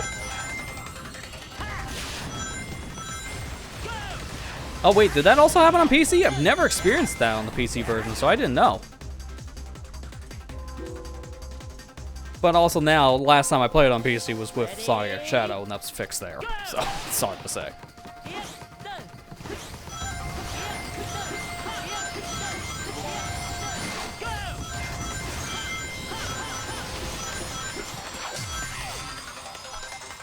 Yeah, original Sonic Generations on PC is kind of messy. Like, it's the better version to play of the two now we have if you have mods. But if you don't have mods to fix a lot of the bugs, yeah, it is not that beginner-friendly of a version of the game, unfortunately. So, it's kind of weird how it's like, I recommend the original and also not at the same time nowadays. It just depends on how you're playing it, really. Because I know not everyone's comfortable modding PC games, and I can completely understand it. Whether it be because they just want to play the pure form of something, or just don't know how to, and they feel it's a little too complex. I get it. So, I kind of point people towards Sonic X Shadow nowadays for playing Sonic Generations. I don't really like the rewrite of the script, but the story is such a nothing thing for Sonic Generations, I don't really care if that's changed. Because, honestly, you're really not paying attention to the story in Sonic Generations. Let's be real here. It doesn't become a factor after the beginning until the very end. So it's really not a concern that the script was changed. I just find it funny now that the line of Knuckles talking to classic Sonic where he's like, oh, you put on weight, and he rubs his stomach, was now just replaced with something completely different, and now that scene makes no sense. I just find it funny now. Knuckles is talking about his Angel Island situation, and then Sonic's just rubbing his stomach. Like, what do you do? Eat Angel Island? So it actually makes for some funny exchanges now with the rewrites, because it just didn't change any of the animations. So I unironically find it funny that it's been changed.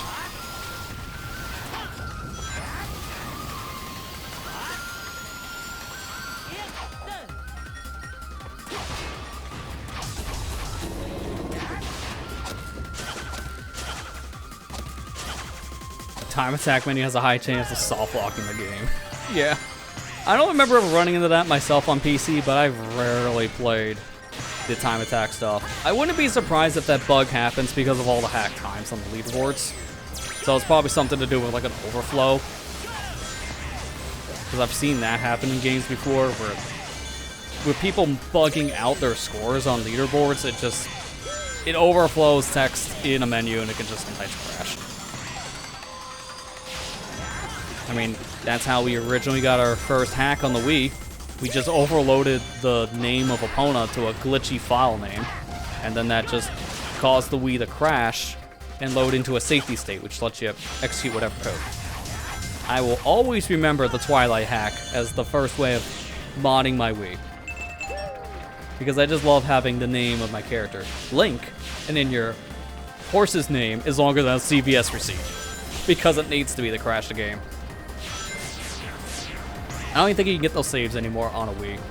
So if you just want to unironically load it up just to see the file name, I don't even think you can do that without emulation now. Because you might just have to uninstall, or no, you can downgrade your Wii system menu. So you can probably still do it on official hardware, it's just a lot harder. And not really worth it. You're just doing it for the bit.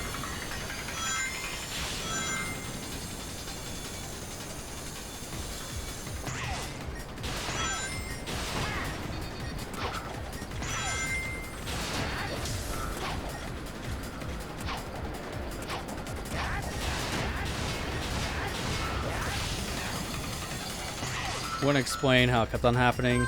Giant selecting the stage. Yeah, that's why I'm thinking that as a theory. I can't really say that's a concrete reason probably why the time trial stuff and like PC version Sonic Generations would crash. I just know those leaderboards were extremely hacked after like the first day. So it was hard to find a time that was legit, and that probably made things even worse. Hey Kira, how you doing? Yeah, downgrading your Wii is a little dangerous. It just depends on how far down you go, from what I understand. I've done it before, and I haven't had problems, but if you're downgrading, it is highly recommended to at least take a backup of your console and have things like BootMe and Preloader installed, so you can have some kind of a safety net. Because I've actually had my original Wii brick before. And when that happened, I was like, oh dear God, oh no, oh no. But I had BootMe on my system. This was an earlier Wii, so I was able to boot straight into that. So my operating system got corrupted because, funny enough, guess what it was? It was Preloader. This was before Preloader was made as a solid app as it is now, because I recommend everyone who has a Wii install Preloader. It makes the Wii so much easier to use without having a sensor bar nowadays. It's how I primarily use the console. But back then, no, it was very buggy. People installed that to install custom themes. And that's why I was thinking, like, oh, cool, I'm going to try that. I installed it, and my Wii corrupted. Like, oh, no. But I followed all the guides at that point, so I knew, take a backup of the system and have BootMe installed where it can just be, like, the primary thing to boot into first. So in case anything sketchy happens, you have a backup menu to load up and then just take that backup you made and restore it. So I was able to save my console. If I didn't do that, I don't know how I explained it to my parents at the time, being like a teenager. Hey, I might have installed a thing on my console that made it break. I don't think Nintendo's gonna be a fan of that, so can we buy a new Wii? Because I don't think that conversation would end great. Early signs of me tweaking with my stuff. And it almost ended poorly. So that's why you really have to know what you're doing. I don't mod systems nowadays until end of life. And they're not getting any updates anymore because of that kind of stuff. I've gotten scarred with the Wii, so I don't want to take a chance and do that with, like, say, the Switch. When Nintendo's actively patching that, like, every month or two for stability reasons. And those stability things are gonna take away all the hacks.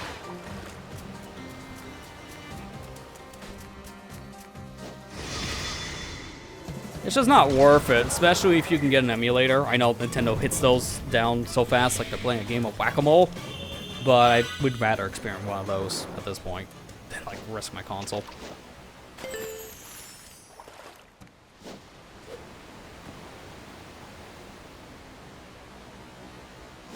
Not gonna risk even the Wii U. You know what's the funny thing? My Wii side of the Wii U did corrupt, and I did get to save it because of homebrew. Same thing. That's actually what made me mod my Wii U to begin with, because my Wii got corrupted. And it's because I installed a thing for the original system, not knowing it didn't work on the virtual Wii. Like, oops. That wasn't really documented well in the guides. So I had no idea. And that almost ended poorly.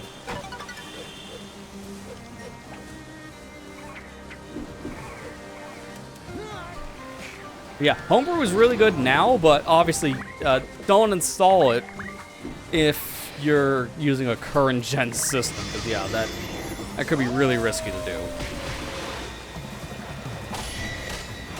Oh, I'm really hoping you go out of bounds. I've not gotten this guy to go out of bounds before. I've just gotten the one at the very end of Eggman Land to do that before.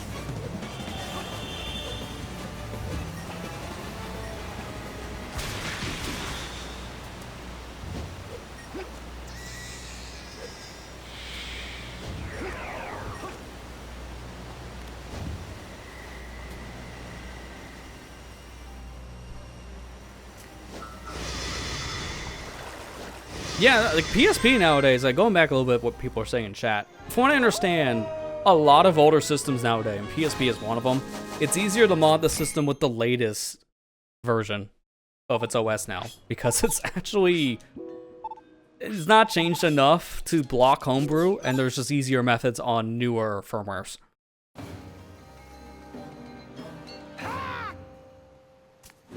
Because I know nowadays there's no reason to have your Wii on anything else that's not 4.3 because it's just so much easier to mod on the latest version. So that's just another example.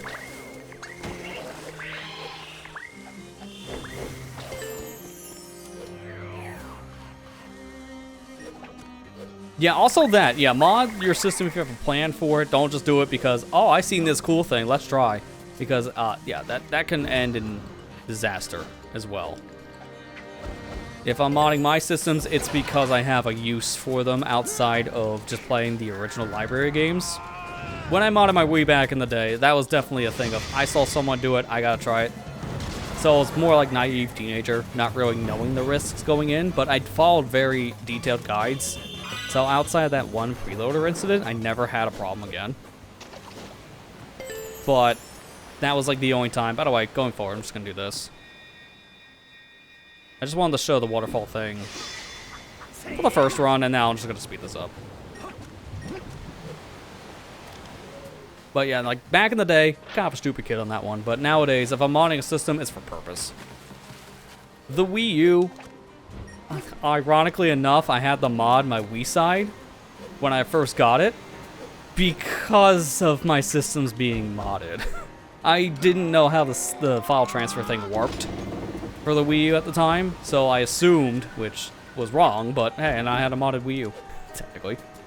But I assumed at the time that having the system do the system transfer when it was modded, it would raise a red flag and then like my Wii would be disabled, because this was a time where the scene just didn't know what exactly Nintendo was blocking or not in the homebrew side, so it was recommended not to do the system transfer with a modded Wii at that time.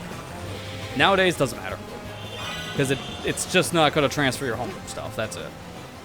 So anything illegitimate, it'll flag and probably just not transfer. But like your saves and such will still go. Anything like legit on the system will go. So I had to do that mod on the virtual Wii U just to get my saves. Because I wasn't transferring over like say a Mario Kart or a Smash Bros save. Like, I wanted that to come with me. I didn't want to start from scratch. Those games are grinds.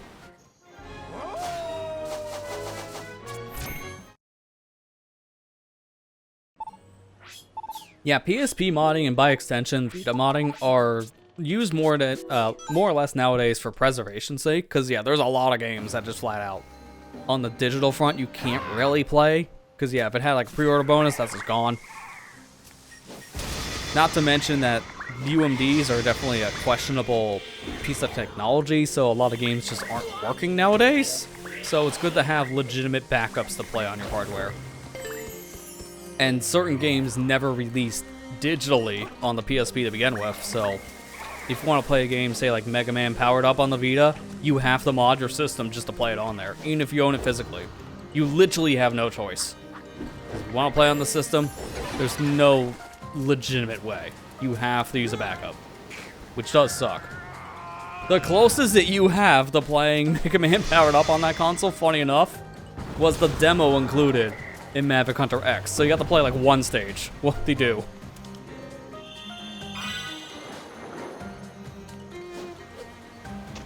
Yeah, I'm not the biggest fan of UMDs myself, but I understand why they were a thing back in the day, because we needed discs for larger content. But yeah, discs on a mobile system, bad call. Really bad call. All my UMDs are in perfect condition because I never take my PSP out of the house. And even then, I'm only playing those games as backups. I have all my discs, and I never play them because I just don't want them to get destroyed. Mind you, I need to get a new PSP battery at some point because my battery did blow. So I don't have a working PSP at the current moment without just playing it on a wall outlet. And at that point, I'd rather just play it on like the TV. I'll just use the PSTV for that. It looks cleaner and just has better controls anyway, so just play on the PSP. I haven't played my PSP in almost a decade at this point for that reason, because the TV just does everything I need.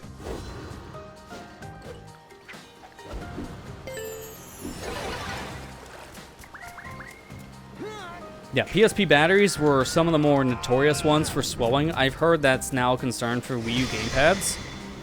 I'm luckily not affected by that, but I got a newer battery a couple years back, so it's pretty healthy. I'd keep the thing off the charger a lot. So it's only being put on the charger when it needs a charge. In the past, I just left it on the dock that came with the deluxe Wii U, and that was a bad idea, because that killed the battery within 4 years. Actually, not even 4 years, like maybe 3 tops.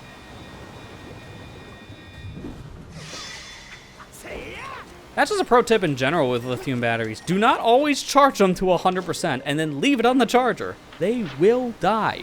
So don't do that. Learned that the hard way over the years with certain pieces of tech. My old laptop had the same problem. because I mainly used it as a desktop, so I get its full power, so it was always plugged in. And it was always at 100%. That killed the battery within like 8 years. Oh, don't do that.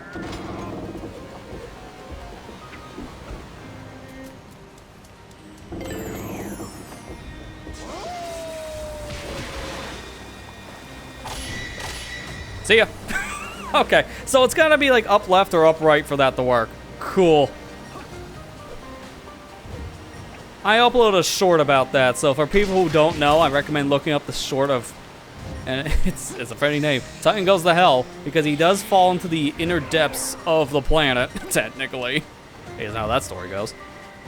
If you shield while Titan's jumping on your head using Unleash, he can just clip through the floor. So, yeah, that's the thing. You can do it consistently.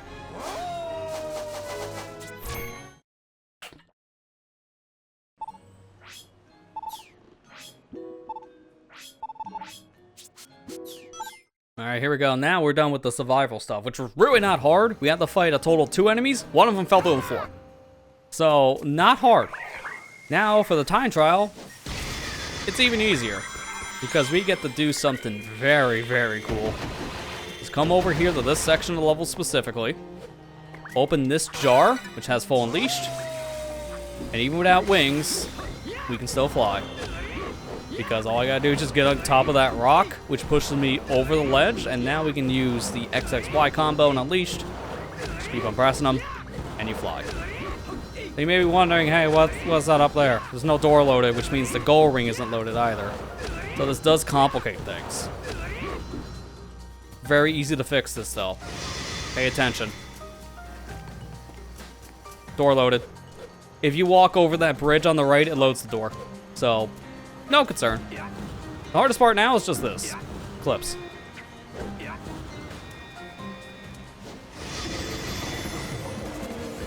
But wait, that's not all.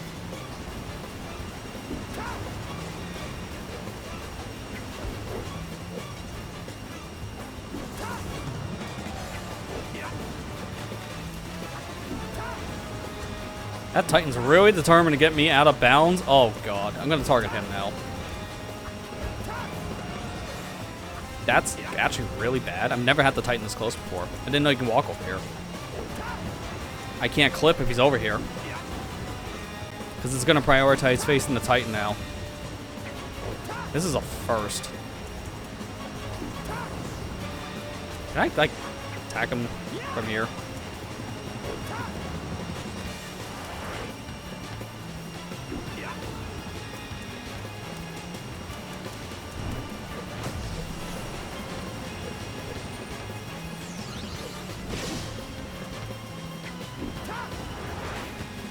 This is so dumb. Why are you over here?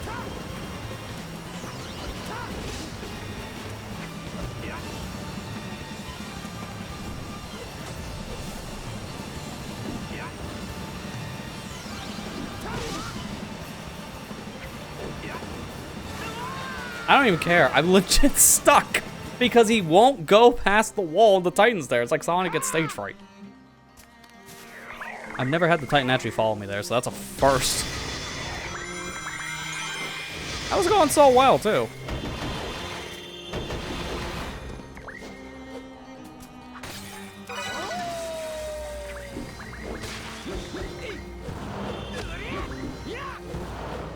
Work electronic retail. You've witnessed batteries explode. Ugh. Yeah, I wouldn't want to witness that myself. I've seen the videos, and that's the most I've ever want to see.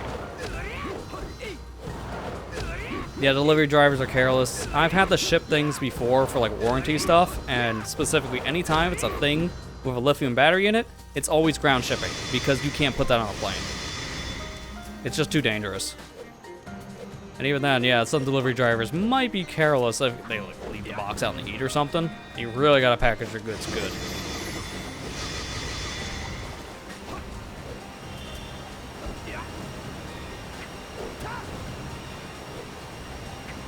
Hopefully that Titan just pieces out this time, because I don't want to deal with him. I always go low over here to the right, so I can actually get the camera to move, and then clip through the wall twice, because that wall is double layered, and you're good. Beat the level in like 2 minutes. I'll just do that 3 more times, or 2 more times. It might be 3 if I die. We don't want to die.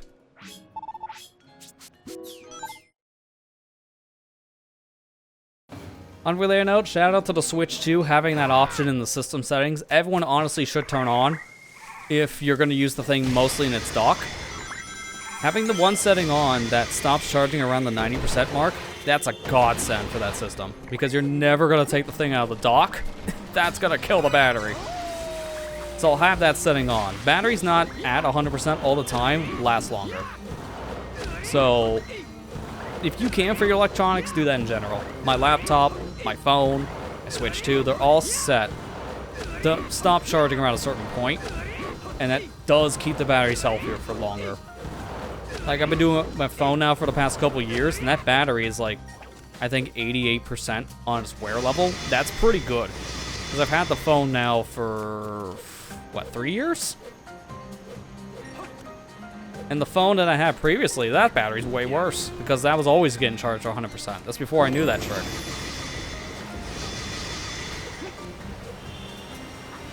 And you can't replace these batteries on your own. It's really important to keep them healthy on your own side.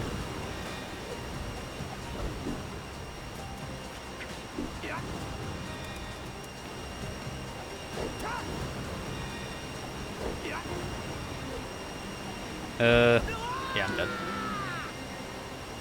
Yeah, no, that is a thing. In the OS, I think it's under system settings, so it's like one of the last options. There's an option on the Switch 2 to reduce how much charge it takes when it's on the dock, and I recommend everybody turn that setting on. The system, it says stops around 90%. It's not kidding when it says around. My system, I think now is at 89%. The other day it was at 83 when it stopped, so it's always fluctuating. It's around the 80s, I've noticed.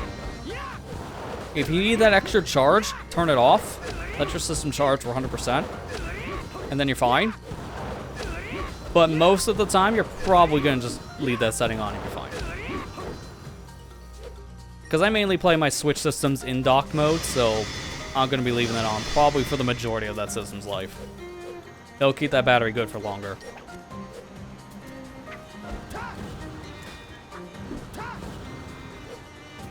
Surprised I was able to recover that. Normally if I clip through the floor, I'm dead.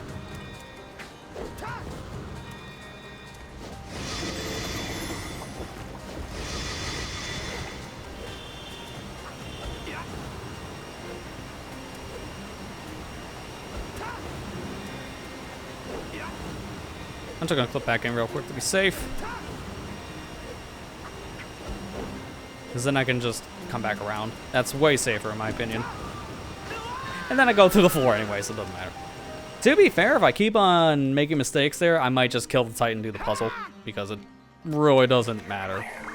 It is slower, but maybe by like 40-ish seconds, somewhere around there. It's not that much slower. I just don't want to do the puzzle again. I've already done it 3 times.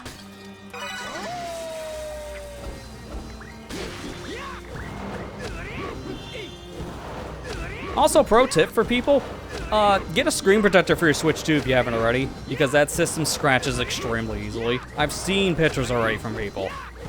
It's bad. It's not a glass screen, it's plastic, so plastic is extremely prone to scratching. And because you're taking the thing in and out of a plastic dock all the time, it's probably going to get scratches from being taken out of the dock. Screen protectors are like $10 for a good quality one, so I wouldn't risk it. I got a glass screen protector on my system, and it's been great. Oh. Okay, well then that's a GG's. Yeah, tempered glass ones are the way to go. 100%. I've tried a plastic one before, because my original Switch, when I got the carrying case from Nintendo, it came with like the plastic screen protector, so I tried it. I threw it away within 10 minutes of using it. It was horrible. It didn't stick correctly. It bubbled up really easily. It provided pretty much no protection for the system. And it was a nightmare to reply. It was not worth it. Why they even ship those things still is beyond me. Because I think they're doing that again with the Switch 2 carrying case. Why? Why is it plastic? This thing is prone for failure.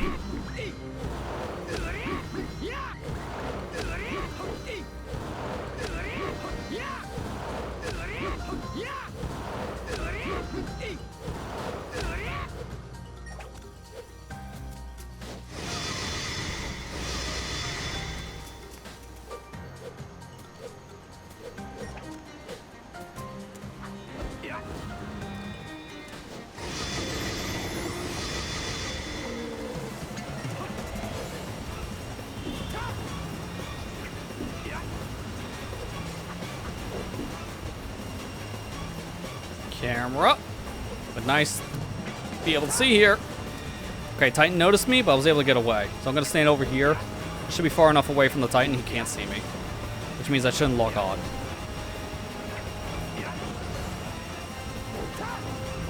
Actually, I gotta get closer based on this weird, like, juddery thing Sonic's doing. Probably don't have enough floor over there to the right. That was really weird.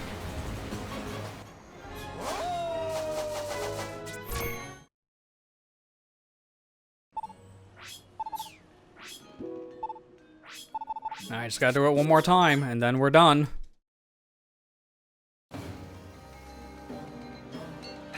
All we'll have left is Eggman Land Time Trials, because you only have one set of missions in the Eggman Land hot dog stuff, because they figured maybe doing enemy and rings would be a little too much for the 30+ minute level. But we'll just give you time attack.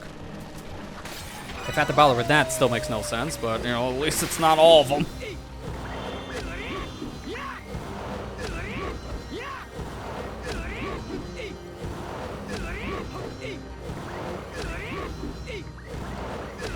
The sauce ad break in the Twitch player. Am I not surprised one of the ads breaks Twitch? That's why people want to be able to block them if possible, but I know Twitch is really bad about ad blockers nowadays. I haven't gotten one to work in like 4 years. That's why it's hard for me to really watch Twitch nowadays unless I'm subscribed.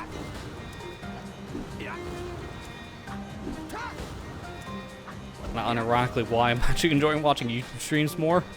Yeah, there are more ads running in it, but they're skippable, so within 5 seconds I'm back. I don't really care. Oh, not this again.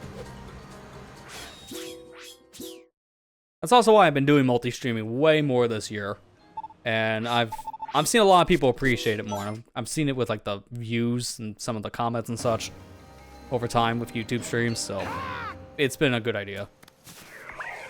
Not sure if I want to make every stream going forward a multi, but it's been a thing I've been doing with more and more projects as of late. At least twice a week has been the goal for the YouTube stuff. I need to do one soon enough for some of the bonus content I had for Metroid Zero Mission. I've been putting it off now for a couple months for many different reasons.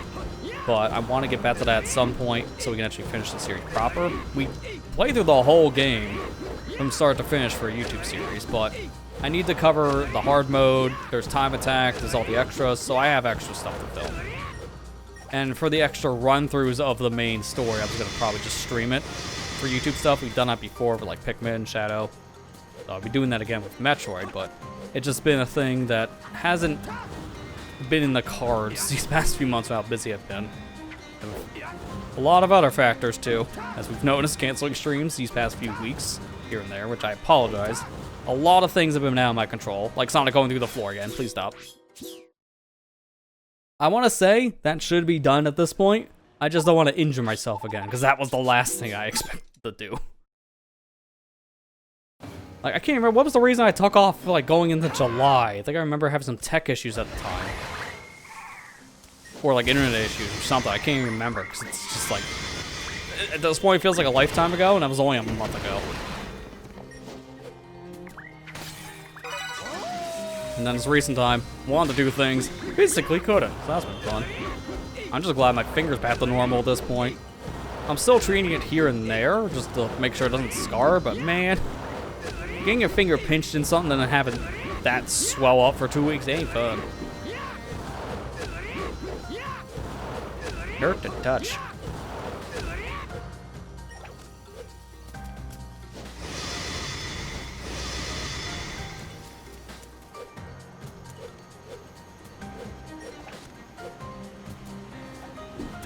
Unsure about the multi-streaming yourself because of YouTube uploads, not being edited footage. I mean, the idea, and this is what I recommend everyone doing nowadays, just in general. It doesn't matter if you're streaming to Twitch, YouTube, Kick, a server you made off-site somewhere for like that one guy in Germany. I don't care. Like, if you're streaming, make a VOD channel for YouTube. Put your VODs on that. Because what I do at my streams when they're done on YouTube, the second it's offline, it's unlisted.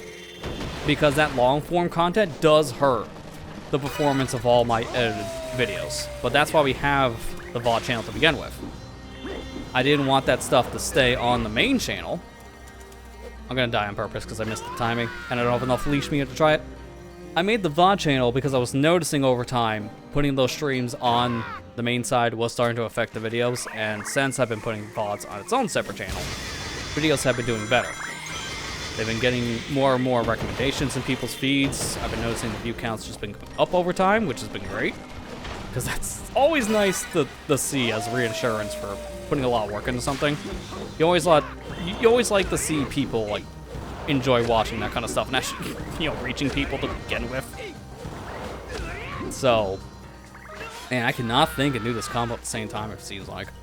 So that's why I've always recommended people make a VOD channel. If you're streaming to YouTube and the stream goes unlisted, it doesn't affect your video performance at that point. If people have the link to the stream, they can go back and watch it at any given time. So it doesn't really hurt the stream on the platform, and just keep the stream available after the fact, not delete it. But having it unlisted is like the best of both worlds. Like if you're not able to make a VOD channel for whatever reason, you just don't want to. Having it unlisted, as long as people have the link, they can still watch the stream on YouTube. But it's not going to affect your other video performances. So having it unlisted, it keeps your channel from going in the red, essentially. YouTube is very weird when it comes to long form, because one day they love you uploading a 3-hour video, the next day you're punished. It's always a changing meta. It's hard to keep up with. I'm just glad I do it the way I do, personally, since I'm not always just streaming to both platforms. So if I do a Twitch stream, that just can't get archived because Twitch's VOD system is non-existent. So that's why the VOD channel has been super important these past few years.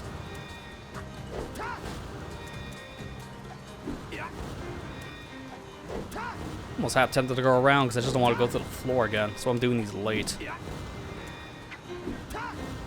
Okay, there we go.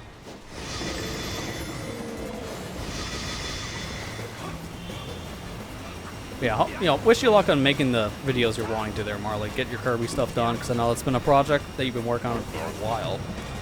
It'll be cool to see you get that done so you can move on to new stuff eventually. And just to see what you're going to do with the series, obviously.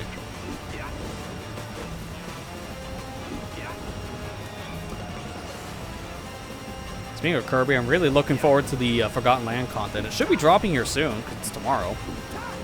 Which means just a few hours. It should be out. Dude, I can't see. Like, this angle's horrendous. Once in a while, when that camera just wants to go back to the wall, I might as well have a blindfold on.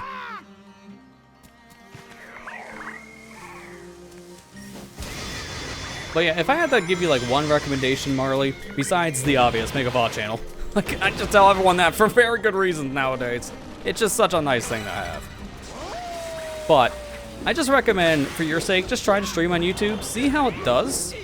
And then you can kind of experiment from there how you want the VODs to be on the channel. If you want to keep them public, you want to unlist them after the fact. And you can just get a gauge of how people respond in general. Because I started streaming again on YouTube once Twitch essentially gave me the green light. I started the stream again with just the Splatoon Splatfest to test the waters. And once I saw the interest was there, that's when I started to do more projects as multi-streams or even just exclusively stream. And it worked out. Just testing the waters told me everything I needed.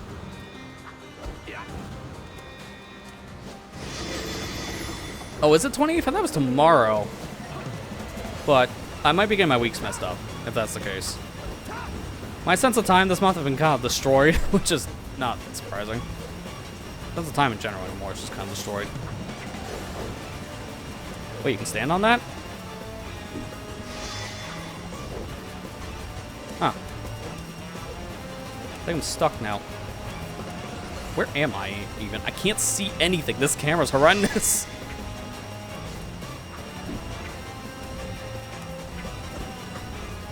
I think I fell through the floor a bit. Yeah, my combos are coming out weird.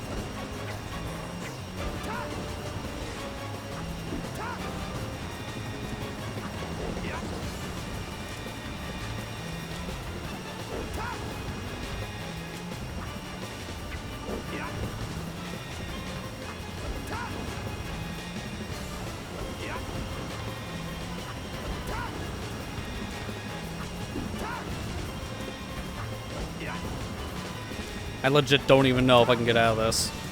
I don't know what the angle I should be going for. Should I be going straight down? Should I be going like a skew? I don't know because I can't see Sonic. Legit, at this point, probably should just quit.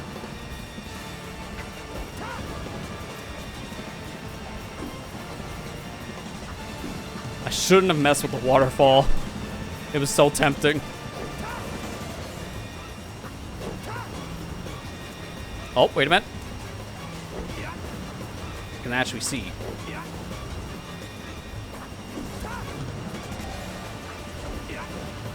Like, I'm in, I feel like 3 walls right now. This feels like a very thick wall, which is making it so much harder to clip.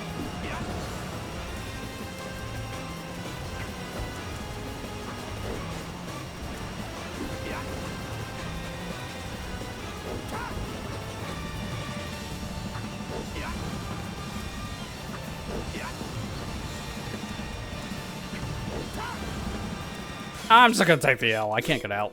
I'm in a very weird angle, and I think the wall might be a little too thick to clip out in the traditional sense. So I might need to get like a skewed clip or something, and it's just not letting me get whatever angle I want. I can only go down. So probably best not to chance that.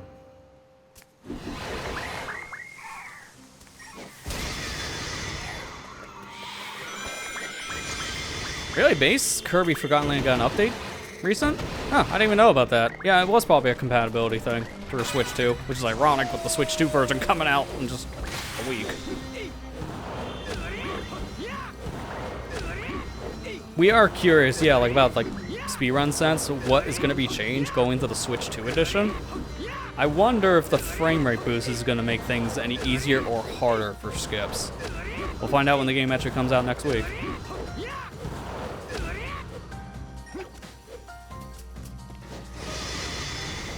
Or, well, the update, I guess I should say, with the DLC. It's weird to call it a game when it's really not, because it's content we already have, plus new stuff.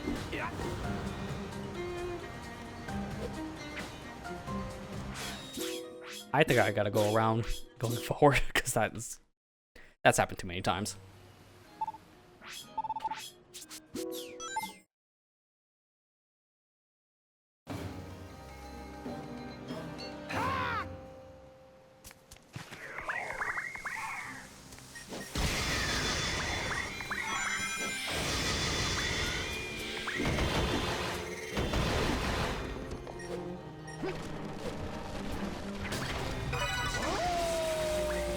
SHJ is harder, but still possible at 60. So it sounds like if that's the case, some glitches will probably prevail with the 60 frame. If it's harder, that's one thing, but if you can still do it, I don't think that's going to change the speedrun route. Because I know the hammer glitch is like the big one. But yeah, we'll know more when it comes out next week then. I know the game was demoed here and there over these past few months at events. So that's how we know some of this information. People got to try the game early.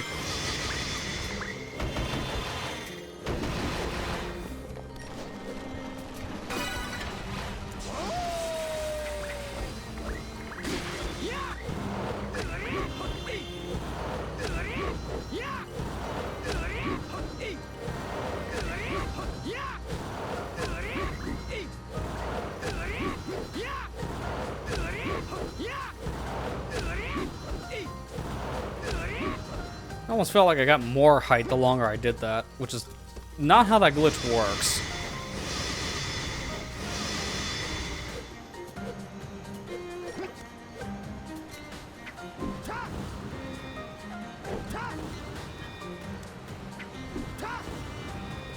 So that's slower, but it's technically safer to do that extra clip. That's also why I come up here for the same reason, safety.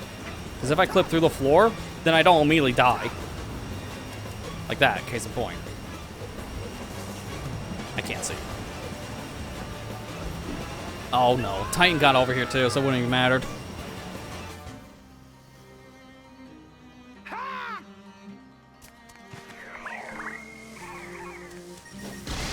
Had to go for new campaign. Yeah, I mean, to be fair, from the sounds of things, you did the most in the game you really could outside like the super hard stuff. I don't blame you for not getting last collectibles, because I have a feeling that's from the gacha machine. So basically, you're gambling the 100% of the game at this point, which I hate that part about Forgotten Land personally. I hope that's made a little bit easier with the Switch 2 edition, but something tells me it probably won't be.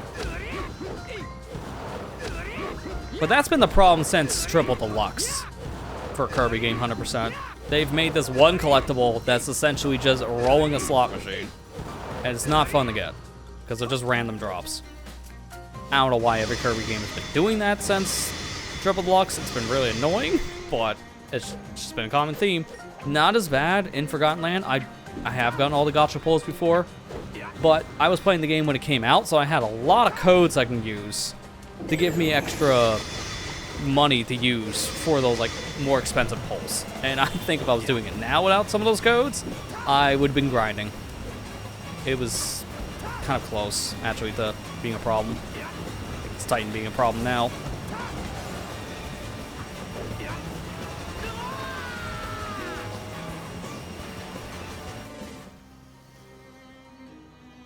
Need to beat True Arena, CF Beast.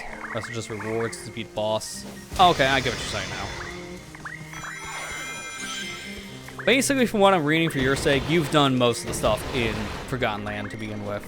The remaining content you have left is a lot of the hard stuff, which is usually where a lot of Kirby fans stop. So that's very fair, because it depends on the game. But some games are really bad to get all the 100% requirements. And it's always usually because of the arenas. I remember Ultimate Cup stuff was pretty hard in Forgotten Land. Took me a couple attempts. Not the hardest arenas from Kirby games over the past few years, but it has moments. I still think probably one of the worst was Planet Robobot. If you didn't use amiibos in that, you were pretty much dead. Like, it was really bad to do without an amiibo. I've never cleared that without an amiibo. One day I would like to, but that day isn't today.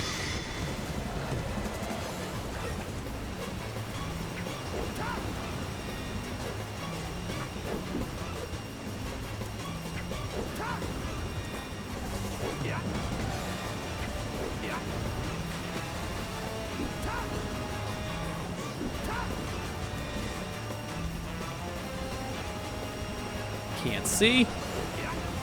I love doing this one blind. Said no one. Okay, now I can actually see. Alright, cool. I got the like under floor to clip back in bounds one, which was very sketchy because if I went under any more, I would have died. But we'll take it. I could have beat that like 10 minutes ago if I played that normally, but I just really was determined to not fight the Titan.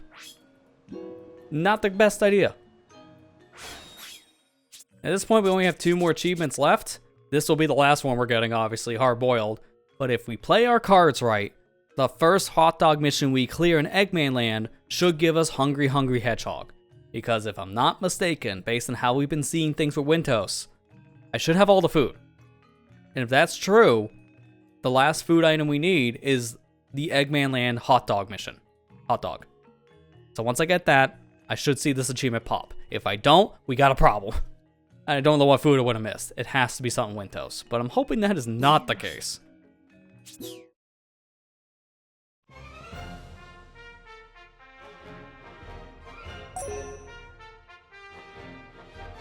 Yeah. The hardest arenas are some of the darkest timelines. I have noticed that kind of being a theme, unironically speaking. But hey, I guess it makes sense thematically. Robobot and Star Allies arenas are very bad, yeah. I remember having problems with Star Allies arena as well.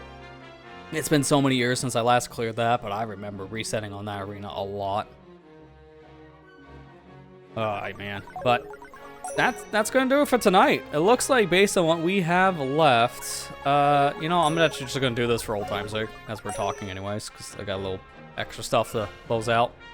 Can I just map really quick? Make sure I don't overdo this.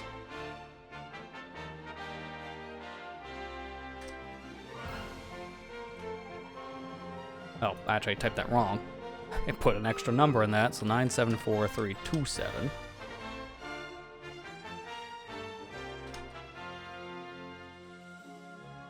$25K? Okay, that's easy. I'm just gonna grab me rings to fill that back up to 99999. That's my own mental requirement for a true hundo, because you're supposed to have everything max, including the lives. Lives are easy. Just go get those real quick over at the DLC stage if you're down. Rings, on the other hand, get your old favorite trick. I'm not gonna do this forever. I'm just doing this while I'm doing my outro, because why not? I forgot, I also had off the, this is not a big deal. Last time I played, I was on my own time to see if I can play again with my hand. I turned off the hints, which is great for this, because that hint bubble gets in the way too much. So I'm glad that's not even a problem now.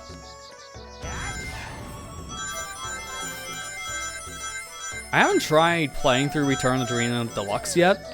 I just haven't had the chance, but I've heard just in general that game plays better than the original Wii version did, but the original Wii version was already a pretty solid version of the game to begin with, so I'm glad to hear it in some ways it got a little bit easier going into Return of the Dreamland Deluxe for the arena stuff because of how busted sand can get in that version. That's good to know. Again, it's still one I want to try for my own sake at some point, because I've heard a lot of good things with that version of Return to Dreamland. And I've heard a lot of good things about the new story mode and the Magalore thing. I've heard that was a very solid game mode. Okay, it's on my to-do list. I hear it runs a little bit better on Switch, too. Like, it was a lock 60 no matter Switch 1 or 2, but it just loads faster. So, I guess by extension, it's better on Switch, too.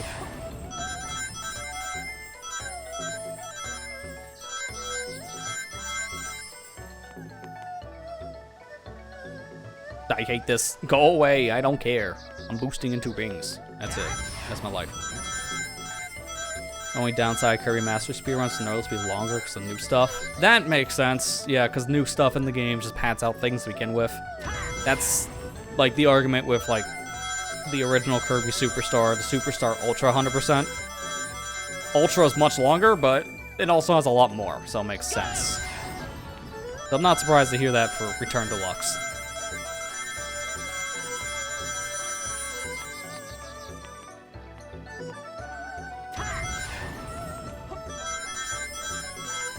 And I heard, yeah, a lot of good things about the minigames, too. I've heard the minigames in that version are even better, which is nice to hear, because people didn't talk about the minigames all that much in the original Return to Dreamland. They were very overlooked, but they're good minigames. It's just most people focus on the main game, hence why no one really paid attention to the minigames all too much. And that is, like, one of the things Kirby games are known for as a tradition.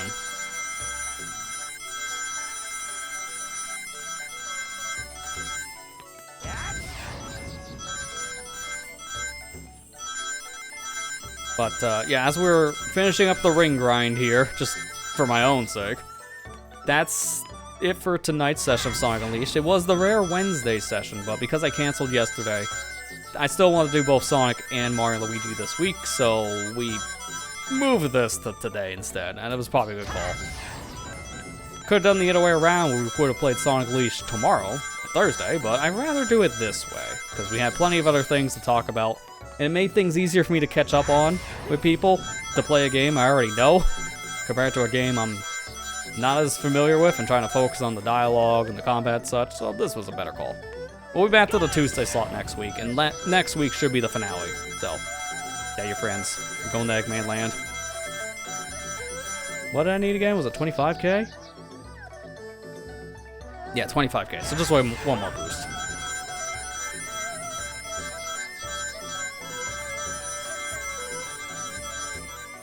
Hey, that's it. You guys gotta see what happens with my calculator, by the way, in Windows, because I don't know why, but anytime you're using, like, your Xbox controller in Windows, it likes to prioritize menus, too. So this is what I get to deal with. I'm gonna select the calculator and just watch the buttons here as I do my ring thing. This is really dumb. So I had my number here, and it got cleared. Because of my controller. Because I must have, like, at one of the attempts, like, did that. Where I hit the C. It's really dumb. I like Windows things.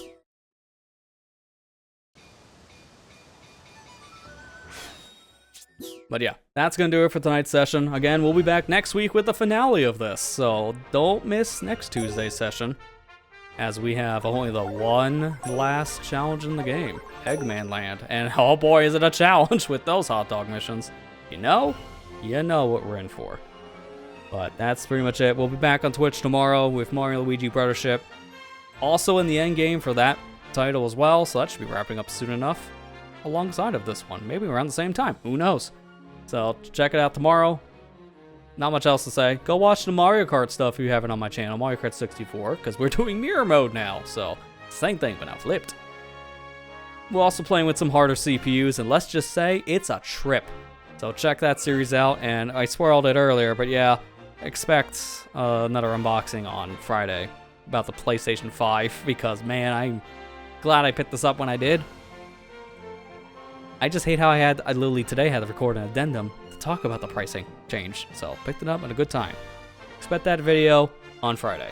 But that's gonna do it for tonight's stream. Thank you for watching, hope you enjoyed, and I'll see you back tomorrow for another stream. Take care and have a good night, everybody.